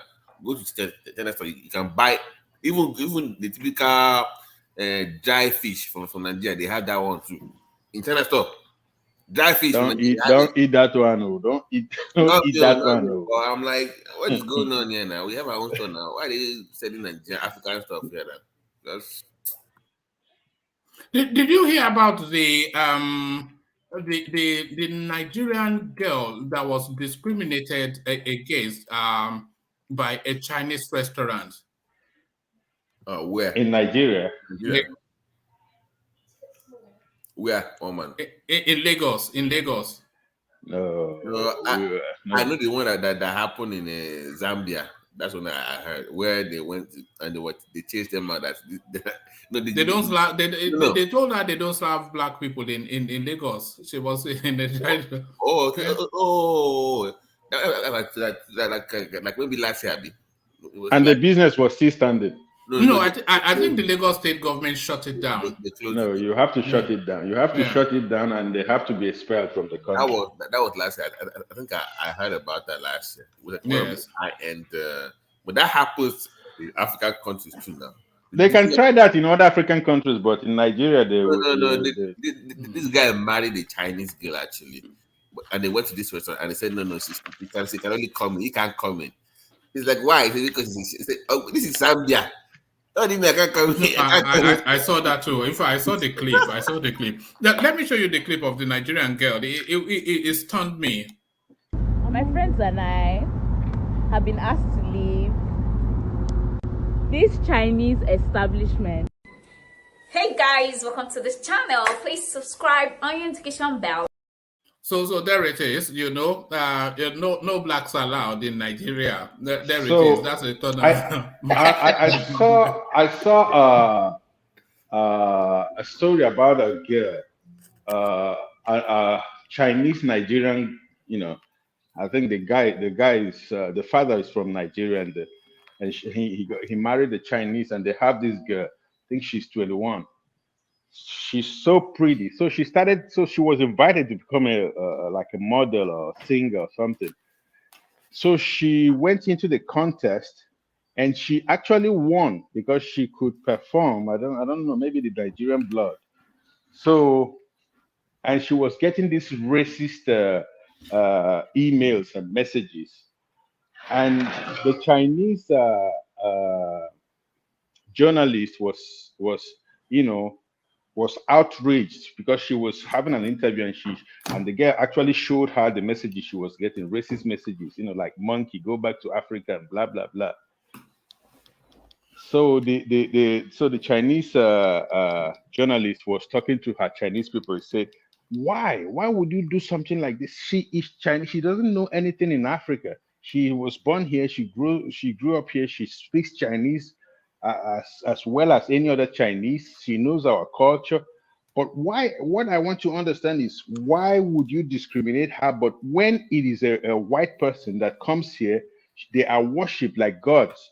They come here, they get married to Chinese, and their kids are rated higher than ordinary Chinese person. Middleman, woman, do we have laws against this kind of things in Nigeria? We don't.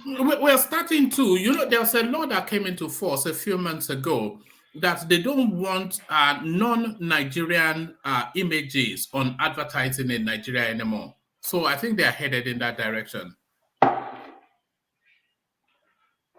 Yeah, they should have. They should put things in like that in place. Because that happens a lot, and I grew up in that Sango area where the way they treat all these Indian manufacturing companies, the way they took Nigerians back then, it was terrible. Those chemical companies. No, but you know that when the British left, they handed over to Indians. No, they handed over to Indians. Right. Even while the British were here, The technical jobs were held by the Indians, and then maybe the sweeping, the gate man, and every other thing was held by indigenous Nigerians. So when the British left after independence, some of those companies were still British owned, and their workers were Indians. You had a lot of them. Most of them left Nigeria, especially the north, during the Civil War, and then when our economy finally collapsed, they left in the 80s. I met a Syrian here that is a Nigerian. I mean, she carries a Nigerian. She was carrying a Nigerian passport, a Syrian, a white Syrian. You sound surprised. Did you not see the guy that married Trump's daughter? He claims to be a Nigerian. Wait, you are going too far. Go to Apapa and see these Lebanese guys in Apapa. There are areas you cannot enter in Apapa. Strictly Lebanese zone. You know they have their own schools that is just for their children. Yeah, only their children. I cannot admit you. In Apapa. Yeah, so I was like, I don't believe it. You bought this passport. Then she started singing, "Rise, oh compatriots." You know, I played to Nigeria. She just said that you used to do that in the school every day, so she knows it, and she speaks Hausa fluently, and she speaks Pidgin English like better than myself. So I mean, how would I say she's not? So they left after, in the 80s into the 90s. That's when they all left. But a lot of them, when the British left, so they handed over they were the managers in Africa of British businesses. So that culture of we serving them or we serving people with lighter skin, it continued. And that is what, and while that servitude was not seen as something necessarily bad for some, in those days now, for Black Africans, they even feel good that they are, working with somebody with a lighter skin. So that culture came, and it takes time to reverse. To support that thing you said, when you see this South African attack against the co-African, for example. Exactly. But they will not attack Indians. Exactly. Or Arabs. And, the people like Nigeria and other African countries, they came together to make sure they liberated South Africa. They've forgotten all that. Even the people that were colonizing them, that were subjecting them to different hardship, they were the one they now worship. But every African people, they look at them as their problem. Yeah, you know in South Africa they have a lot of Indian descent. They don't attack them. They attack Africans. Their fellow Black people. They will say Nigerians are taking their jobs, until I listened to this lady was presenting that, okay, you guys say Nigeria take your job, for example. How many of you are PhD? How many of you are certified medical doctor? All those stuff. Now, this job you say Nigerians are taking away from you. You even have all those white people there, for example. They are not even doing what the same qualification from Nigeria can do, because those are the jobs, for example, they are supposed to compete for. No, they will worship them, but we come back to attack anything Africa. So those are the people that are the problem. And not just in South Africa. Zimbabwe, like and Zambia, in Kenya. everywhere. They hate Nigerians, I'm not quite sure where Nigerians actually get respite. Anywhere, everybody has a problem with the Nigerians, the Africans, the Europeans, the Arabs, now even the Asians. Did you hear about they call them Blasians. There's this girl, black girl that won Miss Japan. They make their life hell for doing that. The audacity of it, I don't know, man. It's just no way. You can't go home. You can't stay abroad. What is going on, Medoban? You can't go home. You can't stay abroad. Is that not why we come on this show every day and cry our hearts out?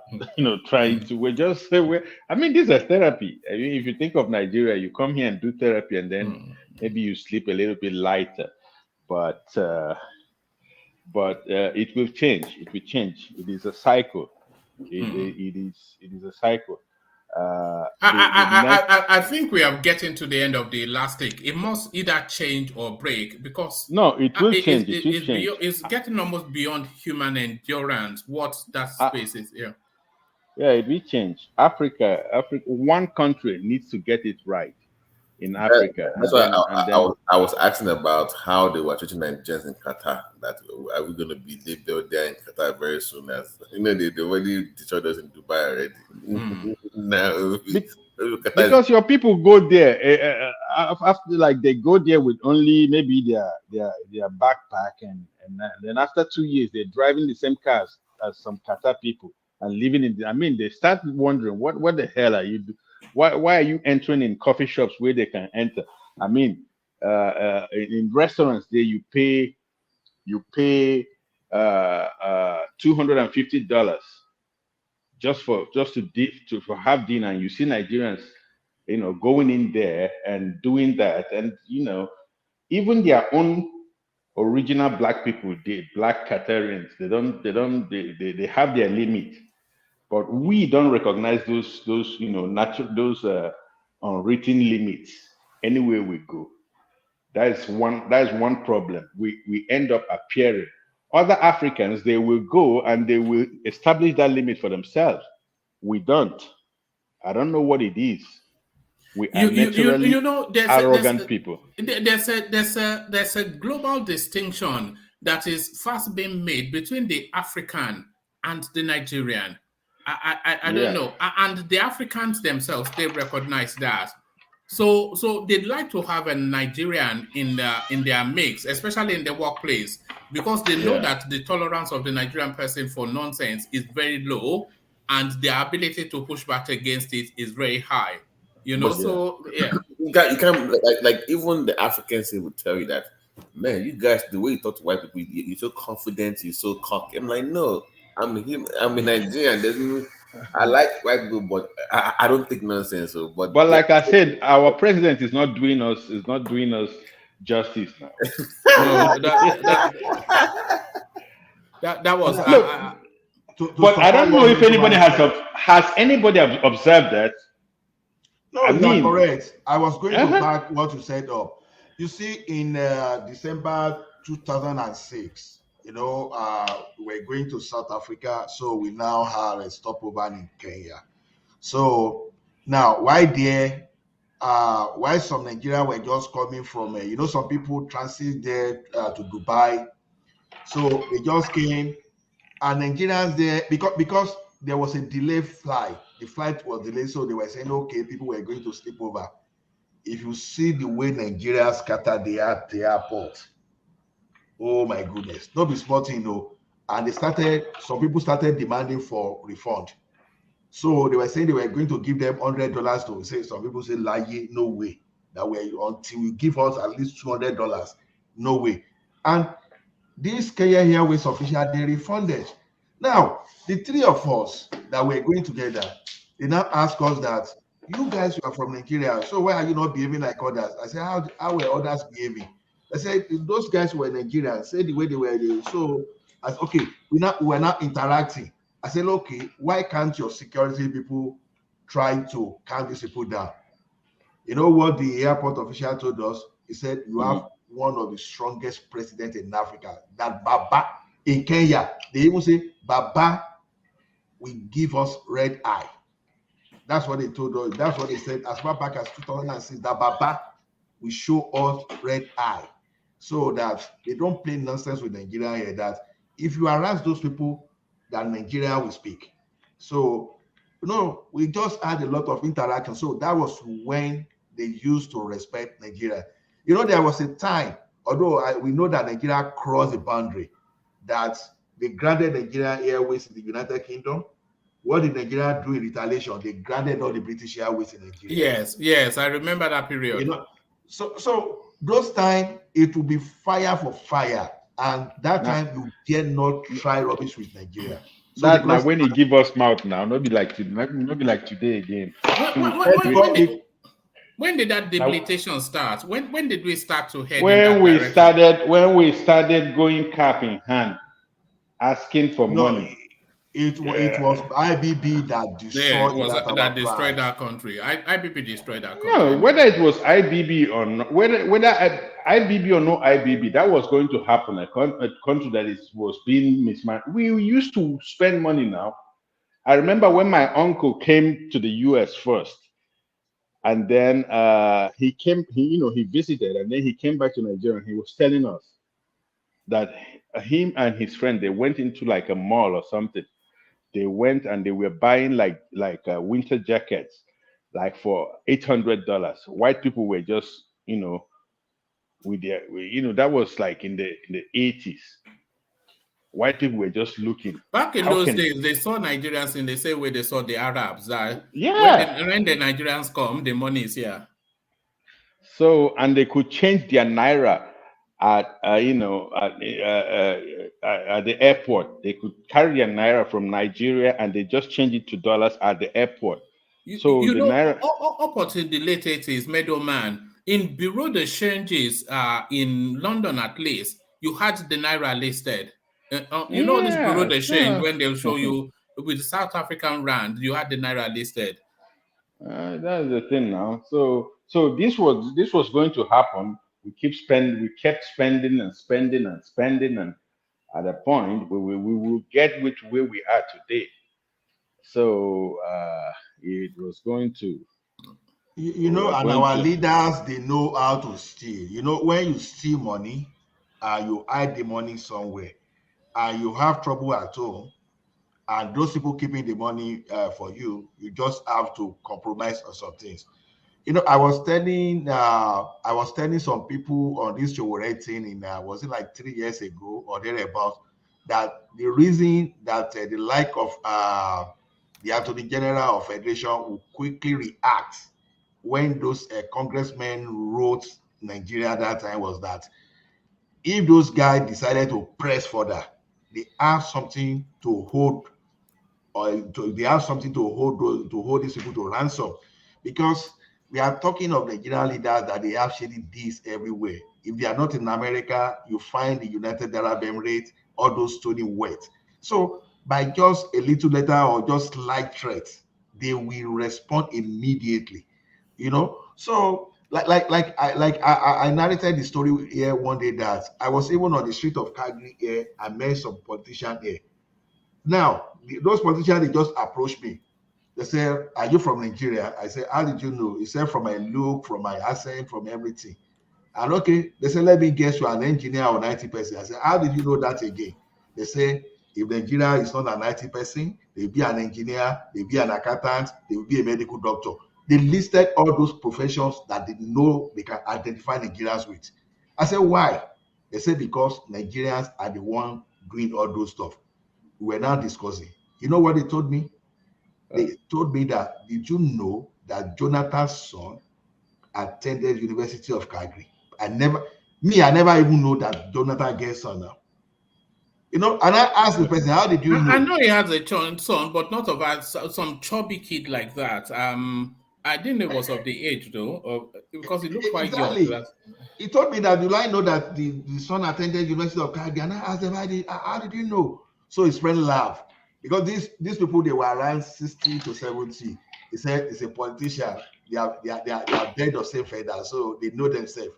So we were laughing, and this guy was telling me everything about Nigeria. So these guys, our leaders, they have some secret that they can use to hold them to ransom. When it's just like this tomorrow It's now. not. It's not a secret. Almost every Nigerian leader that loot money hide it in abroad now, either in That's Europe. what I'm saying, because those money, they can easily trace it to money laundering and use that to hold them. So take for example, during Obasaki election, 3 days before Obasaki election, for second time, American government make announcement that they banned 4 Nigerians: Yaya Bello, Oshomole, El Rufai, and one other guy.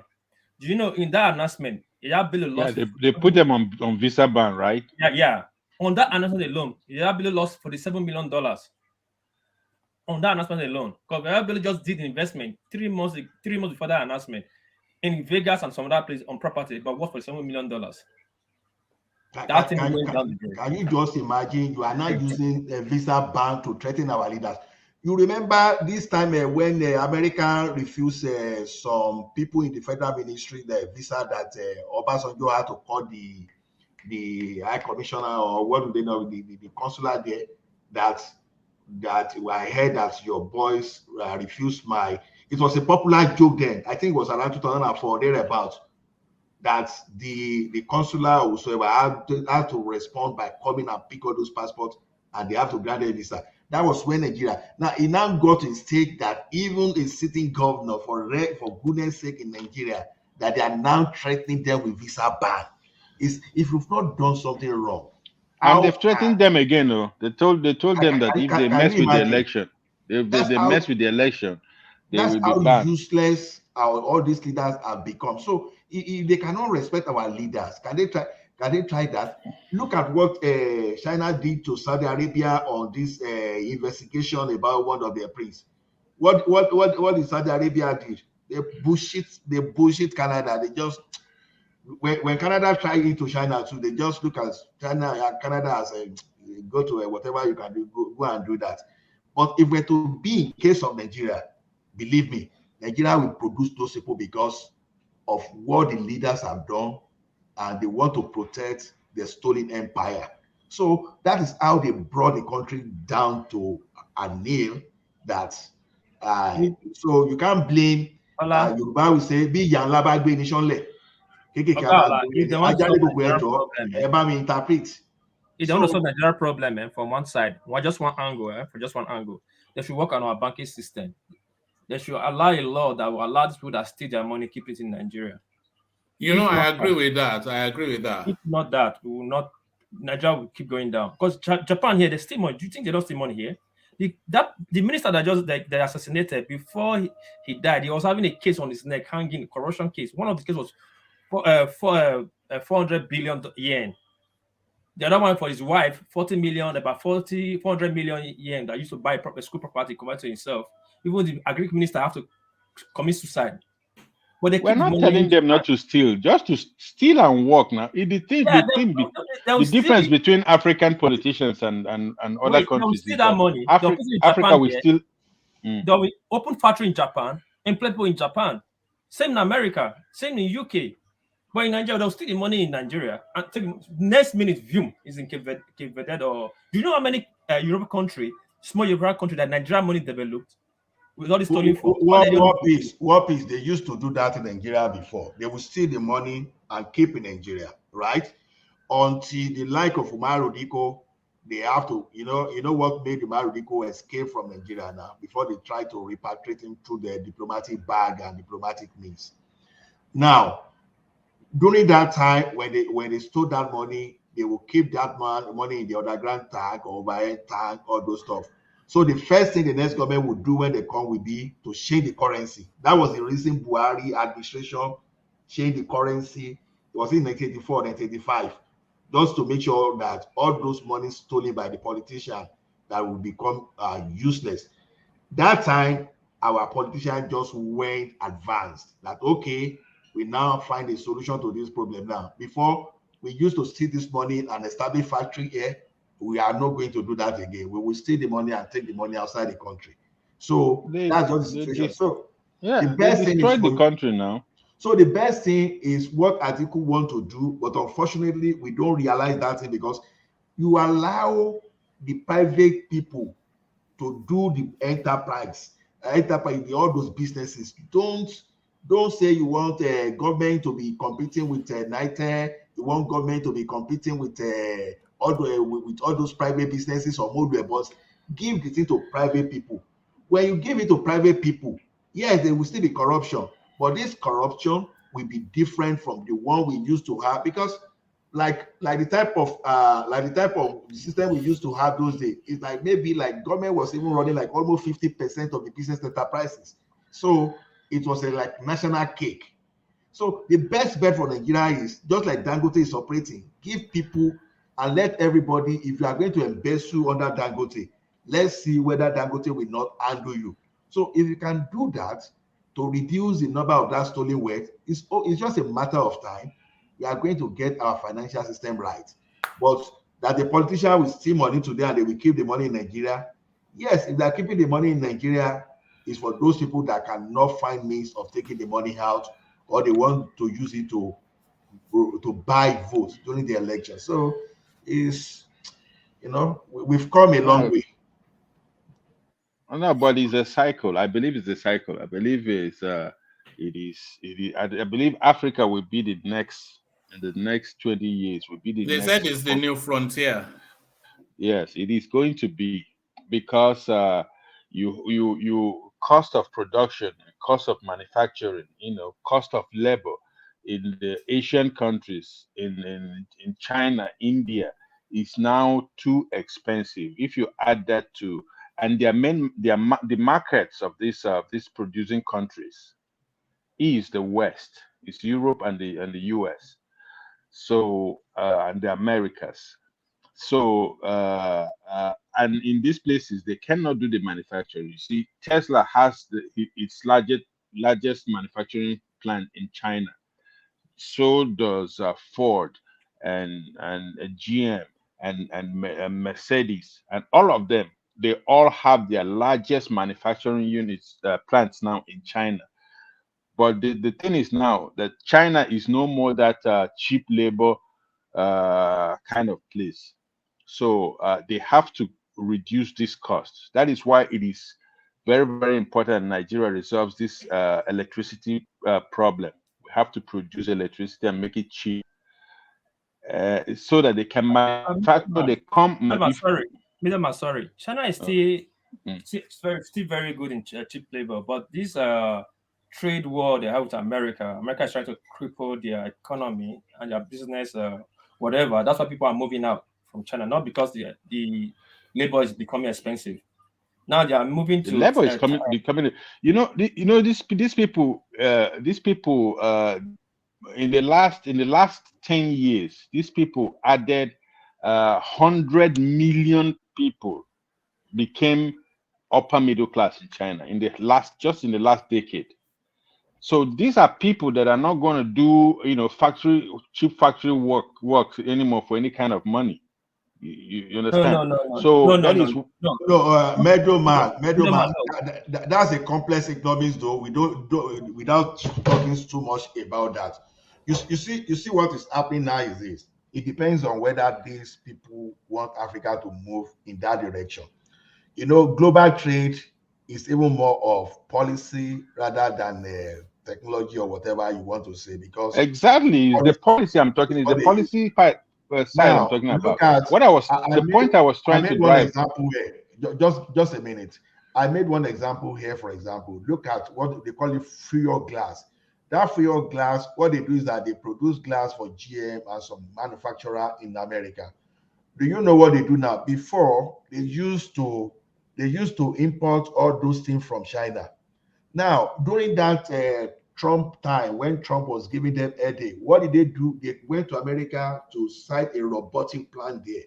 So now, that robotic plant, I don't have the figure now. It had a very serious, not serious, but at least a very noticeable impact on the American monthly inventory of either whether good in transit or whatever inventory they use to produce services, right?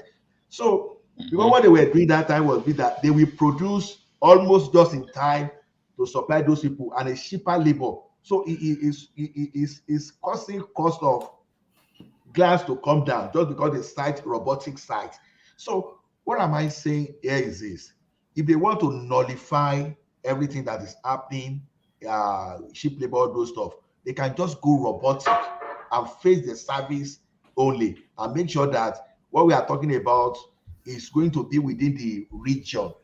For example, if you produce in Africa, let's say Nigeria is an hub, it's a good hub for manufacturing.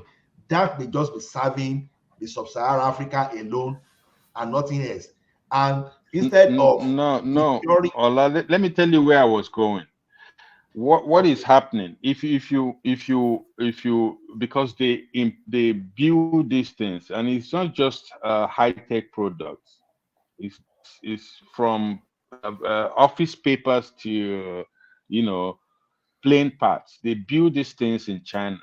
These things, these manufacturing of these parts are outsourced to China because they have the trained labor, and it is cheap. And they have what China did in the past 30 years was to provide cheap electricity, cheap energy. They starved their homes in the 80s. They starved their homes of electricity so that the factories will work with cheap electricity. That is how they got to where they are today. And mass education, mass special labor acquisition. That is how they exploded. So what is happening now is that this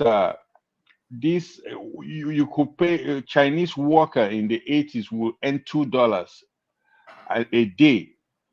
But today you have to pay a lot more. And what we like here in the West is cheap. We like cheap products. We like them coming, and we like them coming cheap. So, but today is no more. Is China is was what Japan was in the 60s.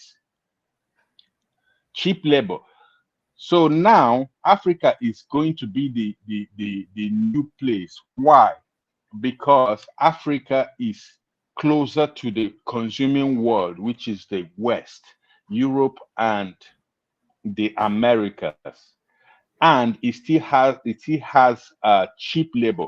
You have a lot of poor people, a lot of young people, young poor people that can, will be happy to earn two, five, $10 a day, with something Okay, you will not want to earn in an no, hour no, anywhere else in the world. that is what I'm trying to address, Meduma. Look at this.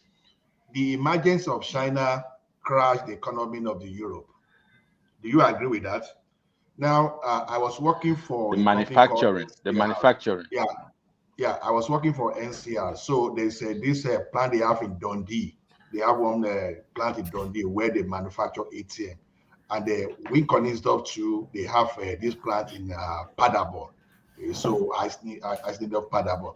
So you know what happened at a stage? So they could no longer compete uh, because of the production from China. So the one they are producing in China, if it comes to Nigeria, it came cheaper. Whereas I will give you an example. When we used to buy from Paderborn directly, for example, assuming a unit ATM was going for $30,000, the one coming from China as at that time now, even for people to make profit, it was as cheap as $11,000 that you can even have your margin and to make more profit. So now what happened there? That thing started killing the plants in Europe. I'm just telling you about the one I know. Now, it got to a Yeah. stage when China was losing out their manufacturing strength. They have to declare emergency, and that thing gave back to a policy they call Industrial 4.0. Oh, you see, all this idea of this big data you are seeing today, all this idea of big data, artificial intelligence, all those things, robotic, they are planning towards all this 5G. So 6G will come out, that China is almost hijacking everything from them. They are planning toward that thing they didn't want to do before because they didn't have that capacity. They are planning towards using machine now to replace human labor in manufacturing. That's why I'm saying that the idea that Africa will give cheap labor is left for us to see in the future. We don't know for sure because if we No, look at yes, Ola, I understand what you're saying. I understand what you're saying, but you still need you still need human input, even with the machineries. You still need human input. Yeah, you still need like what I was saying about Africa. Africa is much closer to Europe and to the Americas compared to shipping goods from China. That is a whole lot of cost. That is another advantage of Africa. That is and then accessibility to raw materials used in producing those goods. They are in Africa, most of them. So it's just that's why when you mention policy, I said yes, policy is important because if you made like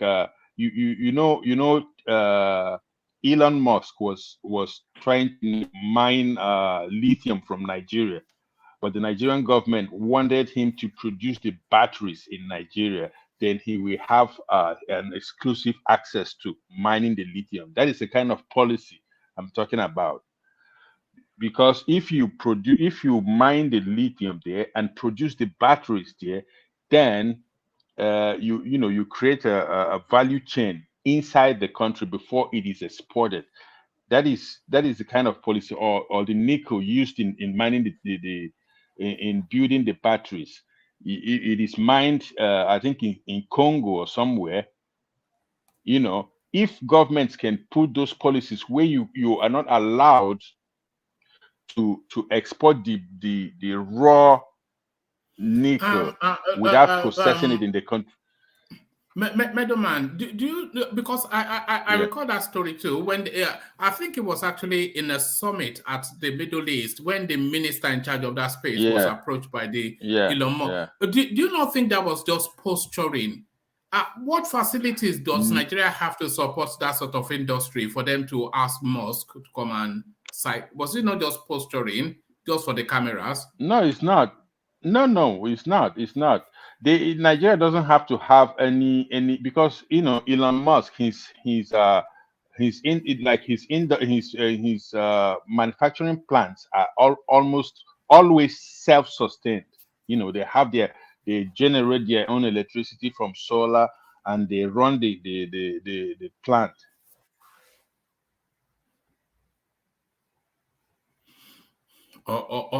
Yeah. Hello? Okay, Yeah. I what he think, wanted okay, to do. come back. Yeah. Speak on.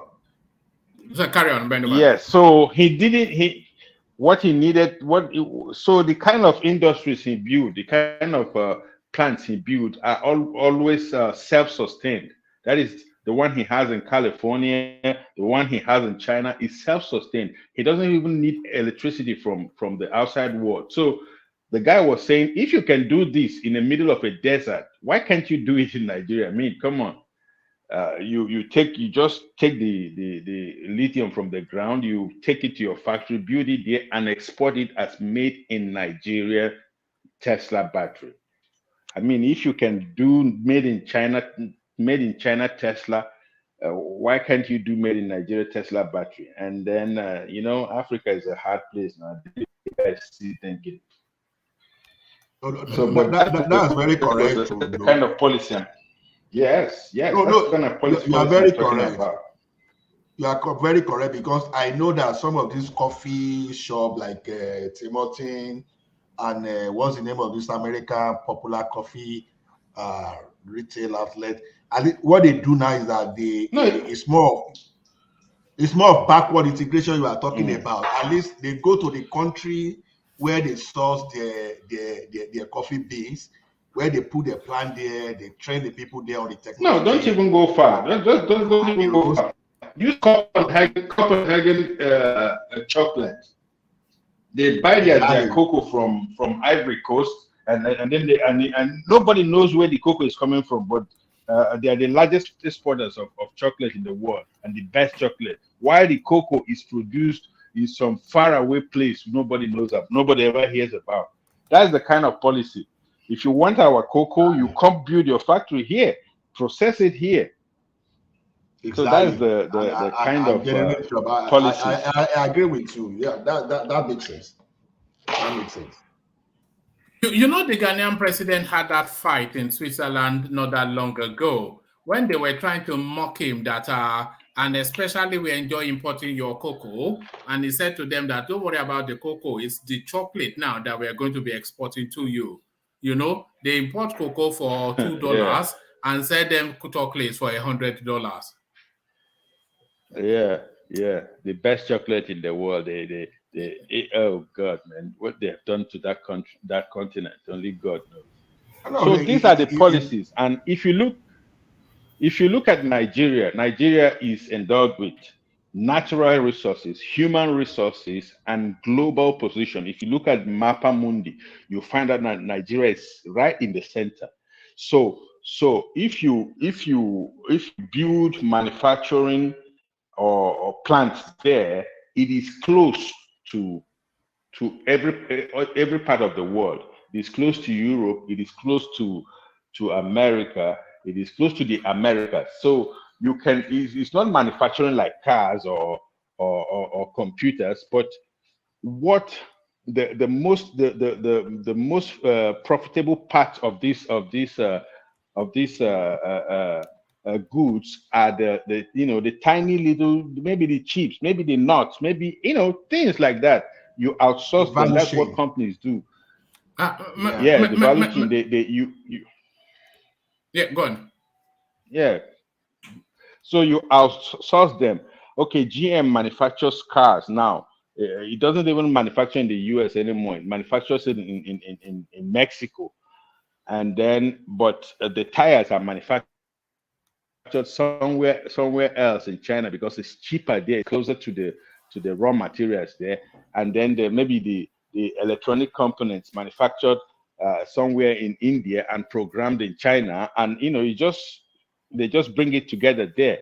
So you have many economies benefit from that chain. So that is how. So Africa needs to enter into this. I don't know what African governments are doing. They need to, because we have the young population, young, active, savvy population that can be easily trained to do these things, like the blue chips and all these things. We can do those things. It's not even rocket science. Madman, I want to play. These countries. I want to play you a clip. Watch Okay, this. go on. Watch this. Yeah, watch this. 57. At the same time, today is the logical consequence of a lengthy development because relations between Switzerland and Ghana have for decades been characterized by mutual respect. Not every connection between our two countries can be deduced at first glance. Take the gold freneli, or I can translate the traditional gold coin and the chocolate coins, both products that every child here grows up with and which are considered typically Swiss. But neither would exist without gold and cocoa, which we import on a large scale from Ghana. It is quite simple. We need the raw materials, and you have the raw materials. The resulting trade and business should benefit both countries. This principle is part of mutual respect. Gold and cocoa can create work and wealth in both countries. Excellency the President and members of the Federal Council, I've had the privilege of visiting Switzerland several times since becoming President of the Republic of Ghana. My last visit was to Davos nearly a month ago, where I participated in the 50th anniversary meeting of the World Economic Forum. At the invitation of its founder and executive chairman, the world-renowned Professor Klaus Schwab. Happily, it is much warmer here in Bern. I thank President Simonetta Sommaruga, head of the 7-member Federal Council, for the honor of this state visit and for the opportunity to make this brief statement in the Federal Assembly, Switzerland's 2-century-old House of Parliament. Excellencies of the Federal Council, relations between our two countries date back to the 19th century, when the Basel missionaries arrived in the then Gold Coast, now Ghana, to undertake evangelical work. The missionaries pioneered the establishment of educational institutions across the country, including our first agricultural school at Akropong, my paternal hometown, in the eastern region of the country. Indeed, my own late father, President of Ghana's Second Republic, who was deeply imbued with the Presbyterian attributes of discipline, industry, integrity, and thrift, was a famous product of Akropong's celebrated Salem School. They're also credited with the establishment of health facilities, including a missionary hospital at Agogo in the Ashanti region, and were instrumental in the spread of the cultivation of cocoa, a commodity which has been for the last century the mainstay of the Ghanaian economy. The Christian community in Ghana is greatly indebted to the Basel mission, who were also responsible for the translation of the Bible from English into two of the main Ghanaian languages, and who have been accorded due honor by us. The names of Inter Elios, Andreas Rees, Johannes Gottlieb Christeler, and Fritz Ramsayer continue to reverberate in our history and collective memory. I've also personally benefited from these very good relations, because the first European head of state to visit Ghana when I assumed office as the fifth president of Ghana's Fourth Republic on 7 January 2017 was your 91st president, Her Excellency Mrs. Doris Leuthard. Excellencies, in recent times, the ties of friendship and cooperation between our two countries have grown even stronger.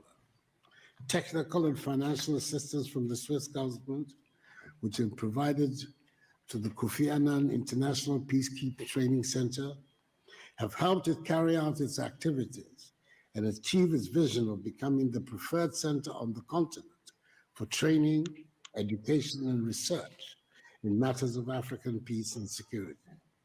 Again, in September 2014, the Swiss government provided assistance to Ghana, which helped ensure that the country did not record a single case of Ebola, the virus which unfortunately ravaged some neighboring countries in West Africa.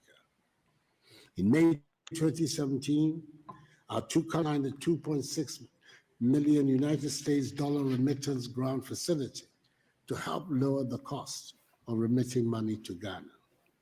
Ghana is currently Switzerland's largest trading partner in sub-Saharan Africa, larger from the export of gold and cocoa to Switzerland and the import of chemical and pharmaceutical products, as well as light machinery and military equipment from Switzerland.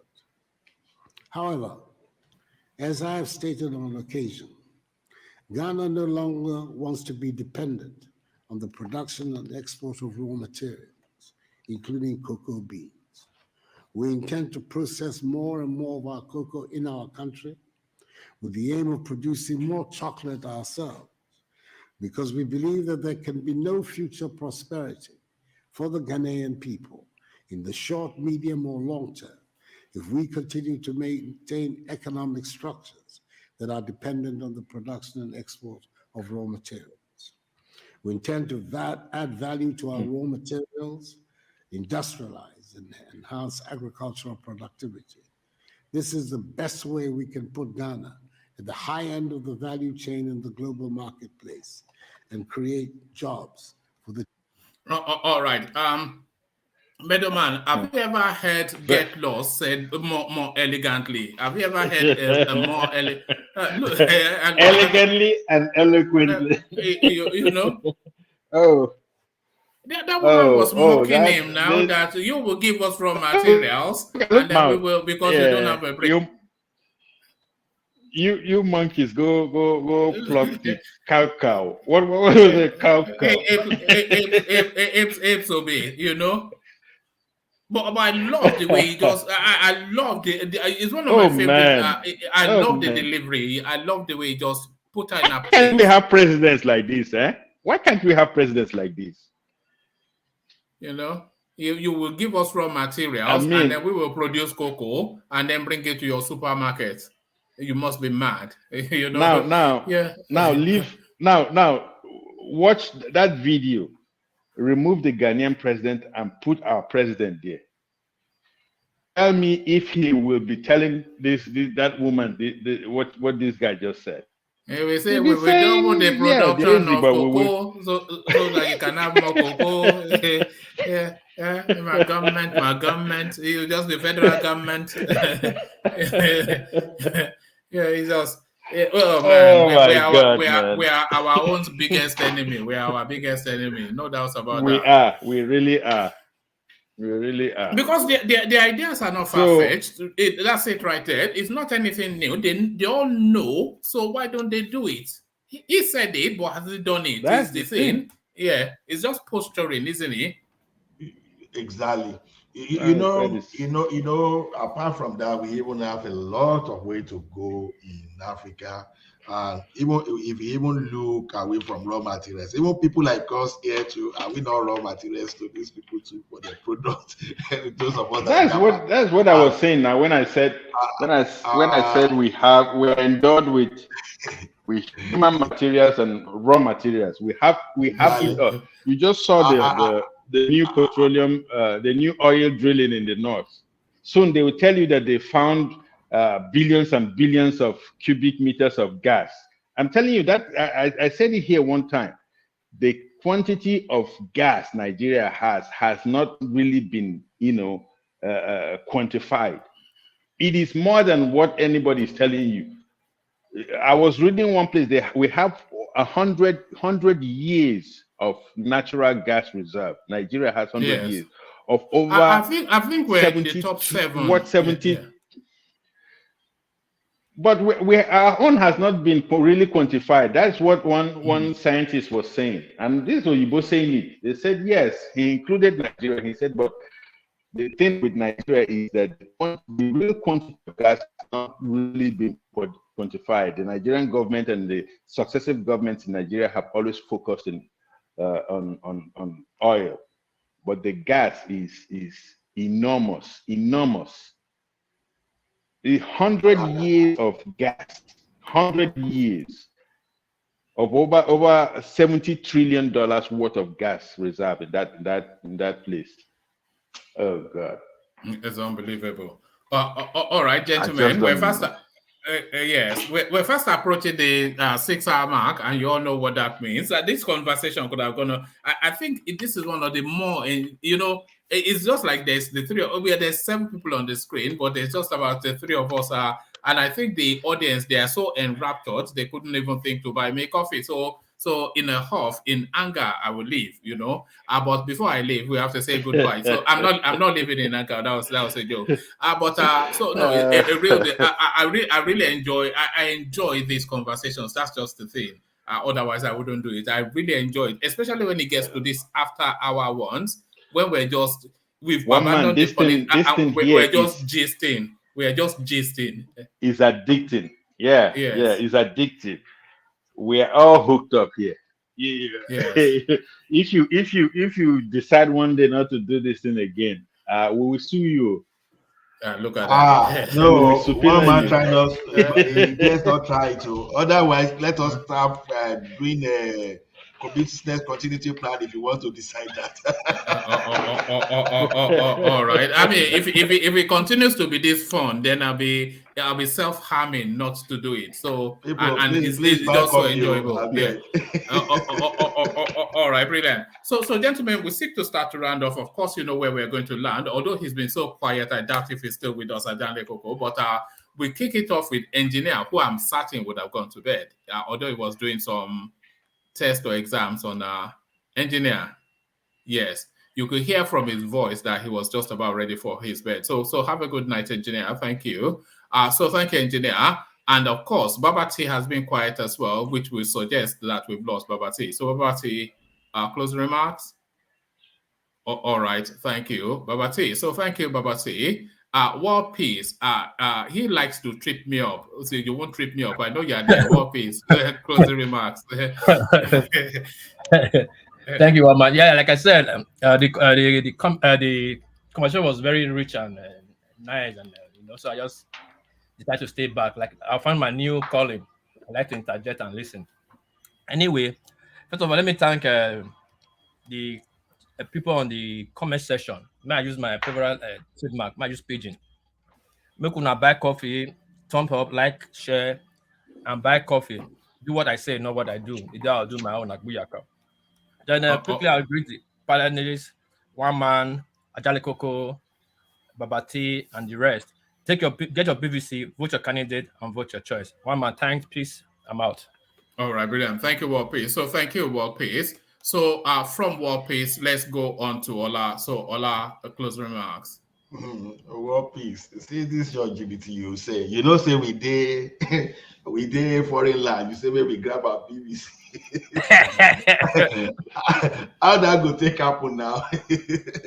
Anyway, you try. Thank you, everyone. Meadowman, thank you, Tombob, and Ajanle Koko, Babati, and everyone that came online, and people in the comment section. I can't forget Oga, Uncle Alexander, everyone. I greet you that. Please let us thumb up and share. And like I keep saying, we jump from politics today now. All of a sudden, we find ourselves in global strategy, discussing global economy and the way things will move forward. So you don't learn more than this because you learn from unusual places. And one man went to Mo platform is one of those places that you never expected that you will even learn what will even pay millions. When I mean millions, by the time you convert your dollars to naira, you spend millions to learn. So those are the kind of thing you learn free of charge. So it won't be too much if you just thumb up and buy a cup of coffee occasionally. If you can, you don't have to do it every day, and share the forum and spread a good message. So I thank everyone. I don't have much to say other than to tell us that we have hope because we are moving forward. We are not actually moving backward because it may look too slow, but somehow we are moving forward. It's only that in the next regime, we want someone that will be able to balance infrastructure with a good economic policy that will increase the weight of individual in that country. So I thank you all, and I hope to see you later. Good day wherever you are. All right, brilliant. Thank you, Ola. Well delivered. So thank you, Ola. So from Ola to the BBC English of the elegant Meadowman. Meadowman, closing remarks. Thank you all. It was a real delight to be back with you guys today. I thank you all for the company and for the people in the comment section too. Well, like Ola said, this platform is, in fact, it's like a university.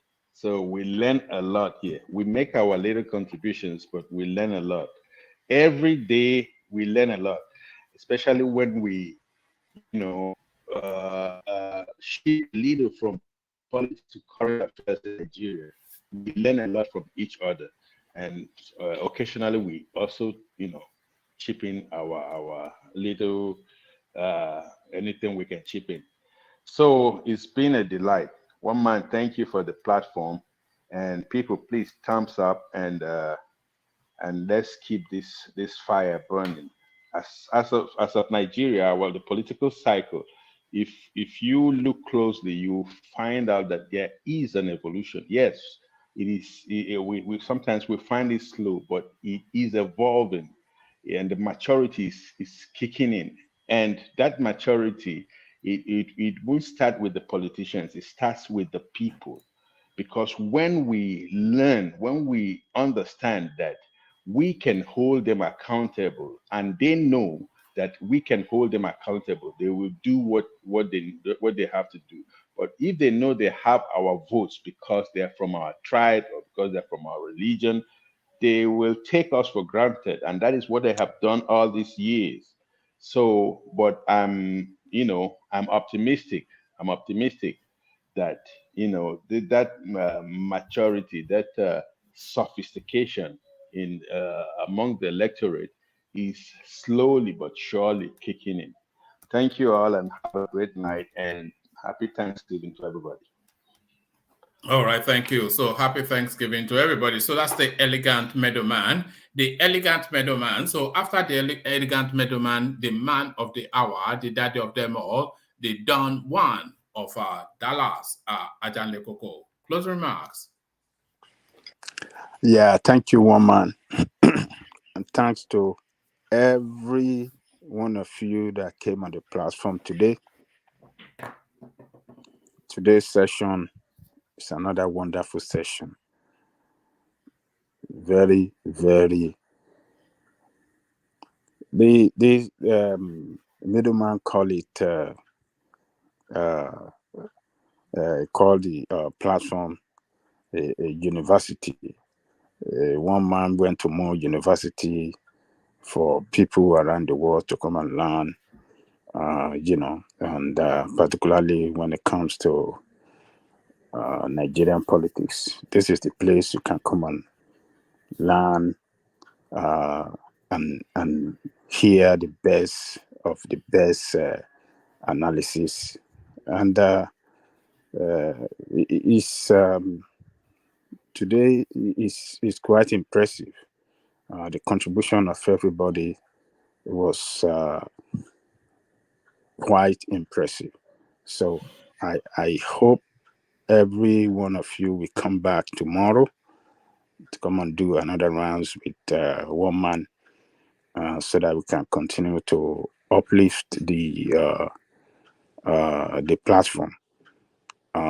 To those of you that have not clicked on the like button, do that now so that we can help the YouTube algorithm of the platform as well. And our brothers at the comment section, you have done great as well from the beginning to the end. You've been doing what you know to do best. One man, it's another 5 hours, 48 minutes. It's a wonderful day. Thank you, one man. I guarantee you, when you come back tomorrow, we shall join you and continue the struggle from there. Happy Thanksgiving to Americans listening to us. And thank you, one man. Good morning to you over there in UK. And good night, every American. Thank you, one man. All right, thank you, Ajanle Koko. So thank you, Ajanle Koko. So that was Ajanle Koko. And of course, after you've heard the voice of Ajanle Koko, the curtain falls. So after you heard the voice of Ajanle Koko, the curtain falls. But before the curtain does fall, I just thank you really for your company. Like Ajanle Koko said, it's not really anything other than if we have an audience to share it with. It's still fun because the conversation still takes place. And even though most of this, I say most, I've not actually really physically met anybody on this platform to shake the hand and say hello. Never once.